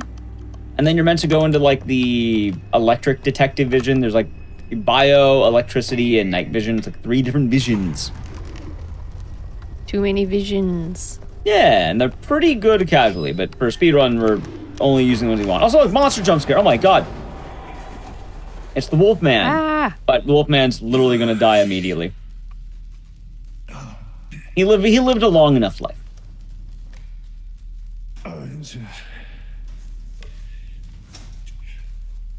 And now it's gonna become a weird part because you actually can go too fast here. Oh, that's like every speedrunner's nightmare. Yeah, but luckily it's a pretty easy fix, and I'll make sure we play it safe. So they want you to investigate this, and it's gonna tell you oh my god, that's the Wolfman. We're gonna ignore that entirely and just open this door. We left it. Okay, leave the investigation. We're gonna be going into the sewers, but we're gonna be doing a puzzle. Now the catch is I have no idea what causes it.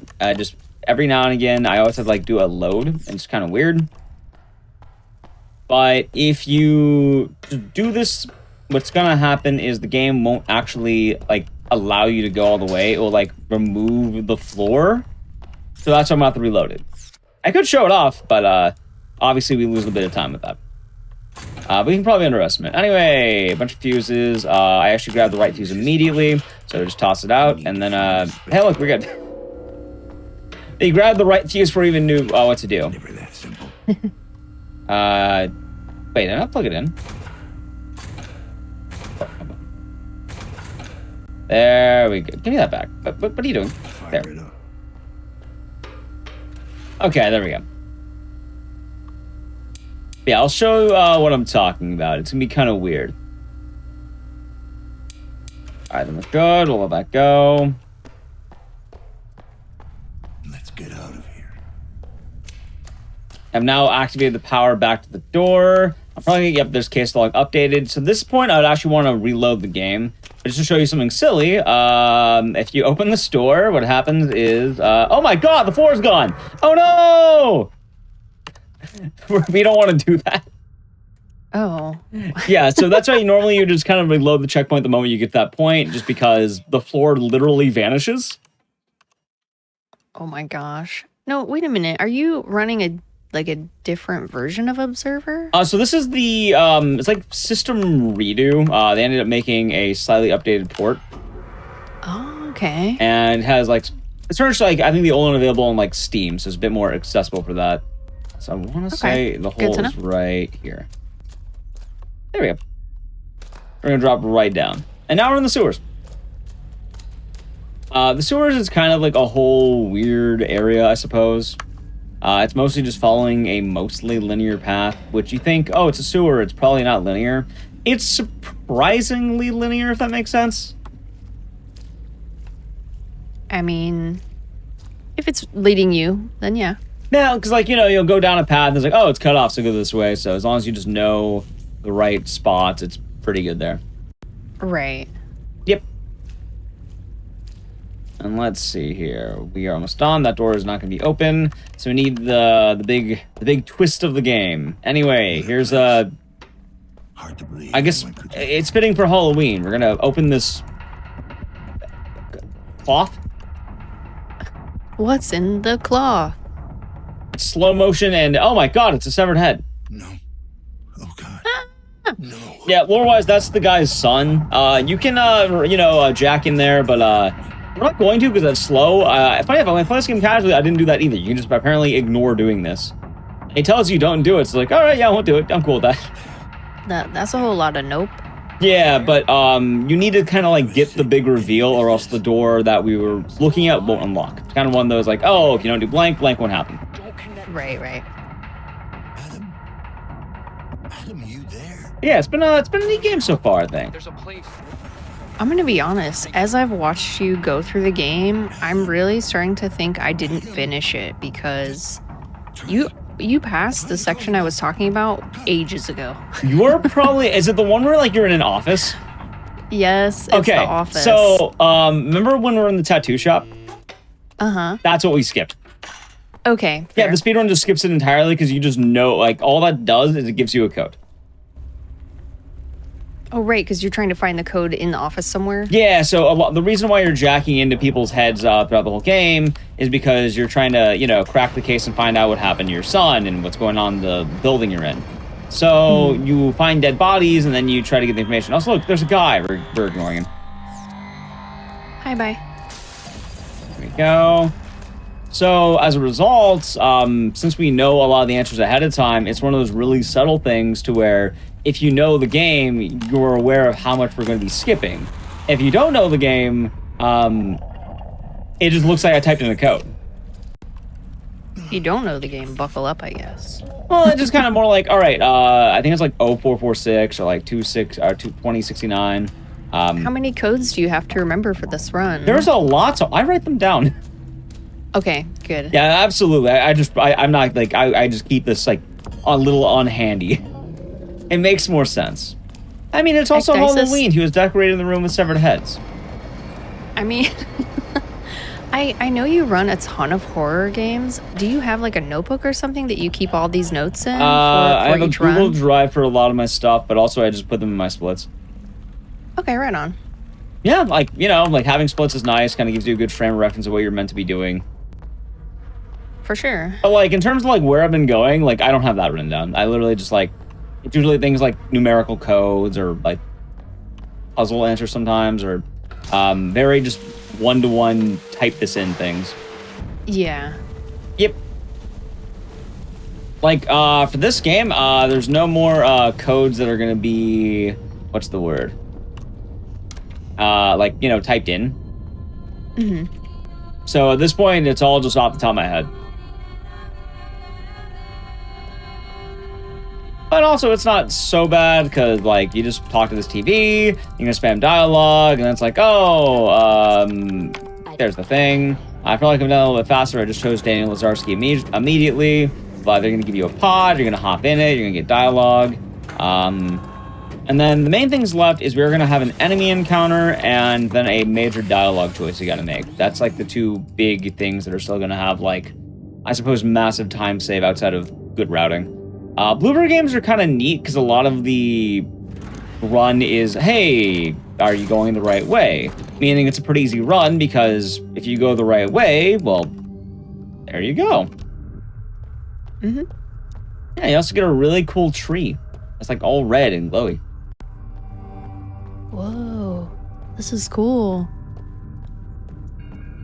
Looks like a pumpkin. Kind of, yeah. It's also a bunch of like orange around it. And we're just spamming dialogue right now. I like it's like And like when this guy's brain, and he's like, oh wow, that's good sleep. All right, so I've kind of just mostly made the monster look like a fool because a monster has chased us multiple times. There was the one hallway where he showed up immediately, the sewers, but if you are expecting him, he's almost literally nothing. So the upside of that is we haven't had to worry about too many encounters. Now, though, we can't avoid the encounters. We're going to have a couple of monster jukes we're going to have to nail to save some sweet time here. Also, there's going to be an elevator that's now opened up right back here. And it's kind of weird because they like push a piano and go on a platform, which is just, I guess, kind of a strange thing. Yeah, just going to push that and then, wait. Push it. There we go.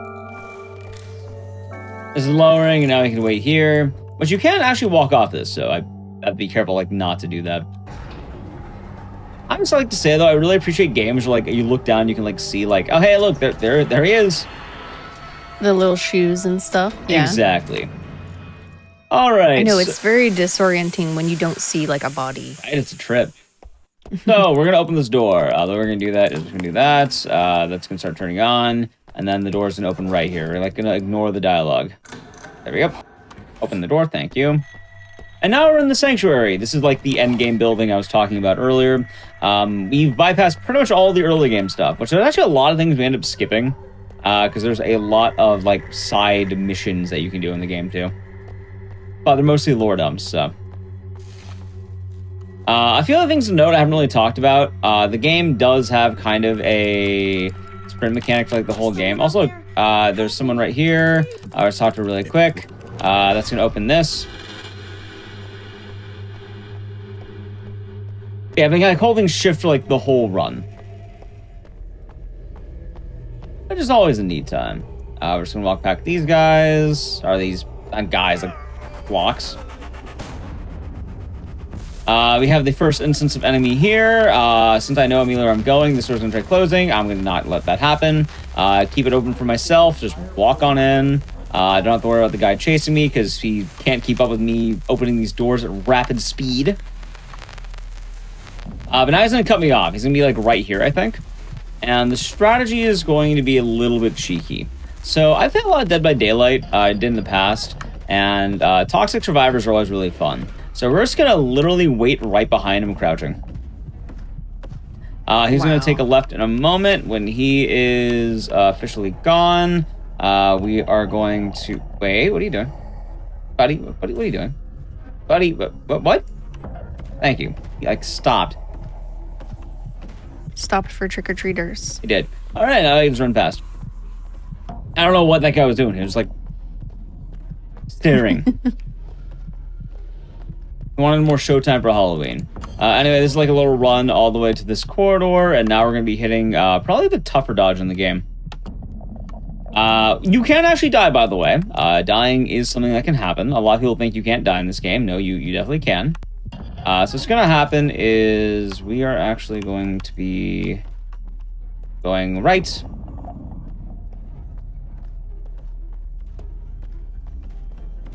We're going to go around so the guy does not see us. No aggro, that's good. We're going to cut right again. The thing is, in a moment, he's actually going to spawn up ahead. So right here, I'm actually going to start walking. He's going to be like right there. And once he's far away enough, we're actually going to juke him. I hopefully pull aggro. There you go. So I pull aggro. We're going to do Toxic Dead by Daylight strat, where you just sort of loop him around a building. He's going to get confused. He was supposed to go the first way I went, but he didn't. But yeah, we just sort of loop him around the block, and then he just doesn't know what to do. I don't know why he didn't pull aggro earlier, because if he did, he would have gone the way I was, but... Also, yeah, he was observing. Exactly, that's what he was doing. That's why they call it observer, because you do a lot of observing. Yes. But yeah, that's a pretty simple trick there. It's kind of funny, because the guy is actually pretty aggressive. Like, if you're playing this casually and you get caught, you're normally going to get got. But, you know, the ability to metagame is pretty cheeky. Look, there he is, hitting some guy. They're gonna tell us to run, so we're gonna run. Such violence. I mean, he just wanted to, you know, share in the Halloween fun, join us in the observing.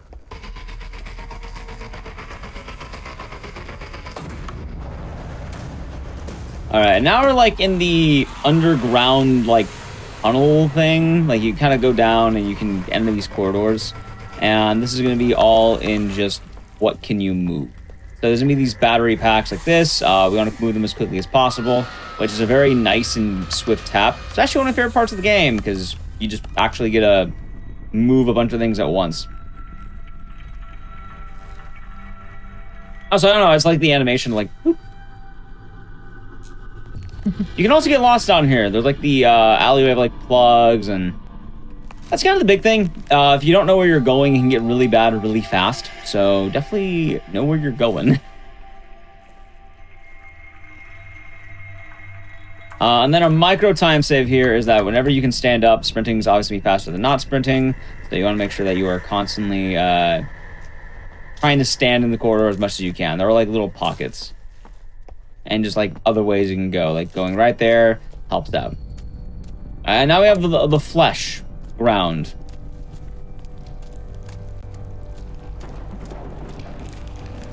All right, but we are approaching the end of the run right here. This is like, it's not like time, but like there's gonna be like some cutscenes, and we like time doesn't end till the very end of it. But for like meaningful things, it's pushing this button. We're gonna wait for the wall of flesh. You can't actually approach it, so you're just, oh no, the wall, oh god, you have to observe what's going on. Truly horrifying. Oh, yeah, it's a wall of flesh. Oof. And it's observed us. It's observing us. Exactly. Anyway, this is like a giant lore dump of like, oh my god, here's what's been happening. And then it lets you kind of choose your ending. So to build things up, this game does have multiple endings, and depending on the ending you choose, you either save time or lose time. Which if you pick the wrong ending, it's like full minutes lost. Oh wow. Yeah, so pick Is it the like right easy ending. to do? It's one of those things that it's really easy. Like it's not hard to like do right. It's literally just a dialogue choice. It is if you mash the wrong button, it can be bad. Has that happened to you in a run before? No, but I know it's happened to other runners. Fair. Yeah, I take like the extra second or two just to like, I'm gonna chill. Also, it helps because you can mash other buttons. But yeah, right now I can just chill in costume because right now is just can't skip this. This is like the only unskippable cutscene in the game. Which lore? You'll take care of him, whatever it takes. Well, it's just gonna go over like all the cyberpunk stuff. It gives the motivations as to why. So giant lore dump. Right now, I'd say it's been a pretty fun Halloween event so far. I agree. I've been enjoying all of the speedruns tonight, including this one. Thanks for running it for us, Igdices. Yeah, I wanted to pick something that's probably just not seen as much, kind of more of a unique game. So that'd be neat to bring out Observer. For sure. This is definitely the first time I've seen a run of Observer, and it's been very cool. Yeah, honestly, just a game that kind of goes under the radar. Like, for the Bluebird games, it's definitely one of the, like, it's probably on, like, the middle for, like, the speedruns, but, like, it's definitely short, like, being at, like, 45 minutes ain't bad. Now, did Bluebird team come up with something after Observer? I wasn't keeping track. The Bluebird games are Layers of Fear, Observer, Blair Witch, Layers of Fear 2, The Medium, and then they also had a Layers of Fear remake recently. Oh, okay. Oh, right. They did have the remake. Do you think they will do an Observer Part 2? I don't think they'll do a Part 2. Hard to say, though. It kind of ends on a, what's the word? Like a cliffhanger? Could be. It could could, not be. but also, spoilers, I guess, but I guess we'll see a little bit of it.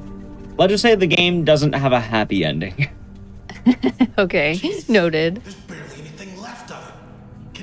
Also, like, lore-wise, I'll try to sum it up as quickly as possible.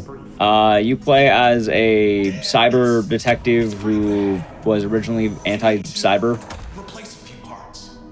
You're trying to do, be a detective about the murder of your son, find out what's happening, and then you realize that your son's been using you as a pawn to get to jack into your body. It's quite the story. Yeah, so the ultimate choice at the end of the game is going to be, do you team up with your son or do you reject your son? But both are kind of like, oh, it's the bad ending, so. And like right now is the whole like, oh, here's what happened. What is it, Dan? Which I guess both this guy's parents got into like brutal accidents. And it's like, oh, here's cybernetics. Which, yeah, I think we're definitely gonna be under a decent estimate of things. I think I put like 55 as the grand estimate just to make sure nothing too bad happened. There's been times where the game's soft locked before in like some of those early sections where you just go to the roof immediately. I don't know why it does that. It can. But this is the only real downside of running this game. It's like the very end, it's the, all right, here's the like 2 minutes of cutscene that you can't skip. This is like one of those moments in the speedrun where if you can find a skip for a very long cutscene like this, there's probably a bounty in it for you. Probably, but I don't think you can skip this because what happened is right after this, it throws you into like a computer and there's no way to get to that hub world, I don't think. Oh, I see. That's what you made her do. Ecdysis, was that a blood smoothie? No, it was boba. Oh, fair. Oh, look, it's the monster. We were the monster the whole time. Oh no, I can't believe it. Look at his Halloween costume. It's so good. Hello? Yeah, it's a pretty good costume. They got all the stuff on that. All right, so now I think we're at the end of the whole thing. We can actually play the game again.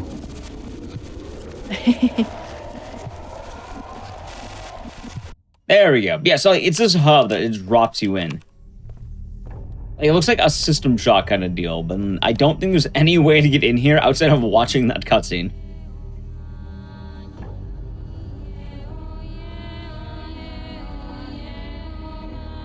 Also, it was mentioned in chat, the game opens with a dedication to Rutger Hauer, because I don't think they can make a sequel because they couldn't get Rutger Hauer back because he's passed since. Also, a giant head. There's Adam jump scare. He's just a giant head. We're going to ignore everything he's saying. We're just going to mash through his dialogues.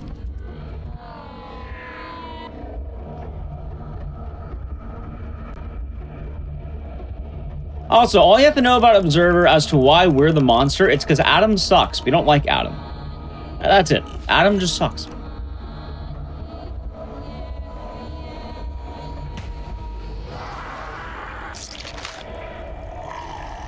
So I will say right now, we're probably going for the bad ending. Also, if you're wondering, Adam was the Wolfman the whole time. He wanted to be the Wolfman. It was his Halloween costume. He, like, had the Wolfman kill him, and then he took over the...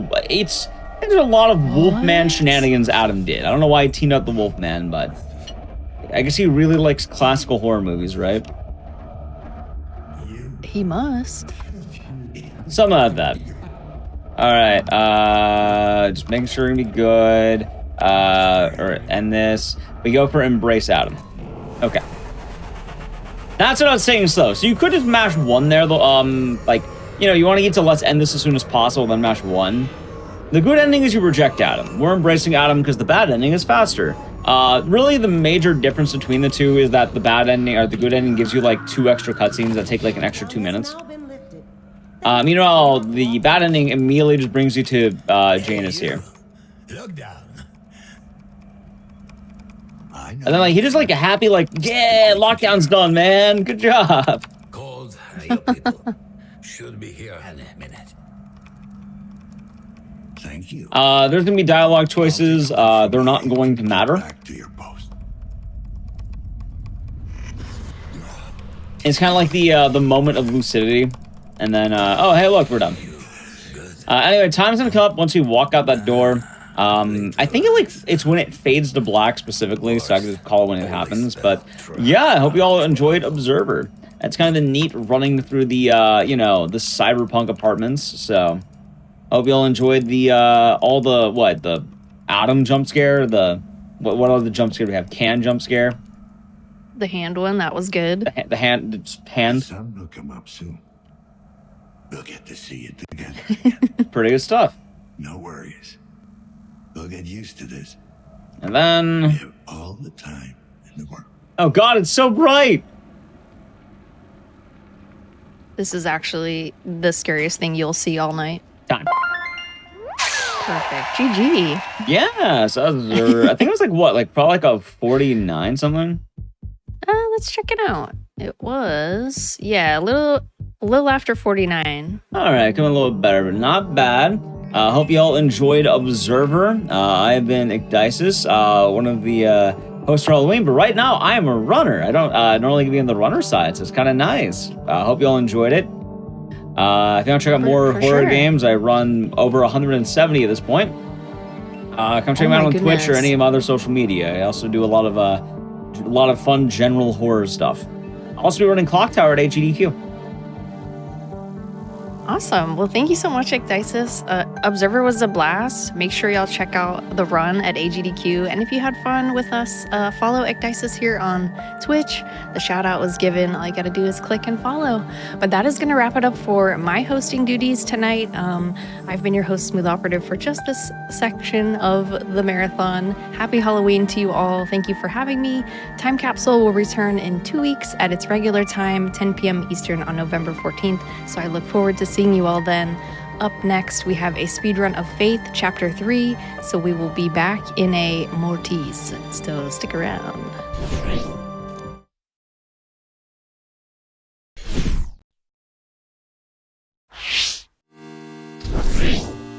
All right, everyone, welcome back from the break. Hope you've been enjoying the show so far. I am back on hosting duties, and it is quite fitting because our next game, we're going to be giving it a little faith.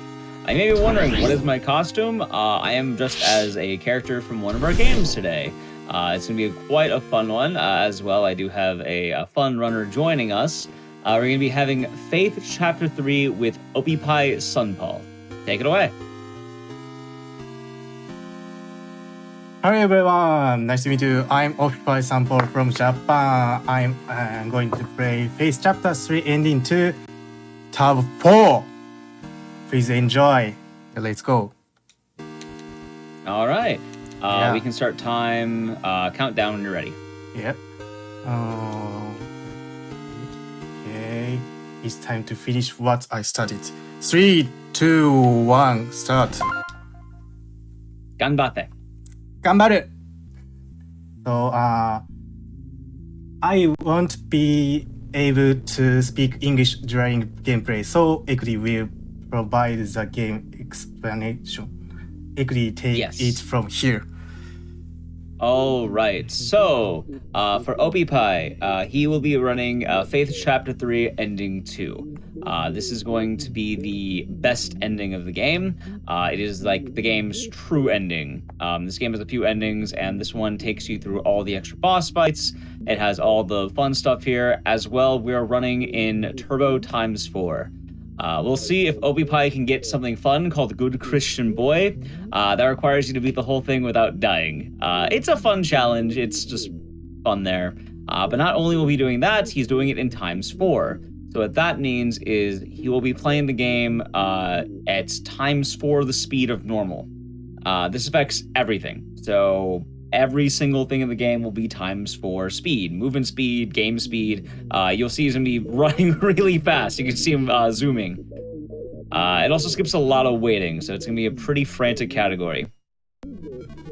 For those of you who don't know about Faith, Faith is a game kind of modeled to be like an old school Atari thing. It came out last year though, and it is a kind of like a exorcist horror game. It's also making a lot of waves. Anyway, in order to get ending number 2, what's going to happen is not only will ObiPie have to do all the game's regular requirements, he'll also have to defeat all the additional bosses, and the bosses in this game are immensely difficult. So first things first, you're going to be starting in the hospital. You see him kind of just go around. He's going to just break in, avoid the officer there. We feel watched. We're going to be dealing with our first set of enemies. Like, I'd say every area has 2 major bosses because not only do you have the hub boss, but you have the extra boss. So this is the first one, and just this guy.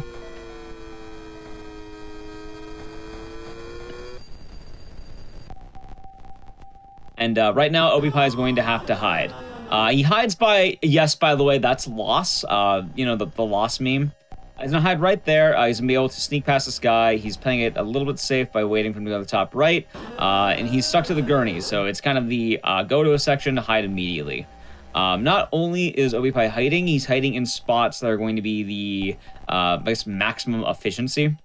They're going to allow him to just immediately leave when he can. Alright, so right now, he did a couple things here. First things first, he is doing a cross glitch. What that does is he pulls out the cross, he pauses the game, and then he unpauses it, allowing him to cross while moving. Normally when you're playing Faith, you can't cross while moving, but this glitch is going to help. As well, he's getting the monster in certain spots so the officer can shoot him. Very good so far. But right now, while we did defeat the first boss, we're gonna have to get the secondary boss. The way this is gonna happen is you actually have to go back into the gurney and do a little puzzle. Also, here's a funny part.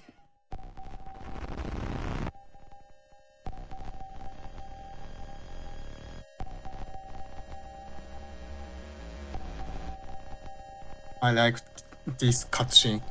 Yeah.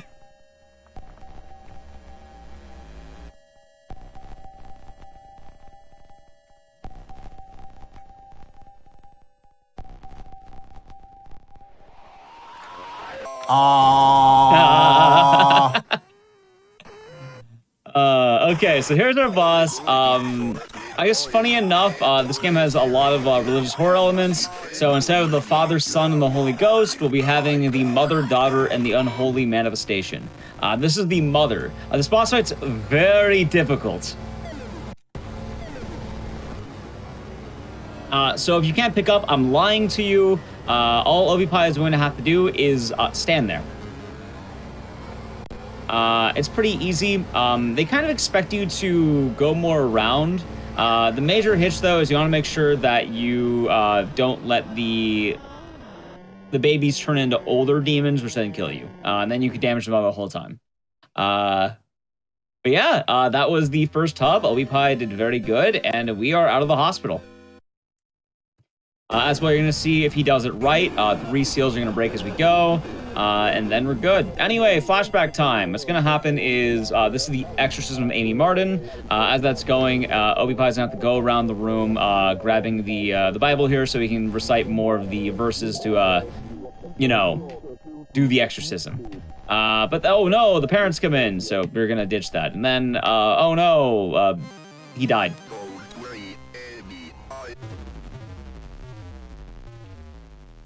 You're gonna have a lot of these nightmare sections and flashbacks.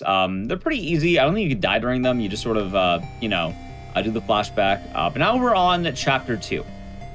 Chapter 2 is going to be pretty difficult. So, first things first here. We're going to have to, I think you're trying to meet with Lisa here. Lisa is a friend of yours who wants you to visit and help do something with exorcism. I don't remember exactly what it is, but you need to get a key. You need to exorcise the door there, and then you need to get another key. You can see ObiPie did that, and now we're going up to the 10th floor. Oh, no, he's doing the second floor first. Okay, second floor. Yeah.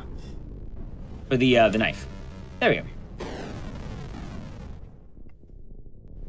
There's a few orders you can do these in. Works out either way. We're now going to the 10th floor. Yes. So this part's going to be terrifying. The whole game, you kind of been playing with the cross. That's how you defeat most enemies. You don't have to give up the cross, so now we are playing with no weapon. This section as well is one where you're going to have to play it in the dark. On Turbo, I actually don't know how hard this is, so ganbatte. Ganbarimasu!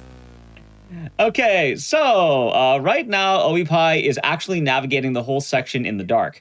What's meant to happen here is you get a camera, and if you push the button, it will actually light up the screen. However, if you do it too much, it can actually ruin the rooms, and you might get thrown into other rooms. So if you can do it in the dark, it's faster. But not only that, some areas are going to have enemies coming up in a moment. So this is actually very impressive where he's doing this entirely in the dark. And now we have an enemy chasing us. Obipai has to not only do that, he has to walk entirely in the dark. Now, if you're wondering, why doesn't he use the light more? Well, since it's on Turbo ×4, the light goes away immediately. It's not going to last very long. So we're running this whole section just very nice. Yes, good. Yeah, lights are back on. It's easy. Okay, now I have a boss fight. The candles are going to indicate where he is. Oh, it is. Oh. Are we gonna do it? Luckily, the game has good checkpoints. But yeah, the candles tell you where he is. He can have some unlucky spawns. It's not the nicest enemy in the game. It is. As well, it's kind of showing the chaos of ×4 speed.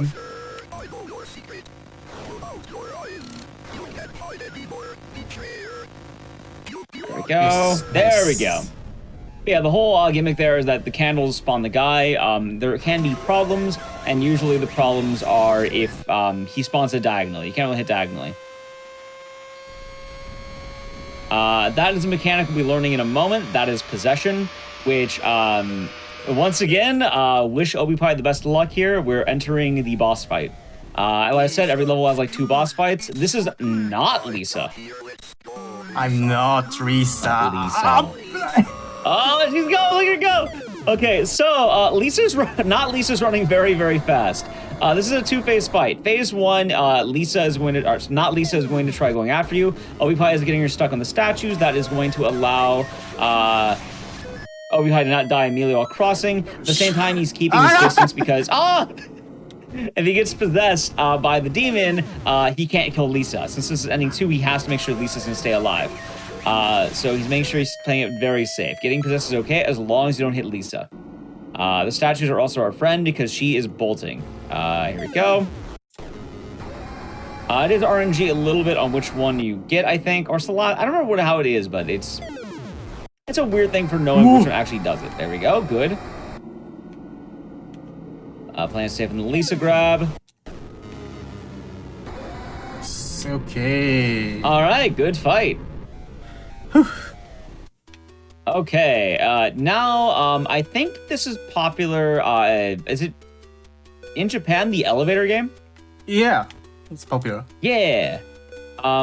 So this is a lore mini game. If you do not know it, I do know it is it's popular in Japan, but it's called the elevator game, where you push a bunch of buttons in a row.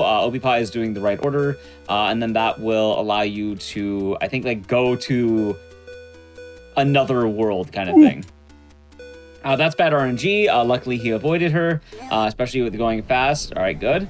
We're now hitting the second fight. This is the daughter. She's also the failed sacrifice. Impossible part. Yeah, this is gonna be a tough fight. So, ganbatte. Yes, I do my best.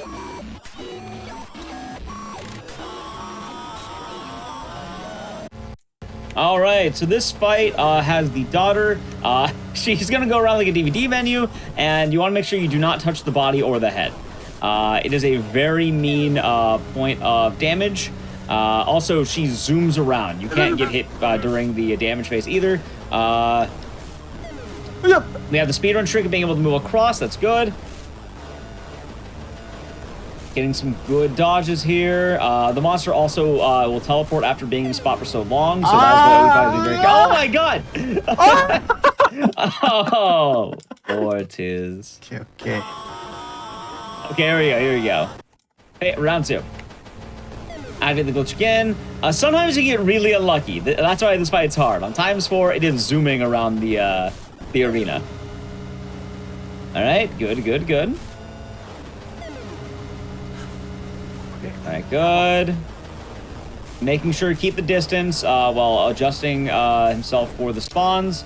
Hopefully you don't get pincered into a corner. Oh! All right. Good. Ah, Mortiz. Very difficult. It's a very difficult fight. That is why we have the estimates the way we do. Right, same idea. It is also RNG which way she will go, although normally she will try to go in like a set pattern towards the right. And then it really just depends on where she bounces. And the pattern always happens after you do enough damage. All right, good. Ortiz. Times 4 is very difficult. Alright, playing it safe this time.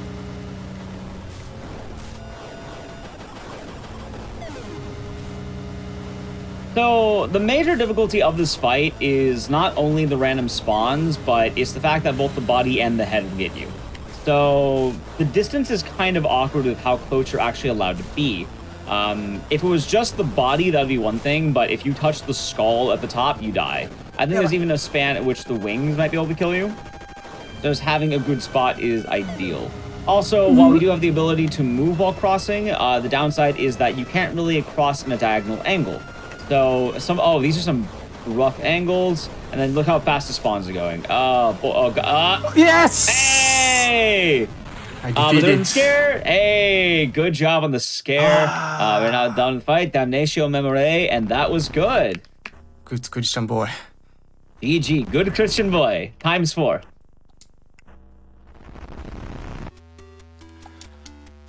Oh. All right. Luckily, the next fight is much easier. That's probably the second hardest fight in the game, I think. All right, so we're back to the flashback. We're going to be learning more about the story of Amy Martin. It's going to be going in the attic. Faith is heavily in the basement of the attic. There's Amy.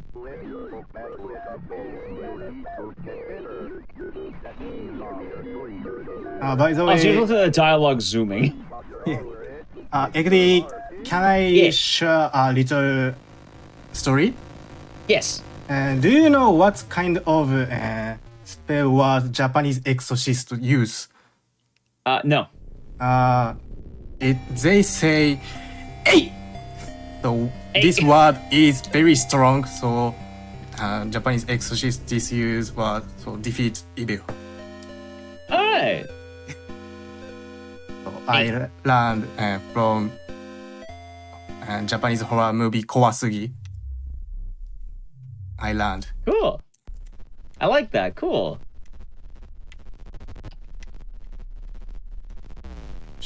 So right now we have a little puzzle. The answer was outside. You just have to match the colors. It's pretty easy. And now we're gonna have a little waiting portion. You have to wait for the painting to deteriorate. We have a few puzzles down here in the school.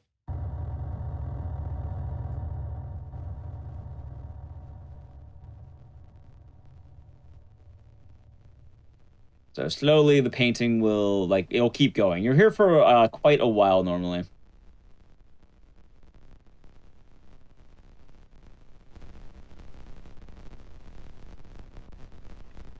We're almost there.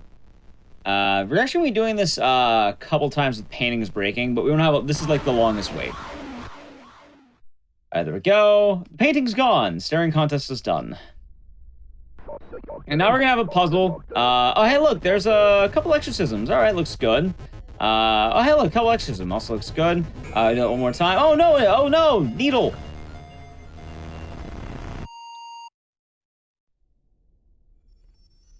Yeah, so they kind of gave John drugs. We're kind of getting ready for the Profane Sabbath. That's what this game's about. On October 31st, you have the Profane Sabbath. It was part of the Satanic Panic in the US. Also, this is like a song. I don't remember what song it is, but all these images actually match the lyrics of a song. I think it might be a Pink Floyd song, if I remember correctly.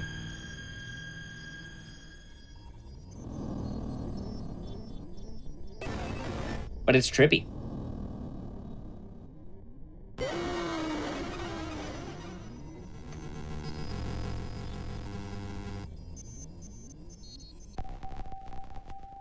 Now you are ready.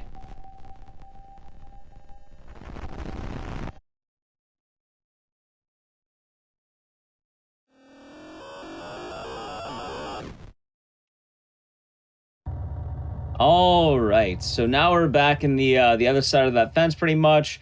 This part's pretty difficult. We're going to be having the next optional boss. The way this is going to happen is you have to destroy the painting, and then the unholy manifestation will spawn. Getting hit is not a death, but he'll send you to another dimension that's pretty much a death. He is a bit RNG on where he spawns from, so you want to make sure you have a good location. Get some nice damage in. But this boss is much easier than the daughter because you just hit him.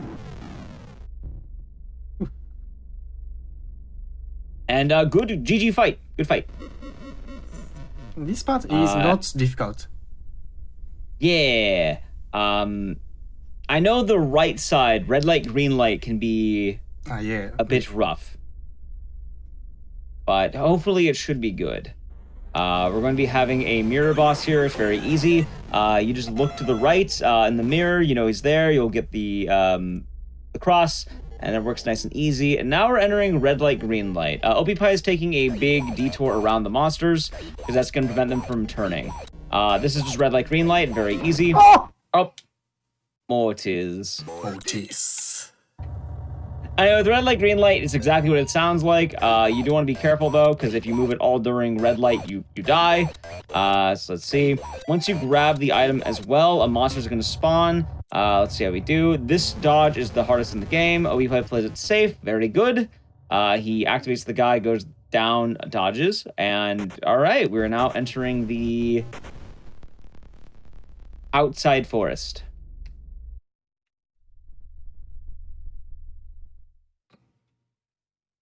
We're going to be getting a flashlight. That's going to allow us to see in the dark. It's like a lantern. There it is. Get run down. And we're also going to get some spooky jump scares. Bird. And another bird.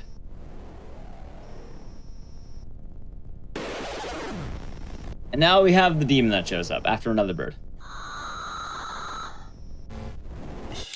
These demons are luckily pretty easy. You can cross while moving. As well, OPPie knows where to go. There are 3 exorcisms you're going to have to get, and normally you'll follow a blood trail, but since OPPie knows where to go, he's just going to go directly to the demons.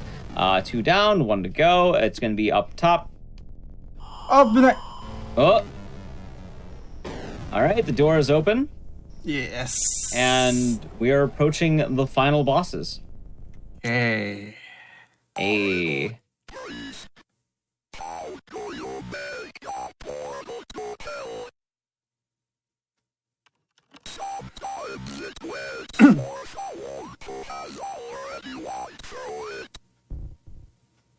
Sometimes it opens itself inside the best darkest room where nobody can find it.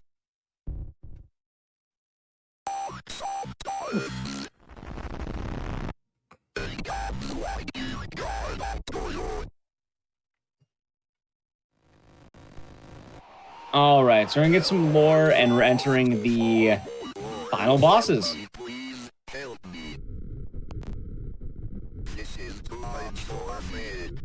let me escape this way to go home.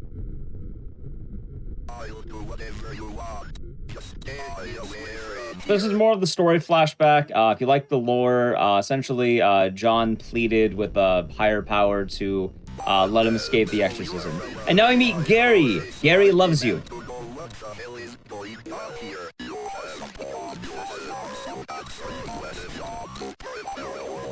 We're gonna have a lot of dialogue, and it's going to sound kind of wild.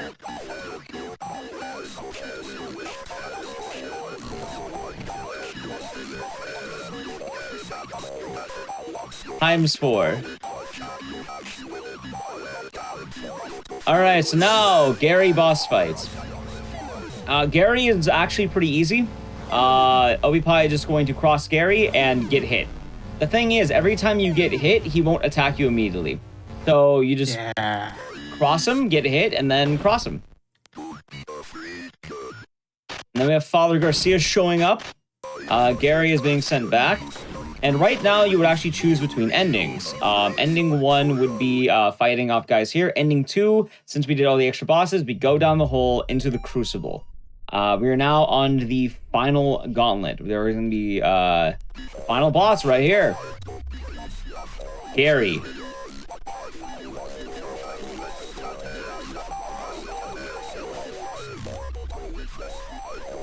Gary does not love you. Oh. Alright, so Gary does not love you, and we are entering the Gary boss fight. Gary's thing is he will try to approach you. After a while, he'll pause. We have 2 attacks. Either one, Gary will target you, or he'll dash around the arena. Both can be pretty deadly. Halfway through the fight, you'll be getting a second demon spawning in. You actually can hide behind the demon. Oh! So, going back to this, the second demon, what it'll do is it'll fire projectiles and land around the room. You have to be very, very careful. Right now, phase 1 is going well. Phase 2, let's see. Also, damaging 1, damaging the other. Good. Ideal. Oh, there we go. Okay, hey, GG. Wait, we won. Congratulations. GG, congratulations. Oh, no, it lied. All right, actual true final boss. Here is Malthus. You can take hits here. It's a little bit easier there. And there's a gimmick. 1, you need to do enough damage. You need to dodge all the projectiles. There's a lot going around. I think you get 10 hits total. Then you get a ring of fire. You then take the fire, run into it, and GG. Good fight. You win the fight. Oh, that does it. Yeah. Time is not coming up yet. Time will come once the ending is there. But very good job, Obipie. Yeah, it's very, very good mode. First try, final boss. Things that can be noted here, that final boss, I've watched Obipie practice this. The amount of time you have to get the fire onto the body is very, very short. So, GG. Thank you. Amen. We have one more choice to make. We do have to decide our ending. We'll see what Obipie picks. But once we see ending, that'll be time. We have Garcia and we have Lisa. Lisa Garcia, Lisa Garcia, Lisa Garcia, Lisa Garcia. Lisa. Which? Garcia. Garcia. You get the Predator reference, the handshake, and that was Faith Chapter 3. Time will be coming up in one moment here once we see ending 2. And stop. GG. Time stop. Thank you. Yeah. Thank you, Obipie. Thank you, Ekuri. That's the end of my play. Thank you all for your support. Looking forward to meeting you again. Goodbye. Absolutely. For everyone as well, if you would like to check out Obipie, Obipie does a lot of horror speedruns, horror games, yes. On his channel. Does BioShock, Condemned, Faith, The Ring, Terror's Realm. Yeah. You can watch Obipie at twitch.tv/Obipie_ OB/Pi/Sunpaul. Yes. It's in the link. It's there. Obipie Sunpaul. Please check my GG. channel. Thank you. Yeah, it's in the pinned link. All right. Thank you all for watching Obipie. We have a couple more games for Halloween. Arigato, Obipie. ありがとうございました。Thank you. Hey. Thank you, everyone. GG. All right. We will be right back with a couple more games. Thank you. And be right back.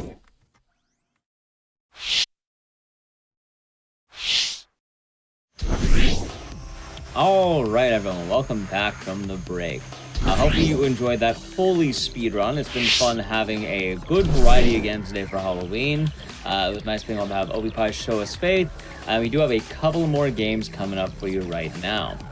This next game is going to be quite interesting because on the title for Twitch, it's going to be a little weird. We have something called Zombie Zone, but the actual name of the game is going to be something called Onechanbara, which has a whole history behind it.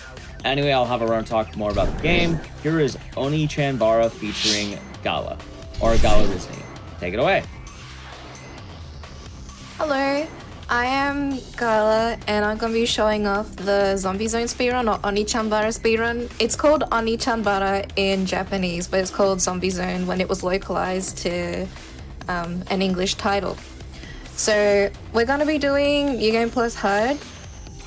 So we're going to start as soon as I click on this stage here, which will be in 3... Oh, actually, it's when I pick the costume. Sorry. I'm just going to go with black because Halloween black is really nice. So we're going to go 3, 2, 1, go. Alright, so this is Zombie Zone. Zombie Zone was released on the PlayStation 2 and was a part of the Simple 2000 series, which was a series of low-budget PlayStation 2 games that were released in Japan for the PlayStation 2. This was one of them, and this was made on a pretty low budget, but even though it was made on a low budget, from this first game in the series that got released, quite a few other games came after it for the Xbox 360, and there's even a remake of this game on PC now. So never underestimate a low budget. It can take you to places, yeah, like indie games and stuff. So the main objective of the game is to kill zombies. So there are zombie fights that are a requirement to progress through the game because there's barriers that you can't get past until later, until you defeat all the enemies. So for the majority of the run, that is going to be a big focal core to playing the game and speedrunning it. There are these little yellow dots as well as red dots that drop from enemies after you defeat them. Because we're on New Game Plus, we don't need to collect the little yellow dots because those are for leveling up your character. But because we're New Game Plus, we already have everything upgraded.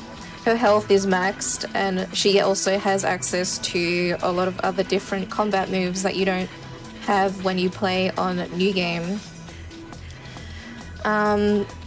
And you also have items at the start of the game that you don't have typically on New Game that you do for New Game Plus. So the first area of the game, because you're a lot more powerful than the enemies, it's pretty breezy, but because we're on hard difficulty, when we get to the later stages, it starts getting really tough. So for here, we have a required fight that we need to do so that we can get a key so that we can go to the next little area. It's kind of like a theme with the game. You go to one area, defeat enemies, collect a key item, and then you go to the next area to do the same sort of thing until you reach to the boss, which is at the last climax of the stage, and then you go to the next area of the game. So the main move that we're going to be doing is this 3-hit slice. There is also a mechanic where she will clean her blade. So on the bottom left-hand side of the screen, there is a really big bar that goes from red, yellow to green. That's the health bar. And then there's another bar on top of it that fills with red. It's kind of like a little squiggly line. That's going to be for a mechanic called Berserk. When she is in Berserk mode, she is incredibly powerful, but she also will progressively lose health. And then next to that, there is a sword that as you progressively hit enemies, it fills up with blood, like it gets red. And if it goes to the top, her sword will get stuck inside enemies, which we really don't want happening on the speedrun. So we're going to be making sure that we clean the blade every so often so that that doesn't happen. For the speedrun, we really would like the little red orbs to drop from the enemies because that will fill up the berserk faster. And when she's in berserk, not only is she really powerful in terms of damage, but she also moves faster. So that's really important for speedrunning because you want your character to speed along, kind of stuff like that.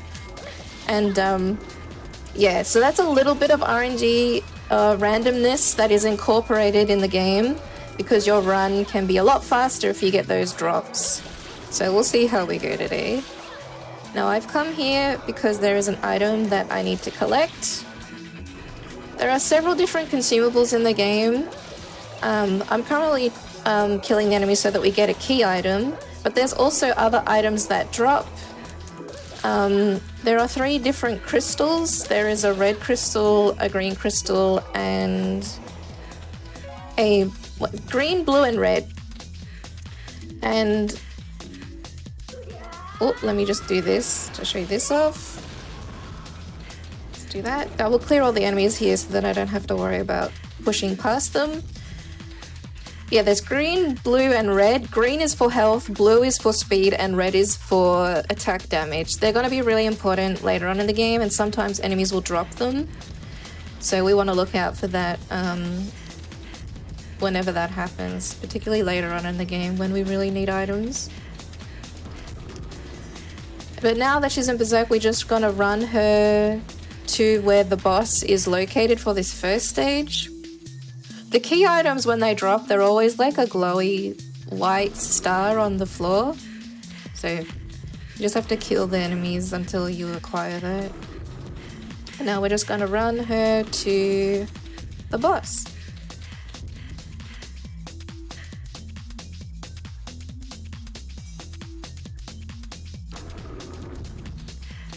Which is going to be in here, which is actually where we originally started in the cemetery of the game. So this is the first boss. We use a red power gem, and because our stats in New Game Plus are very high, the first boss he just dies very fast. But yeah, the later bosses can be a bit more tricky. So yeah, we're currently at level 99 because of New Game Plus, but we are on hard, so things will take it up a notch as things progress. We don't want to save. Instead, we want to go to the next stage, which is the Forbidden Ward. The next 2 stages, stage 2 and stage 3, are set in like a hospital or ward. So there are now enemies that are nurses in their nurse outfits. Let's go in here. We go to the right here as there is a key item in this next room that we need to get. So we're gonna have to do a fight and defeat some of these nurse enemies for it.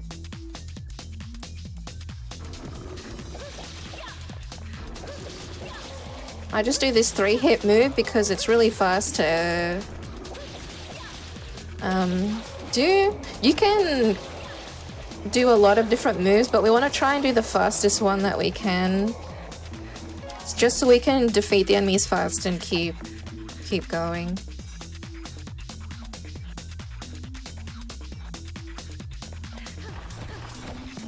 Also her range. There are several different stats in the game, and one of them is her range, so she also has a lot more range for New Game Plus, which is also very helpful for the run. We have to go along here, so it's a bit tricky moving around here because where the enemies spawn is always random, like each run that you do.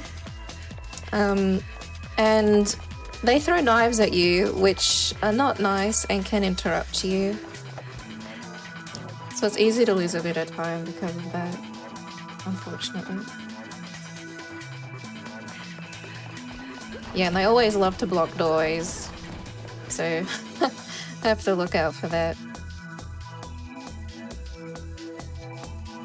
And we come up here.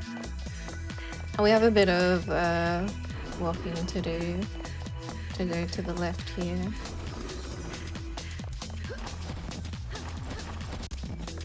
If the enemies are really blocking the way, I'll try jump around them. Because she does have a pretty substantial jump, which is pretty good. That they gave her that. Can help a little bit in some circumstances. But yeah, the enemies can always still be very annoying. This area in particular, like when you do your first playthrough, it's really easy to get lost because there's a lot of doors that you can go into. A lot of different like little rooms with enemies and things like that, and it's easy to get confused on how to progress through the level. When you do it a few times, it gets a bit easier. So the enemies that have fire on them, when they have fire on them, it indicates that they are a necessary enemy to kill in order to progress. Like, they will drop a key item.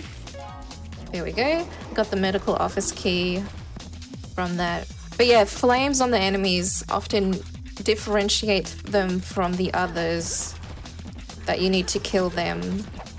Like to, yeah. That they're important, so you gotta kill them. In other words. So now that we got the medical office key, we gotta go to the medical office. Yeah, these nurses are blocking the way. Now we go to the left here.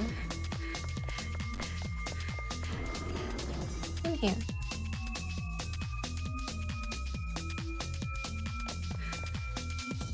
Now we have to defeat some of these nurses until an enemy with flames on him spawns in. You have to defeat a certain number until that happens.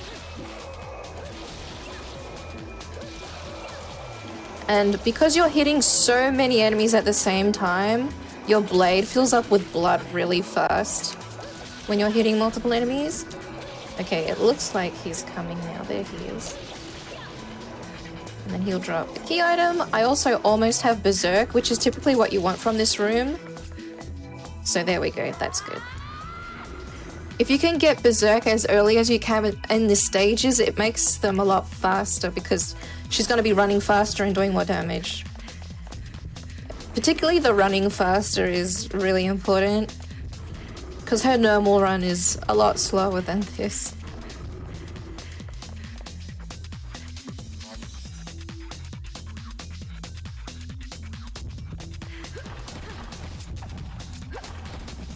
We're going back the way we came and going through a door that we didn't have access to before.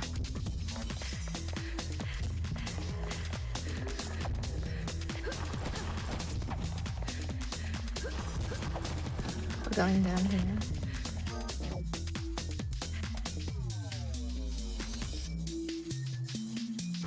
And there's 2 rooms that I need to do, just defeating enemies and getting items. So I just want to take this moment to say Happy Halloween. Happy Halloween. I live in Australia, so Halloween isn't as big of a thing here as it is in like America, but it's fun to get a little bit spooky, so I'm happy to be here. It is. Happy Halloween as well.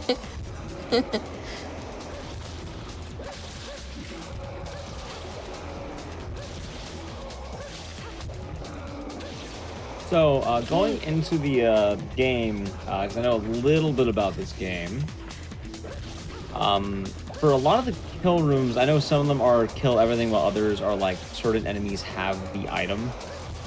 Yeah, that's correct. Do you know which one has the item a lot of the time? Yeah, that's a bit hard to differentiate because a lot of them, like, they all have the same models. Absolutely. So it is a bit hard. Yeah. And they don't always spawn in the same spots either, so yeah. Yeah. That's a bit tough to figure out. Yeah, because I was thinking about a lot of the differences between a new game run and new game plus run, and then for new game you don't have to think about it because, well, killing more anyway gives you more of the yellow dots, which then let you upgrade. Yeah, that's right. But on your end, you traded off the having to level up or the harder difficulty. Meaning, I have no idea which guys actually matter. Yeah, for the rooms where it's like they're not, like they don't have fire on them, yeah, it's just random. Sometimes you like defeat the first enemies and they have it straight away and it's like really fast, and then other times it's like the last enemy you defeat and it's very, very slow. Oh, absolutely. Just have to try your best.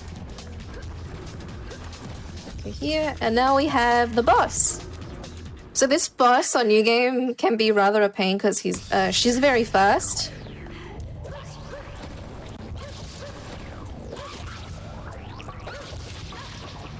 Yeah, she's like a lot faster.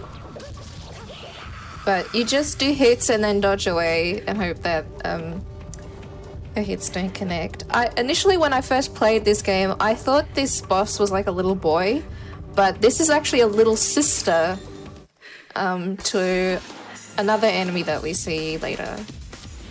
Yeah.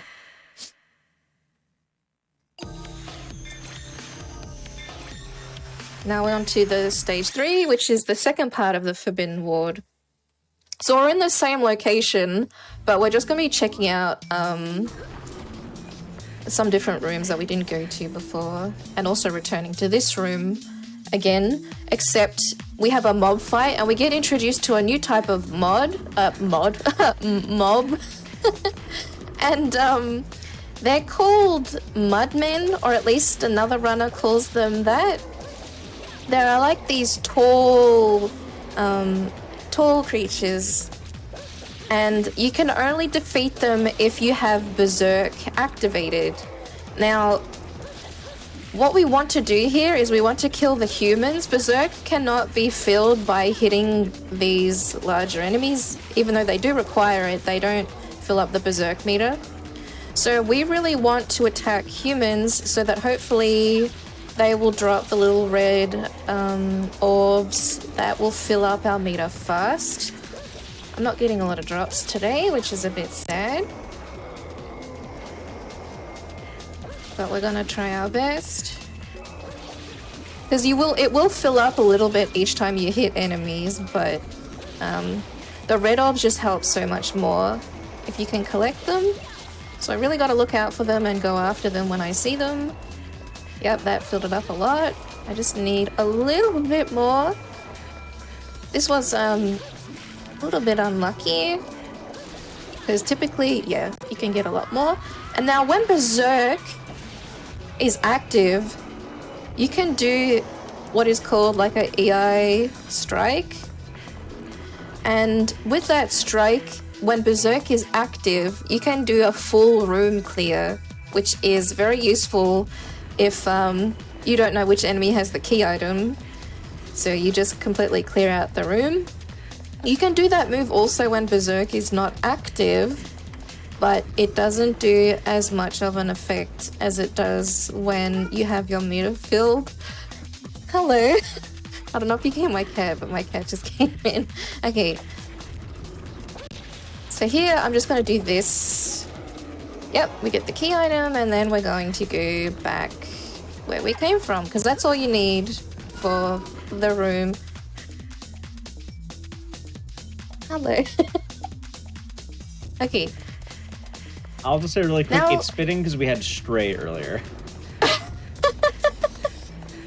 Yeah. Oh.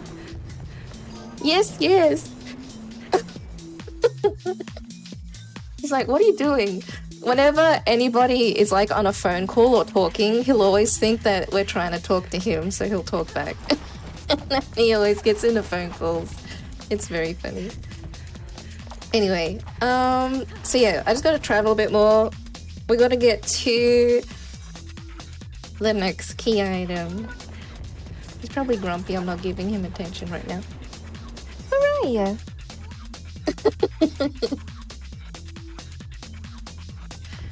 Okay, so now we need to go this way. I hope I'm going the right way.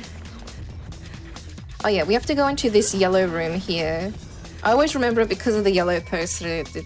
indicates it for me. Sometimes I need little things like that to help me through this game, because sometimes you can get lost. Okay. Now the requirement here is to kill those guys. So typically on a casual playthrough, you would remove your berserk and then you would fill it up in the next fight. But for speedrunning, we want to carry this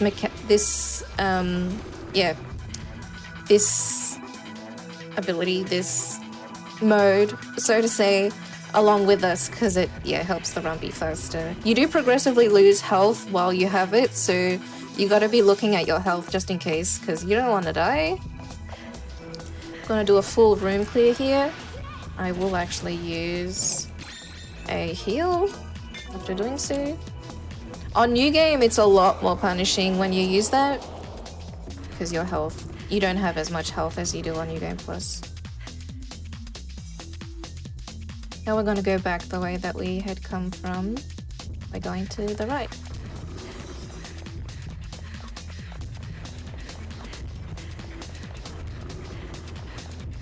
And going past these enemies.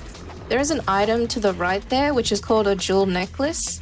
When you play on New Game Plus, you already have one in your inventory, so I can skip that item there. We're going to be using that for the next boss, and what a jewel necklace does is that when you're in... The description of it is when you're in berserk mode, your health doesn't go down from the berserk depleting health like it does, but it also actually makes you not take damage at all. So even if an enemy is attacking you, you're basically invulnerable during it. So I don't know if that was their intention, but yeah, it's an invulnerability item.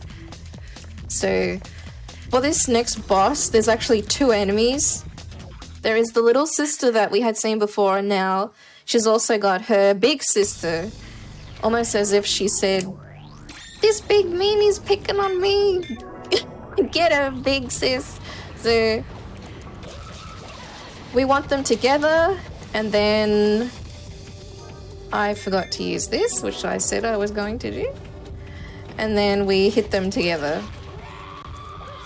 If I can aim at them. There we go. I had only used the power gem, but I did want to use the jewel as well. Too busy talking about it that I forgot.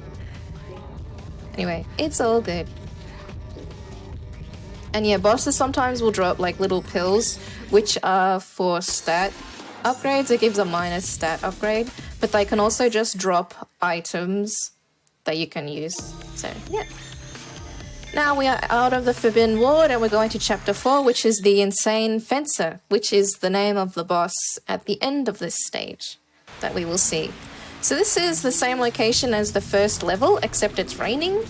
And there are some new enemy types. We have policemen that either carry shotguns or pistols.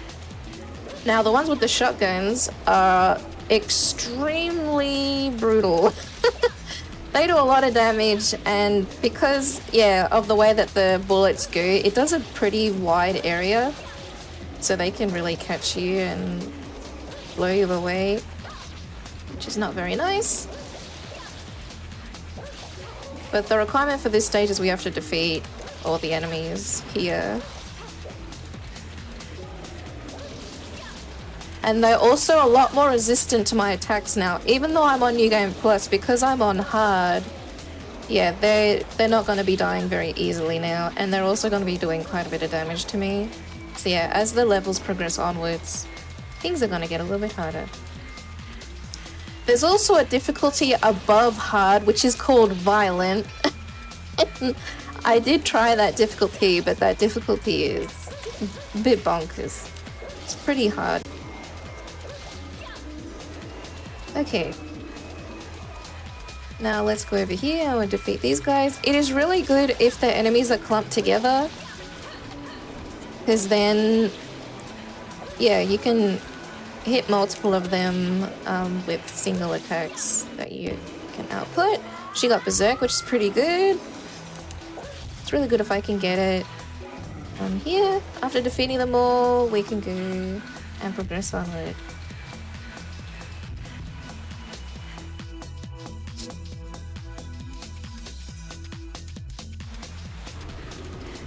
Now let's go down here. Except we're going to be having, yeah, all the police with their guns. Which is really bad. I need to be listening out for them more than anything. Because sometimes, like, I can't even see them on screen, but they will be shooting at me and the bullets will come over. So, yeah, it's really important to listen out for that. Now, this fight in particular can have quite a bit of lag.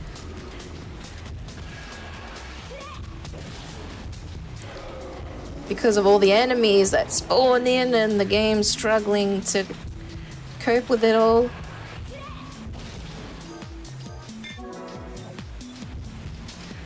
So it can be a little bit rough, but we'll do it okay.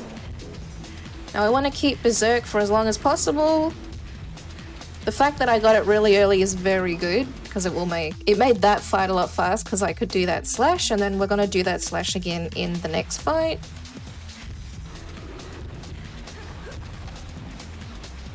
Because there are going to be these mudmen tall enemies that need it in order to die. Probably should have done just a normal slash for them, but that's alright. Now I have to wait for them to spawn in. I got a heal, which is very good. I'm gonna have to wait for them to spawn in, because if you do the slash too early, it will not have effect. They have to, like, have their bodies at least semi out of the ground. Also, when you do the slash, you need to look out for the blade. The blade fills up with blood a lot. So, sometimes if there's so many enemies, the blade just fills up with blood entirely, and it's very scary. But we were okay. Now, we have a bit of movement to do here. So what we're going to do is we're going to use a speed gem. Now, with the speed of Berserk along with this rapid gem, it stacks so that she moves really fast. So she's zooming through the area here. And by the time it wears off, we'll be at the next fight that we need to be at. She can be quite hard to control though, with the speed that she has. So you just have to watch out for that when playing.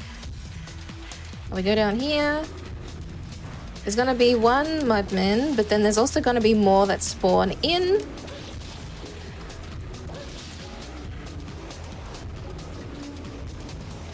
I'm actually just gonna do slashes for them.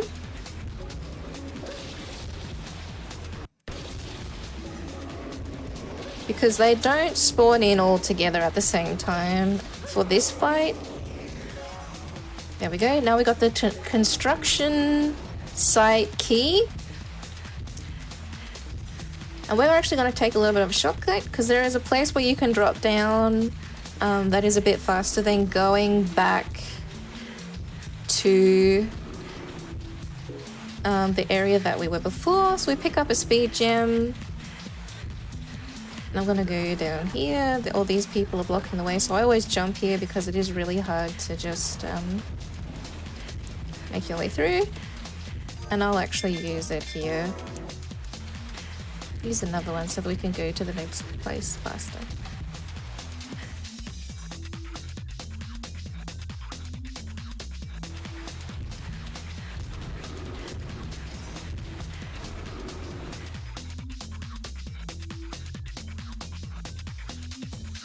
And the construction site is over here.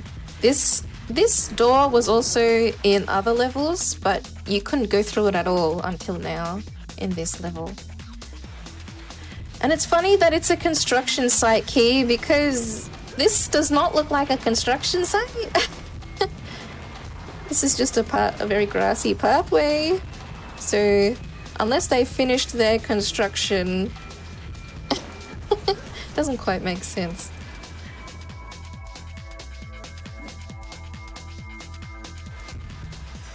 Now we run to the boss of this stage, and I'm gonna actually do a heal before we do this boss, and I'm also gonna use a power gem. This boss can teleport. He is very annoying.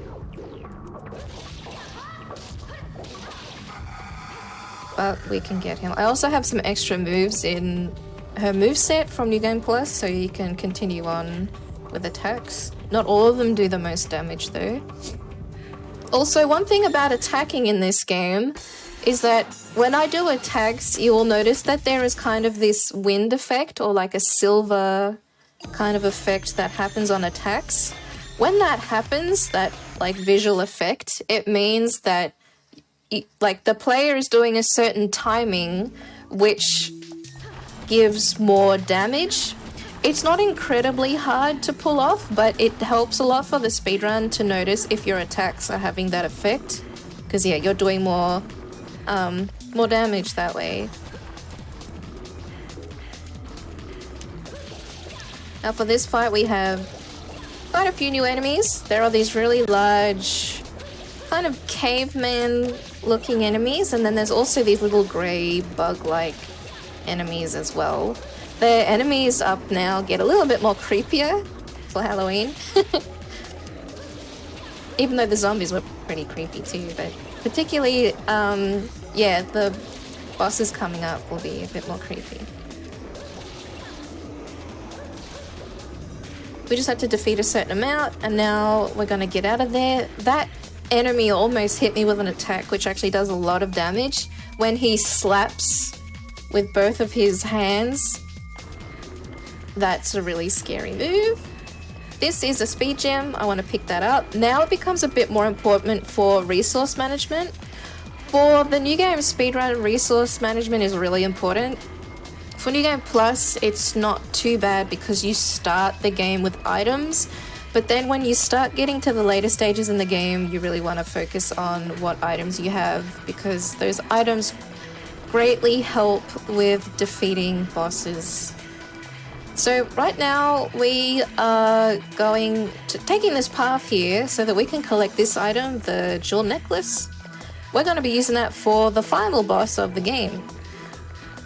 Now this is quite a bit of a path to get to it, but it is incredibly important to have that because without this, the final boss is not fast. So it's very important to have that item. Behind this pillar here, there is also an attack gem. So really important resource to pick that up.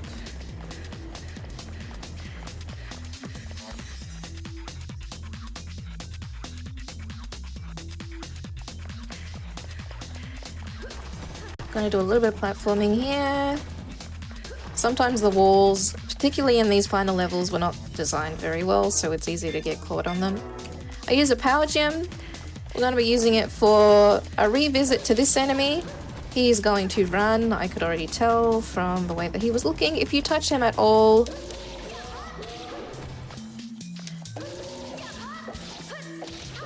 he will run you over, and then it takes forever for her to get up, so I didn't want to get touched by that attack. So it's just best to get out of the way if he's deciding to do that. Now we progress onward. So there was a revisit of his fight. So he was the first boss in the game, and then there's going to be a few other bosses coming up that will be revisits to those fights as well. It's really easy here to get stuck on walls because that's how the game is right now, but we'll do okay. So there's 2 rooms here. We need to defeat the enemies in these rooms. I'm hoping to build up enough meter for Berserk.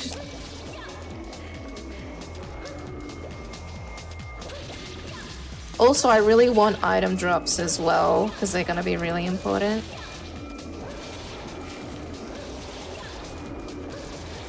Yeah, you can tell in the attacks when there's this like silver kind of wind effect that happens. I didn't get any good drops there. Even the red drops were not good either, so my Berserk is actually really low compared to what I would want it to be at this point, but we still have a second room of required enemies to defeat, so we should be able to get what we want here. It's pretty good to stand like near the walls or corners because then the enemies clump up a bit more together, I found.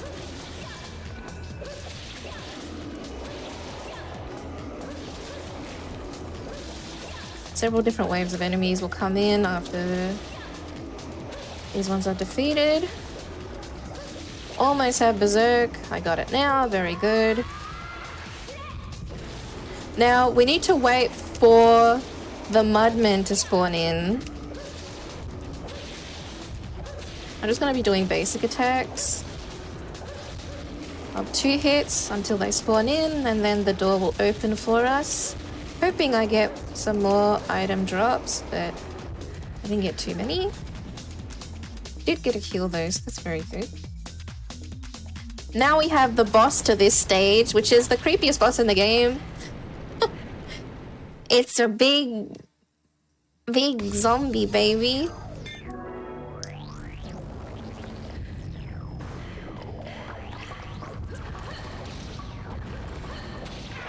Now I do a double jump.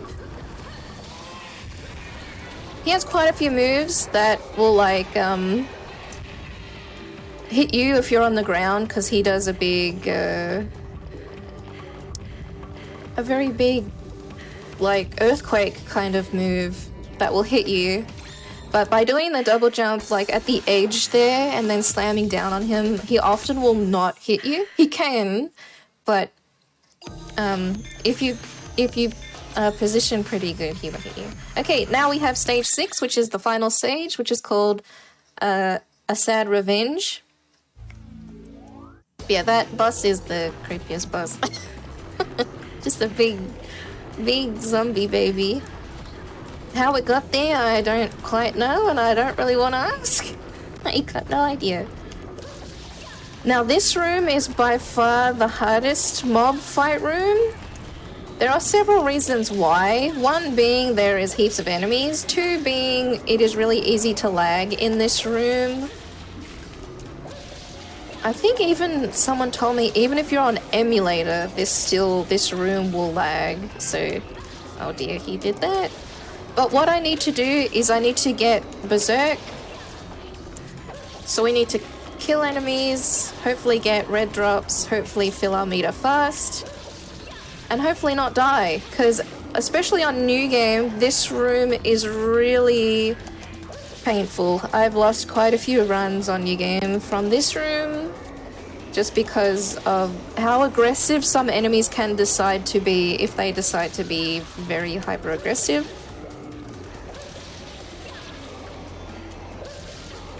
Now we go over here. I'm trying to focus more on defeating the smaller enemies or the nurses more than the larger enemies. One problem also is that the enemies love to come after you. Even the mudmen as well, even though I can't currently kill them. But okay, that's all good. Now we're going this way. Cool.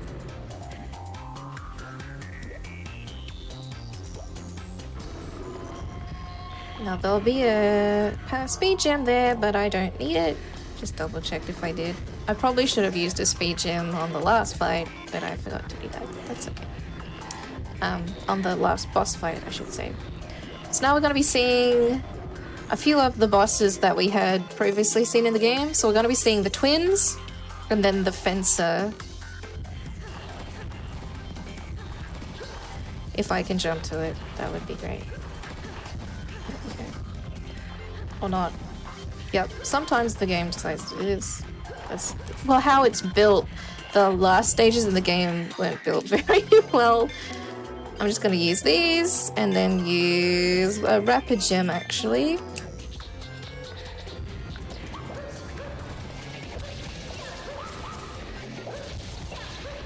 Now the thing about the older sister is that she doesn't always do her attacks.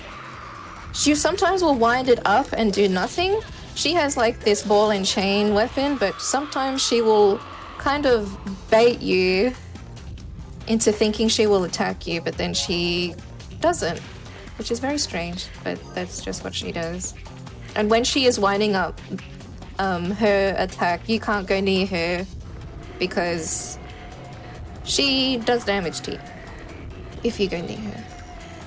So we did that boss, and now we have the next boss, which is going to be the fencer.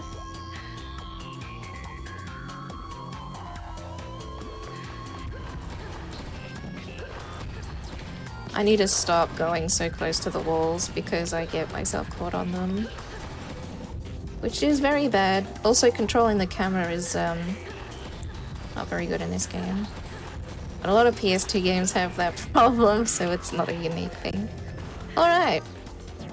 I keep pressing the wrong button. I'm going to be using a power gem and a rapid gem for this guy. Just because he can be really mean. You also don't do a lot of damage to him, even though I'm on New Game Plus. There we go. Okay. One thing that can happen with him when he reaches half health is that he will get very fast. His attacks get very fast, and yeah, he does, yeah. He's like irrationally fast, kind of. It's really hard to avoid his attacks when he's so fast like that. You get wailed on. But now we have the final boss. It's going to be laggy quite a bit because for some reason when you have Berserk active on this fight, everything is a little bit laggy. But that is okay. So we use a jewel necklace, a power gem, a rapid gem, and what we're going to be doing is hoping that she doesn't dodge everything I do. She's dodging everything I'm doing. The best things that can happen is if I am behind her and if I lock onto her too. And now it's, yeah. She is finished, but there is a lot of lag. So time will be when the cutscene emerges, which I will call out. And time. Okay.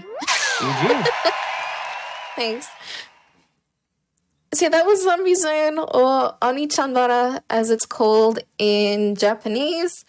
If you are interested in learning a bit more about this game or speedrunning this game, there is a Simple 2000s Discord where this game is, as well as all the other Simple 2000s games that were released in Japan. This game is actually pretty easy to pick up.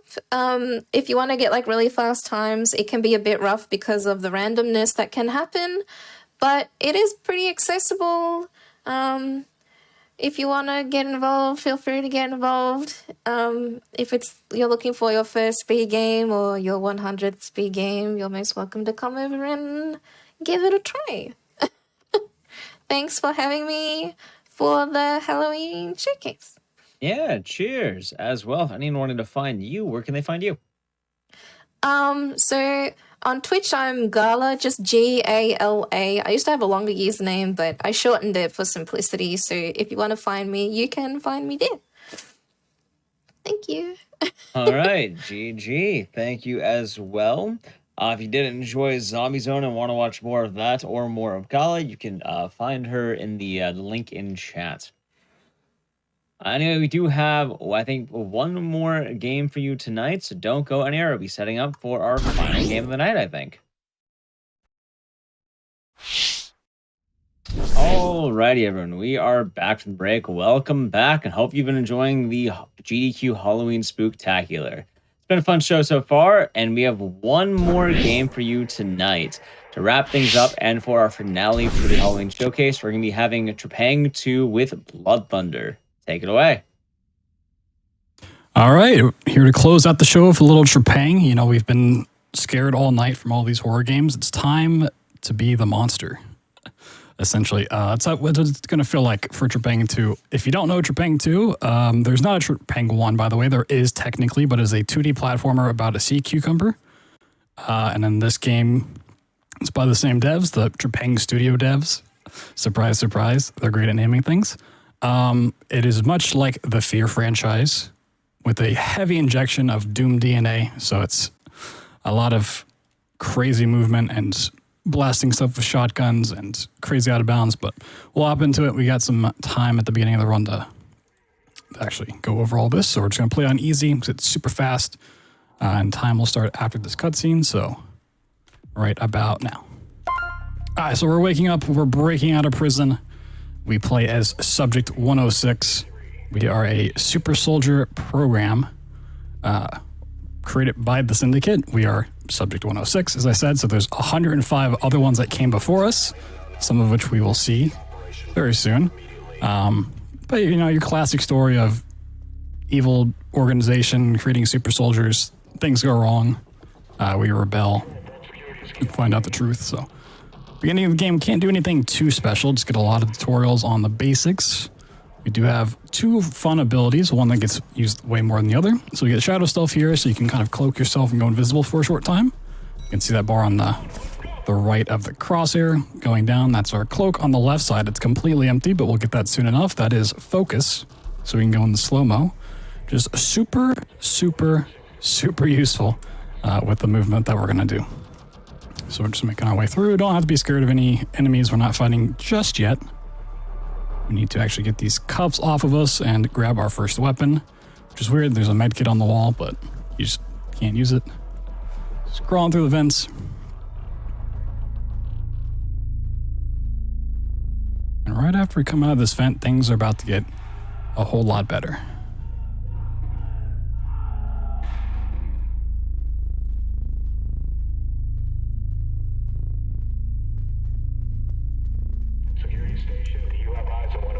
So right before we pick up our pistol and break off the cuffs, we're going to crouch, which allows us to skip the checking the pistol for ammo animation. I'm good at shooting. I can just go ahead and break the locks. You're going to be seeing a lot of sliding and a lot of jumping in this game. So the bar at the bottom, the white bar, keeps going down and refilling. That is our stamina. And in order to maximize our movement speed and our stamina regeneration, we get to do a whole bunch of crazy movement techniques, kind of combining jumping, sliding, crouching, running, which we can go over a little bit here and there. But if we kill an enemy, that white bar becomes yellow, giving us infinite stamina for a little bit of time, so we can kind of just spam movement.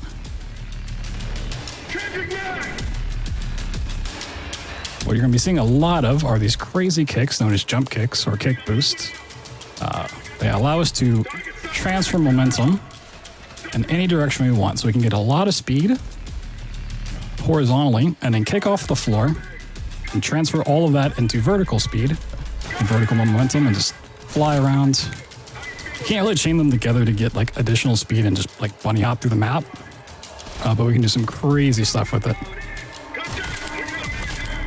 I'm just trying to navigate these tight corridors the best I can, and if I see an enemy, I'm going to kill him because that gives us that infinite stamina I was talking about.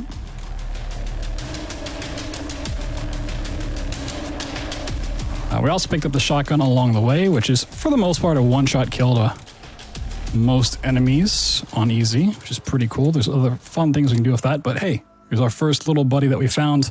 Unfortunately, he played a little game of Sudoku and lost. Well, this is Subject 105. He actually came to break us out, and then, once his job was done,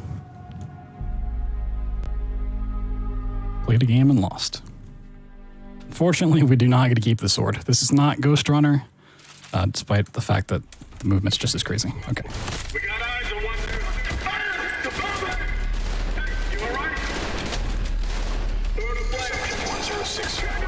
There's not too often we actually have to kill enemies to progress. A couple of levels later on, we will have to. This is our first little instance. And if we can manage to do it, this relies on enemy AI being kind of nice to us. We want to grab one of these enemies in the back. One of the very few times this is useful. And you can actually attach grenades to them. Oh, he's not going to blow up. Okay. But a little too late. This guy's alive. Oh, you're alive. Okay. So the grenade hopefully kills off all the shield guys, because they're kind of annoying to deal with. They have shields, of course, but yeah. Also, if you slide into enemies, they go flying, so anyone with a shield, you just slide into and not have to worry too much about it. But we're very, very quickly approaching the end of the level, and our first big trick that we get to do is also kind of an annoying one to do. So we're going to attempt to get an autosave.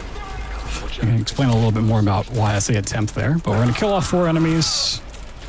And that should hopefully let us get the trigger in the hallway over here. A little bit of story that we're just going to mash through. So coming up is a big fight you're supposed to do with different waves of enemies. And normally the door locks behind you, but we're going to attempt to get over the trigger that closes this door. And then deload the previous area by kicking off of that post. It allows us to then get out of bounds. Okay. This is the very, very tricky part, is getting from that doorway actually up and on top of the map. So we're using kick boost to transfer momentum.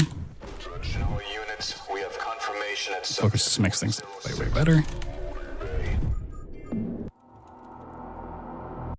And this is why we want this autosave in the hallway. There is a chance that you don't get it, and I'll explain that once we actually finish this trick. Get a nice little helicopter ride. Original units, we have confirmation at subject 106 is in the loading bay. Sierra 1 unit. And kick boost all the way up here, and then we're going to kick boost up to an invisible trigger that we can't see. And the triggers are very small usually, by the way. They're not some big plane that you could actually a lot of freedom with. You have to know exactly where you're kicking to, load in the final part of the map, and then get on the helicopter. So I say we're going to try to get an autosave, because the way that triggers work in this game, especially autosaves a lot of the times, it's not just a plane that you walk through and this gives you an autosave, because a lot of times you might be in a fight, you might be running past enemies, so they don't want you to be in like a death loop. So if you like got shot and you die as you hit an autosave, you're just stuck forever. So it checks every time you go through an autosave if there's hostile enemies around you or enemies at all. And if those conditions get met, it doesn't give you the autosave, which is why we killed off those 4 enemies in the previous hallway. So actually close enough to that trigger. And sometimes more enemies can run down there and come after you. But now we're in the safe house. This is the hub between levels. We get to do some cool stuff here. You can play like little fight waves. You can test out different weapons. You can change your cosmetics, which we're actually going to do real quick. It's actually part of the story mission you have to do. So let's open that up, close it.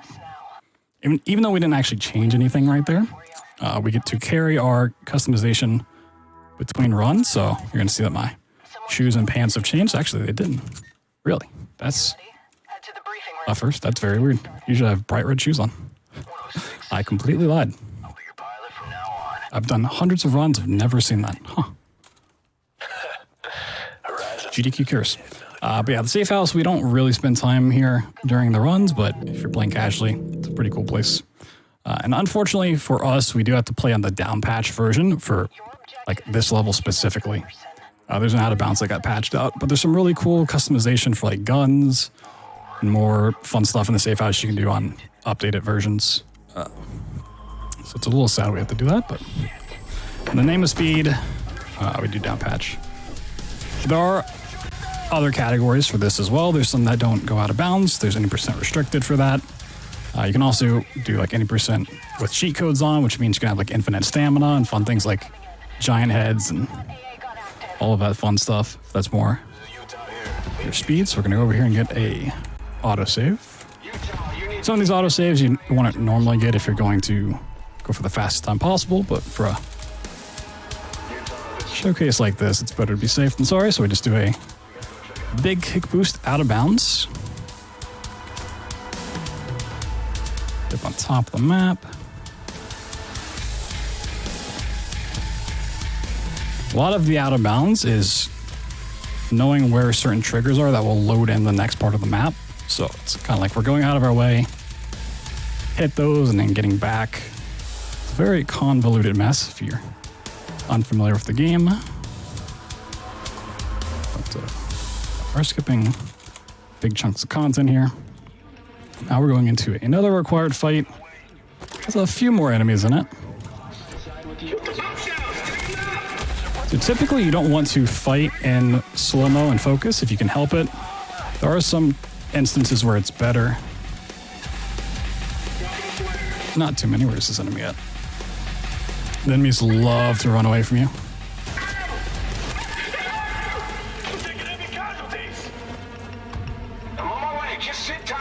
One of the fun things you can do in this fight, I try to do on the way out, is if you throw a grenade, they'll just like hit the floor and take a while to explode. But if you hit an enemy with it, it'll explode instantly. So if you're fast enough, you know where enemies are. And you can even use focus to your advantage. You can just hit an enemy that's close to a whole bunch of other enemies with a grenade, and they all die.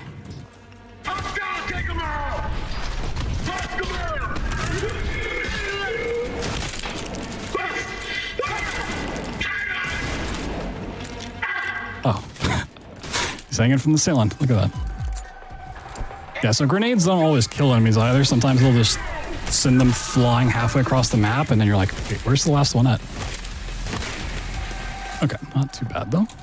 This breach charge, it comes down, drops in a random spot, and if you don't grab it fast enough, it tends to like teleport a couple feet away from you. It's really annoying.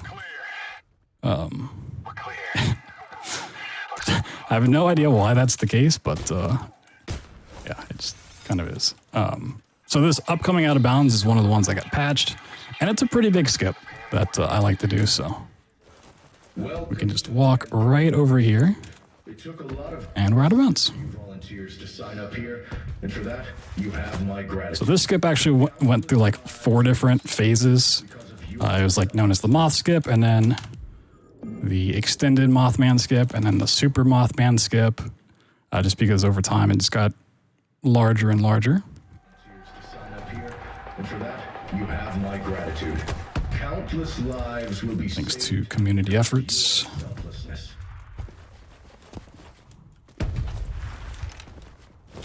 Once again, we're just kind of navigating to the next trigger that's going to load in. For this, the bottom part of the map, we're going to have to drop over the void, meaning if we fall down, we would just fall to our death and have to reload. Hit a trigger there. I'll get that elevator unlocked for you. Then we're going to slide way off and go wee, and then trigger loads in all of this. Load in some more. Now I need to avoid going towards this room on the right, so we can get an autosave over here. If I go too far right, enemies and they tend to like aggro onto me. And this autosave here doesn't go off, which is really, really useful because this jump is super scary. Okay. Yeah, a lot of these out of bounds go right over the void, so if you make one small mistake, just reload. But thankfully the mantle, the little grab we have, is very aggressive for a lot of surfaces. You can actually get away with a lot. You can be like really, really far away from the ledge and just spam jump and you get there.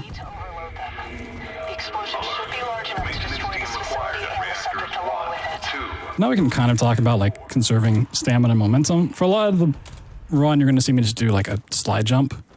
And when you have the height to do so, and you're not constantly going around corners, this is typically the best way to move around the map. You're going to get the most speed from it, conserve momentum, stamina. There's things known as long jumps where you can kind of go like a little bit further, a little faster. It's kind of a newer tech and a little hard to pull off. We're going to skip the cutscene and then throw some enemies into some generators.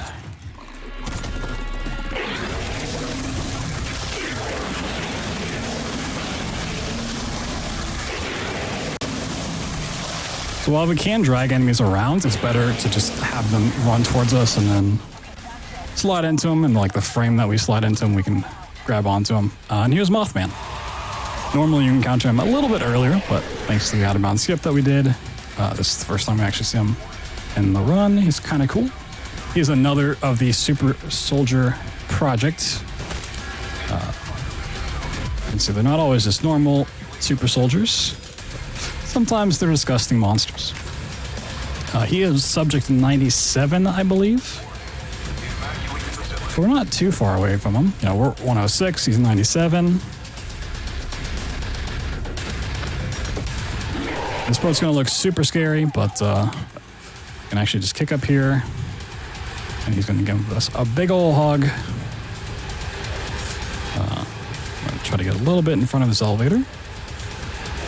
So you're just supposed to survive here. We're not really in a fight sequence at all. And there's a little like thing of collision right outside the elevator. We stand right here. When the elevator is going to open here in a second, it's going to just go ahead and pull us inside instead of having to like drop down. And the way that we get positioned outside once we go through the elevator, which is kind of a long sequence, is determined how we're looking here. So I'm just going to stare off on the right. That way when we exit the elevator, we're looking straight forward. I don't know why it turns us, but it does. And I also went ahead and set our shotgun ammo to 6. So it holds 8 at a maximum. And the reason I set it to 6 is we need to kill off 4 friendly enemies that come to save us. That will trigger the next part to happen a little bit faster, which is going to leave us with 2 shots. And that's super important because the shotgun gets more damage if it has 2 or less shots. If you have 1 or 2 shots left in the shotgun, it does bonus damage. Why that's really a mechanic, I'm not sure, but it is really useful for things that aren't just typical soldiers that are one shot anyways. Going to hopefully allow us, if my aim's good enough, to quick kill the Mothman and continue onwards. I will say, if any of this looks interesting, or if you just want to mess around with some of the tech, I did release a full game tutorial for any percent about a month ago on my YouTube, youtube.com/bloodthunder. It's like 2.5 hours. Teaches you everything that you need to know, some backup strats to get you going. Okay, so killing them gets us faster. Shot the boss, and we're out. There's also a lot of times where you're kind of waiting around like this. This is like a really good time to like practice doing your kick boosts. If you ever see me just like running out runs, I just kind of like run around and just practice my movement during these segments. Some fun stuff you can do is actually get up on top of the helicopter. These blades don't hurt you at all. Just chill out up here. That is Pandora Institute. Next level coming up, the Jorvik Castle, has some of the scarier tricks. It has these like kind of scariest trick in the run, but a lot of fighting as well. So Safe House 2, our second visit here, it's a little different than any other visit to the safe house besides the very end. So it takes us to the basement, which kind of provides some more story context and sets stuff up for the futures. Now, this elevator has a really weird magic corner. If you jump into it, it just kind of resets you back to the middle. None of the other corners do that. Kind of a fun thing. So we just need to come down here and look at this bomb. Like, oh, you have a warhead in the basement. That's lovely. In the event it's overrun by hostiles, you'll have to activate the self-destruct sequence. Now you know. Get some rest. I've got your next mission in the briefing. So you can't like just get up here instantly and then go on. There's a certain line of dialogue that you have to wait for. That kind of happens throughout the game. But sometimes we're just waiting for dialogue to go, so you don't have to be super, super fast, but you still want to kind of know what you're doing. A little bit more story from the drones. This is the last drone that we actually see in the run.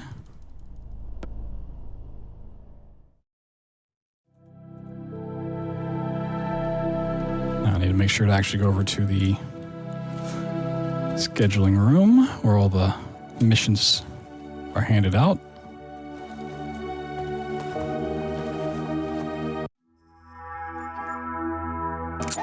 Raven here. I'll meet you at the helipad. 106, this is Spectre 1. And back out we go. So yeah, you can always go back after you've played through the game, and you can play those on harder difficulties or just replay them if you want. Bring in different weapons. Yeah, your typical fun stuff. But now we're in the Jorvik Castle, which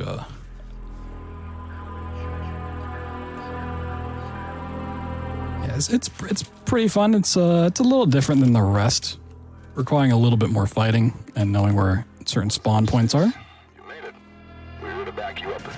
So this courtyard becomes a thing you'll see a couple of times.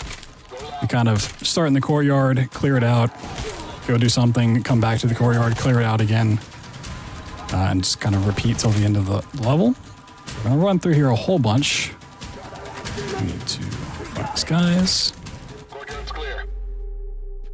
You can see the snipers that we just passed up there. They're little blue lasers. Sometimes they'll actually kill enemies for you. It's kind of rare if they do, but it's always nice. Otherwise, they'll like point them out with their actual lasers, so you can kind of find enemies that are hiding away from you.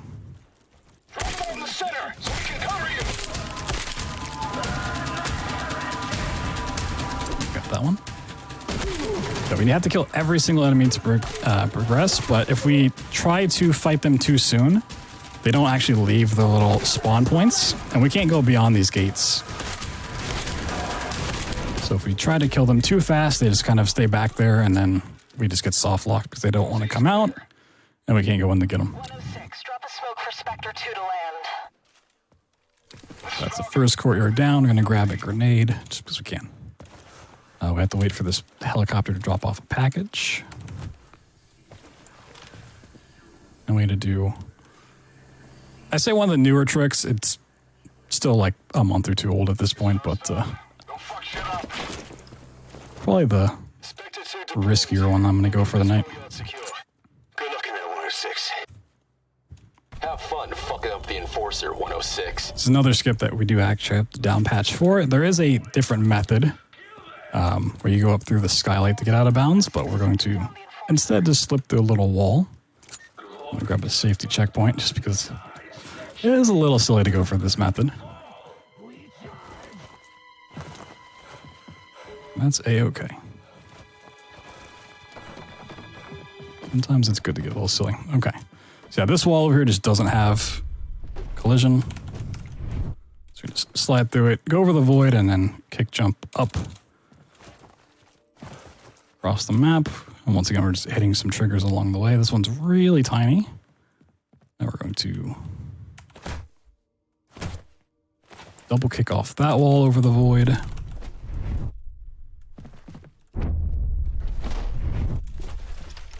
Some more crazy kick boosts. And that's the rough part of this trick. There's still one more part that's not too bad, but is still risky.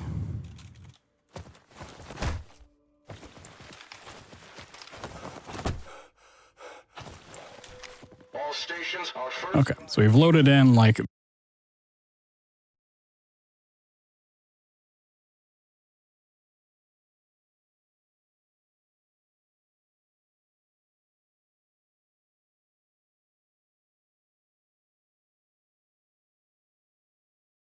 happy with that. We need to pick up a bolt gun before we go out.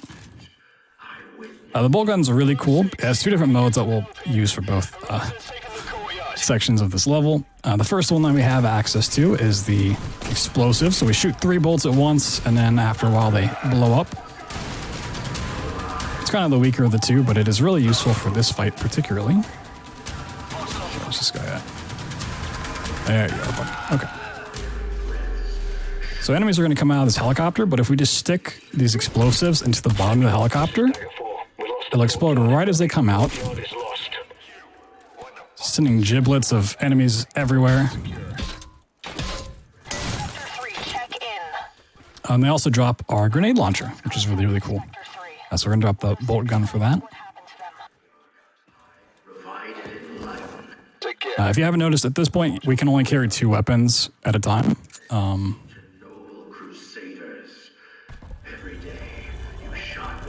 Which is a little unfortunate. It'd be nice to carry all of these weapons.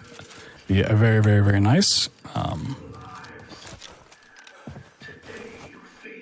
But we kind of make do. We actually don't need too much to get through the game. Let's see if we can find the rest of his team.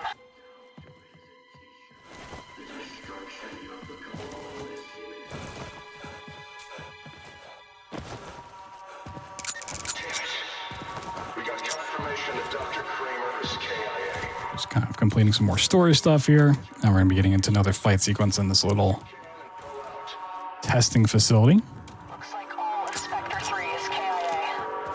Pick up some more supplies, a grenade launcher on the table, some grenades, and head up here. So while the grenade launcher is really good for just clearing out enemies, as you would suspect a grenade launcher to be, there are some actual tricks that you can do with it. None that we do in actual real runs if you're doing individual level attempts, IL attempts. or segmented work. You can shoot a grenade and jump kick off of it, which is as crazy as it sounds. It is incredibly difficult to do, precise. And the skips so far that use that tech, it's not just a single grenade kick you have to do. It's like multiple. It's like a chain of 3 or 4 in a row, which is why nobody goes for it or would even really want to go for it. But there's some really crazy stuff that potentially make its way in. We're going to wait for these enemies once again to run in because we can't go past this gate. So if we try to attack the enemies too soon, they're just going to stay back there and we can't really do anything about it.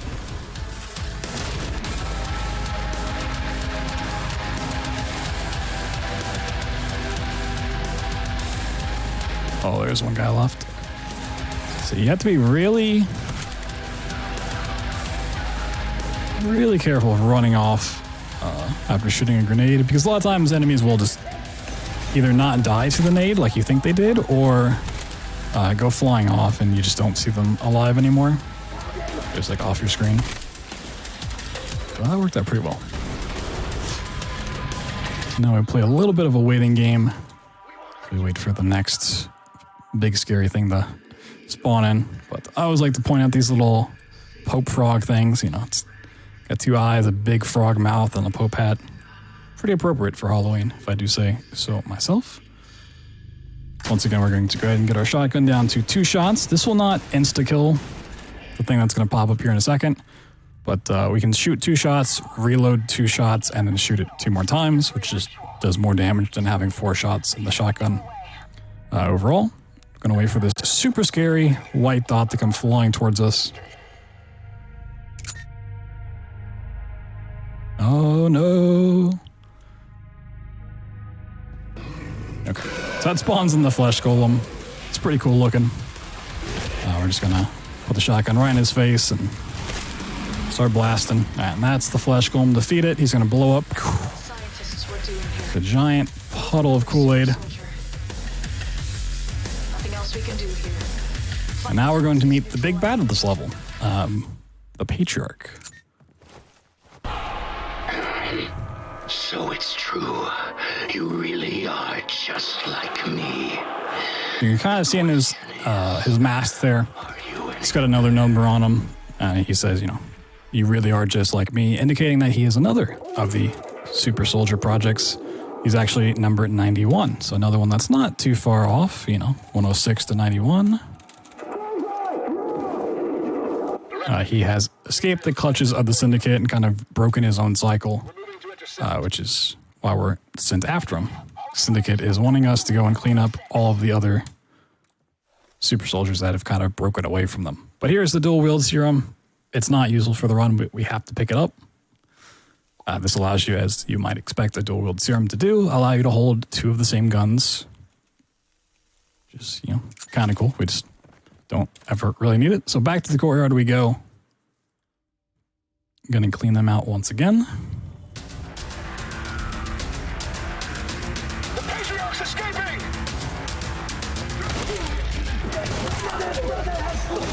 All right, boys, time to kick some ass.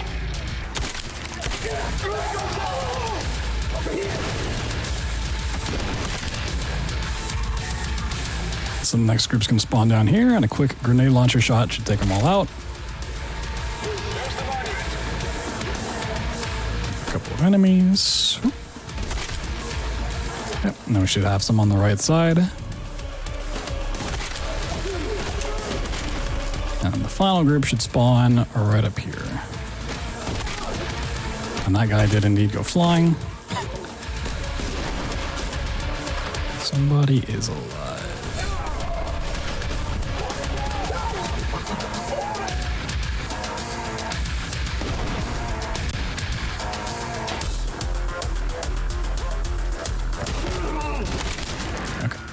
Not too bad. So now we're going to drop the grenade launcher back for the bolt gun. We're going to use the other mode that it has. We actually do want to take this platform down, but we need to wait for a certain dialogue before we're on it. So we're just standing on the platform and won't go down. Take the underground. Find and kill the Patriarch. So once the director's done talking, we can just walk on this platform and start going down. Did you see someone there?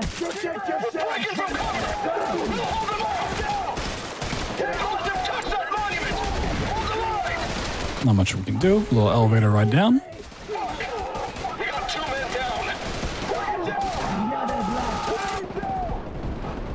So one of the crazy skips I was mentioning before, using like the grenade launcher and stuff, there's a really big skip for this level known as the Patriarch skip. That would probably be the next big thing that gets implemented in the run, but someone would have to be really crazy to start grinding that out. Maybe one day though. Right on this table is a little upgrade for our bolt gun. It is the penetrator mode. Slap that on. It turns it from a 3-bolt explosive shot to a single, like, giant nail gun mode, which is really, really cool and it's very, very helpful for the boss fight coming up. Kick boost up the stairs, just kind of skip some running around here.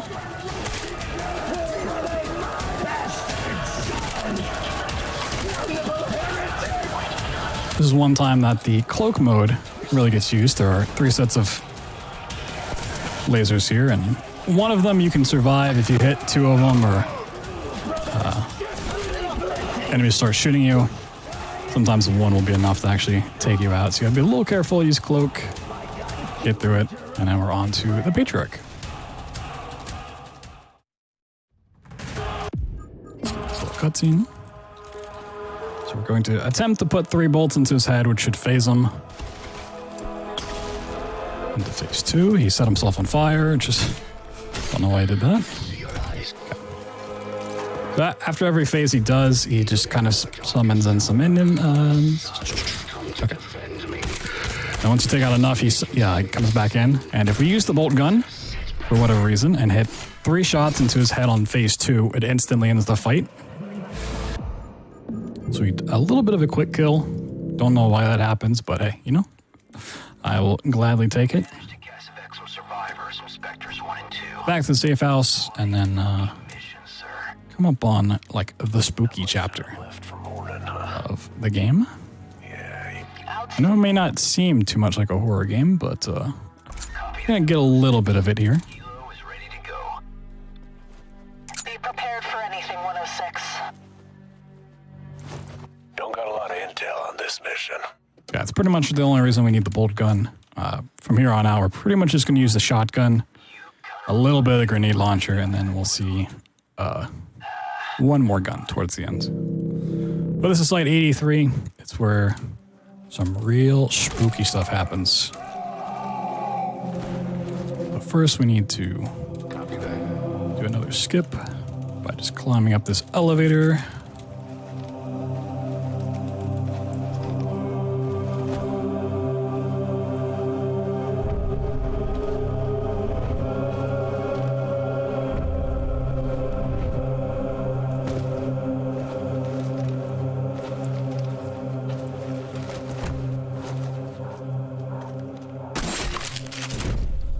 So killing enemies not only gives you infinite stamina for a short time, or even friendlies, it gives you focus back as well, so if you're running a little low, you cannot kick off this thing. There we go, okay. Chicken shit. It's a simple little jump kick, but it sometimes is the hardest thing to do in the world, which allows us to get up out of the map, and then we can kind of fall down the elevator shaft here. In a way we're not supposed to. 106 got us this far, didn't he?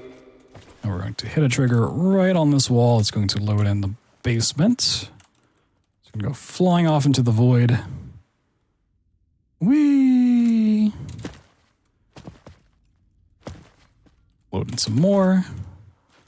One thing you may notice is we have a mask on, a little HUD overlay. Looks real cool. That actually restricts our movement speed by 15% or something for the start of the level. So, it makes it a little bit harder to do these tricks out of bounds, but we got there. We're actually going to remove the mask by getting back in bounds and having our lovely PNG jump scare come after us.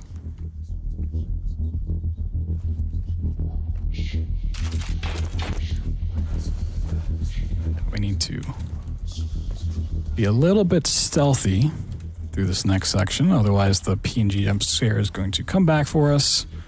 You can see it, that big shadow moving. If we're far enough away from it, we can like walk and run. But because it's always on the same path, it's the same cycle we get every single run, we have to just kind of play it a little safe here. It's super spooky. Once we're past this, we can run. Okay. So it's really hard to do like slide jumps here to preserve momentum because it's a really short hallway. So every time I kill an enemy, I'm going to do more or less these like slide cancels. So you actually let a slide go all the way through, you kind of lose speed. Starting a slide gets you speed, and then you lose it as the slide goes on. So if you cancel it, you actually kind of keep a lot of that speed. So that looks a little silly. Hey, we're in the back rooms. Woo! It's actually called the back rooms in game. So Site 83 is home to Object 83. It's kind of another super soldier project thing, even though it's not like a thing, but it like emanates some gas, and that causes weird stuff to happen, like getting teleported to the back rooms. So, yeah, a little spooky for those that like liminal spaces. And to kind of go in and out of these. Anomalous activity detected.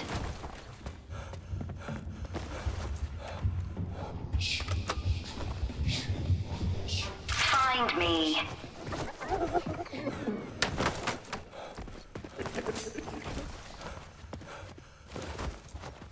Kind of one of the weirder setups for the trick here. We're going to double kick this fence.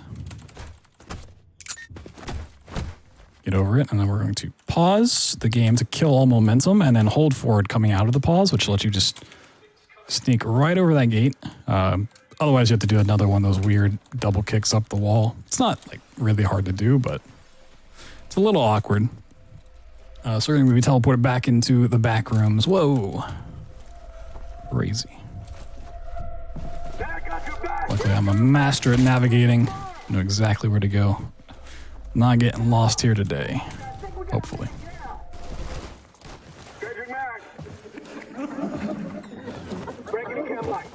So a lot of an area like this is just knowing, when you can do slide jumps versus slide cancels, and then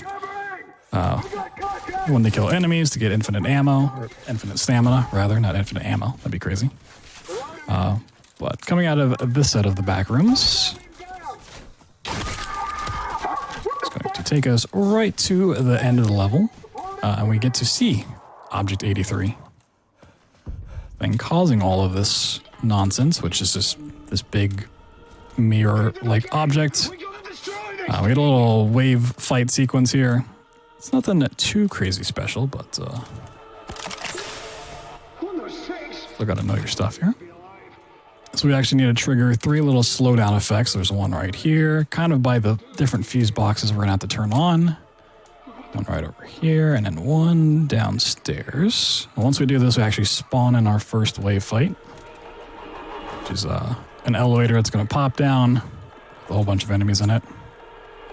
Which, hopefully we can just take out with a couple of well-placed grenades.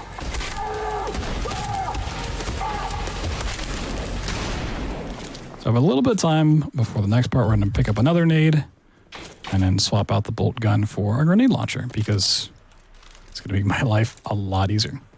So after every little fight that we do, you can see that like electricity going on. That's going to open up one of these circuit breakers that we have to turn on. I don't know why this area has 3 of them and how this all works, but that's the boss fight for you. We need to quickly jump kick our way upstairs to get to this fight. It's really important to get to these elevators before they actually come down. Otherwise, the enemies like scatter around the arena, and you have to go chase them down, which is just no good. It's much better to just do that. And these fuse boxes are always in the same order. If it was randomized, that would be a lot worse, but hey, luckily the devs had a little bit of kindness in their heart. They're like, hey, you know what? Let's make these static.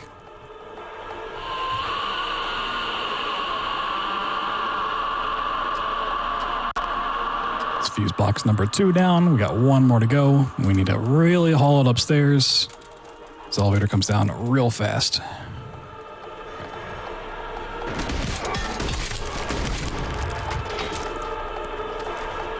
And while we wait here, there's a little fun thing we can do by just kick boosting up on top of this crowd of ghosts or whatever.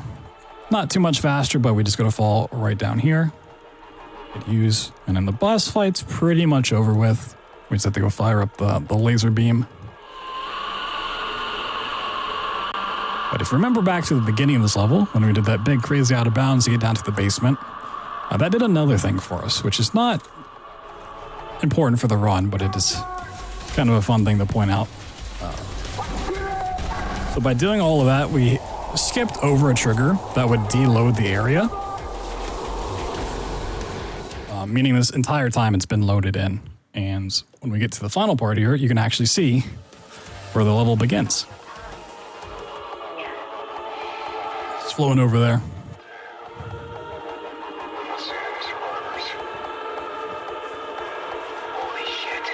This helicopter comes to pick us up. We have 1 more main level and then the end level.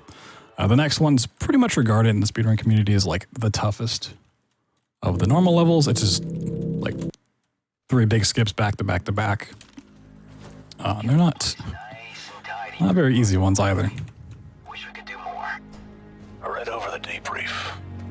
Lots of crazy shit in your last mission. That's what I still can't believe you. So now we're going to the Horizon HQ, which Horizon is another company that the Syndicate is not a big fan of because it was founded by another one of their subjects that defected and broke the cycle. Subject 78, Anton Lazar. I've had messages from him before. He's kind of like opposing the Syndicate and trying to teach you like, hey, they're not really what they seem. But we're going to go pay him a visit. We actually start off the Horizon HQ in the sewers with no focus, so we can't use slow-mo for these skips, which makes them a little bit scarier. Immediately going to kick up this pipe.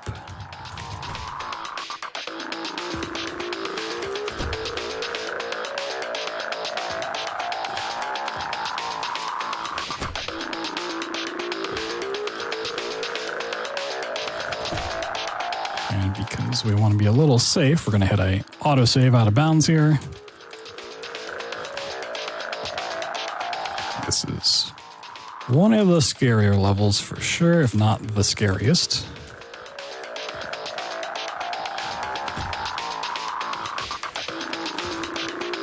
Does a big wall boost kick over the void. Now we need to do another one. A very small trigger that's going to load in the next part. First try, nicely done. I will pat myself on the back for that. Falcon, I got eyes on 106. Check your fire.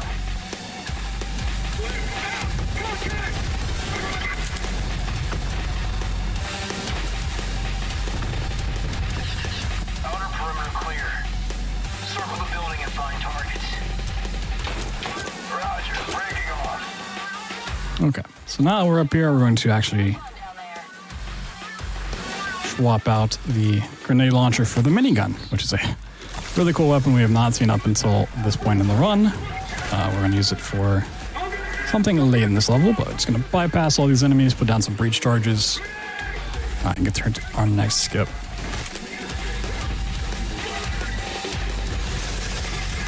And while this is one of the harder levels to do, it is one of my favorite because the music is just so good. The OST in this game is just phenomenal to have on as you're doing all these crazy skips.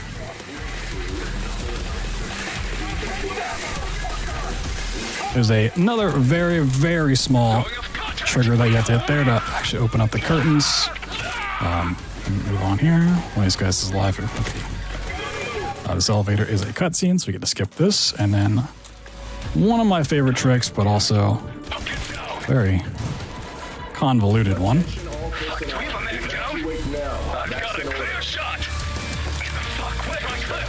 This one requires a lot of kick boosting. Horizon is finished. There's nothing to die here for. Leave while you still can. Tossing a flare.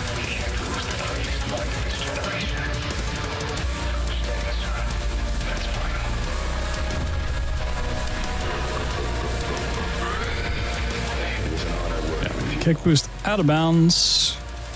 And then we need to climb up to the top of the map.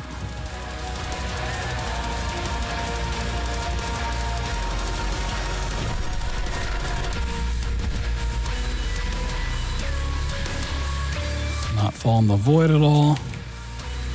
Climb some invisible walls. And now we're up here, we need to actually avoid loading in the next part of the map until we're around it. So we're gonna go kind of out of our way. That would load in the final part, but it would keep us out of bounds, whereas this way we get to pop back in, and we're going to shoot this tank over here. And you might be thinking, what is that? Well, that's the boss of the level. This level usually ends in a giant boss battle where you're shooting these like 6 brain tanks that pop up, and it's a multi-wave thing with a lot of enemies, and there's helicopters flying around, and a whole bunch of stuff that we really don't want to have to do. So we just can shoot the boss floating over there. End it real quick, but yeah, this is Anton Lazar, subject 78. A much further subject away from us. You know, we are 106, we've met 97, 91, 83, 76 along the way. Take them out. We've kind of completed all of the goals that Syndicate had for us, so much like their previous super soldiers. They want the cycle to come to an end. So like, you know what? You've served your purpose. We're going to go ahead and take you out. So we get a nice dose of cabbage gas here. You served the Syndicate well. And oh no, they betrayed us. Oh, I didn't see it coming. And this goes into the final level of the game. This is where we get to break the cycle. They've taken away all of our weapons. They're trying to incinerate us, but kind of like the opening of Doom 2016, we wake up just in time. Acknowledged. Terminate cycle 106. One of my favorite music tracks here. He served us well.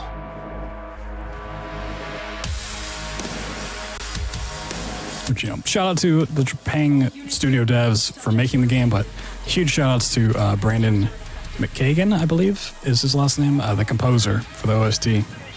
He's made fantastic music and just recently put out some Halloween music for the game as well. It's all on YouTube if you want to go listen to it. And a little smiley face. I draw a jack-o'-lantern, but I don't know if I have that many shots. So now we need to break the cycle. And normally you break the cycle by killing the thing that's coming to kill you, which is Subject 107, our replacement. We are not ever going to see Subject 107. Hopefully. If we see Subject 107, I've really messed up. The only issue with this level, from a speedrun standpoint, is we don't get checkpoints, so not give me his gun. Oh, there's his gun. Okay. If I mess up this out of bounds, we have to do this entire thing over, which is a little scary. We'll see how it goes.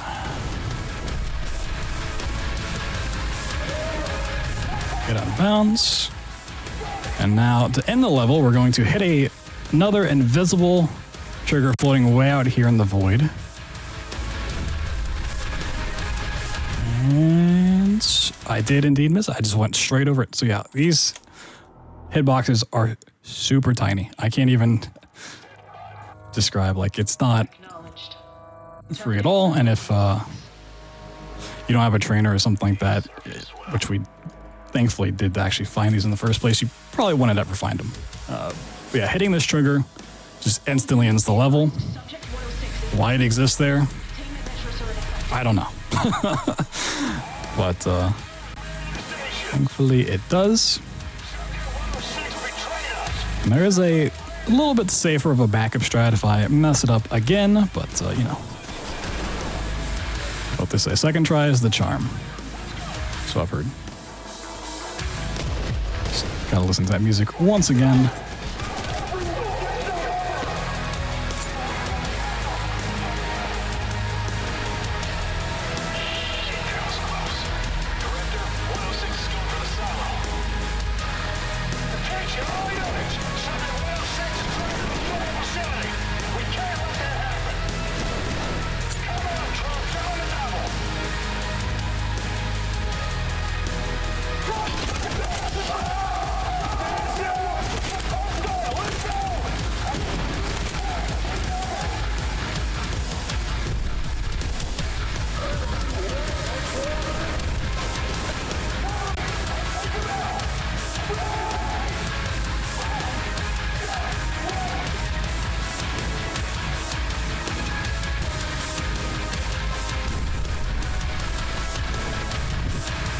And there we go. Hit the trigger that time.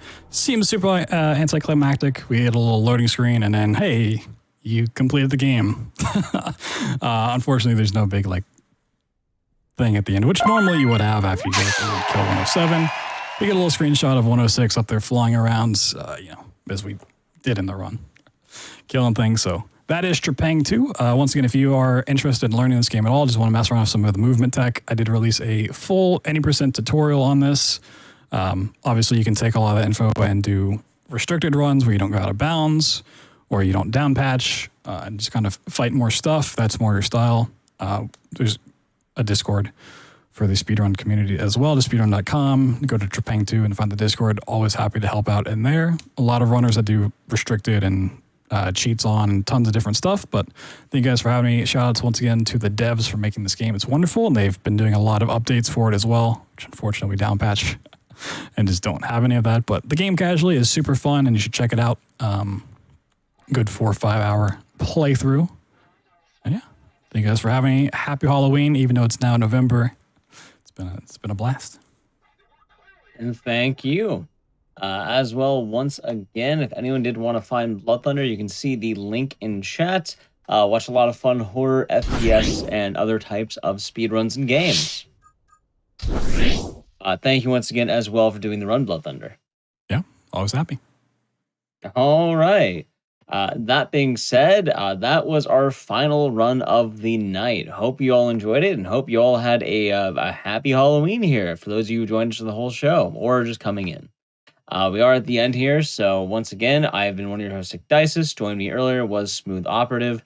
I've been doing Halloween here at GDQ for about 4 years now, and it's been pretty fun. So hopefully you'll enjoy the spooky showcases. I'll be back on the Crypt next Wednesday. I do a lot more horror games if you like that, so kind of have the year-round horror residence if you want more outside of the month of October. Anyway, we'll be hopping on off, so have a wonderful rest of the day and or night, and have a good one.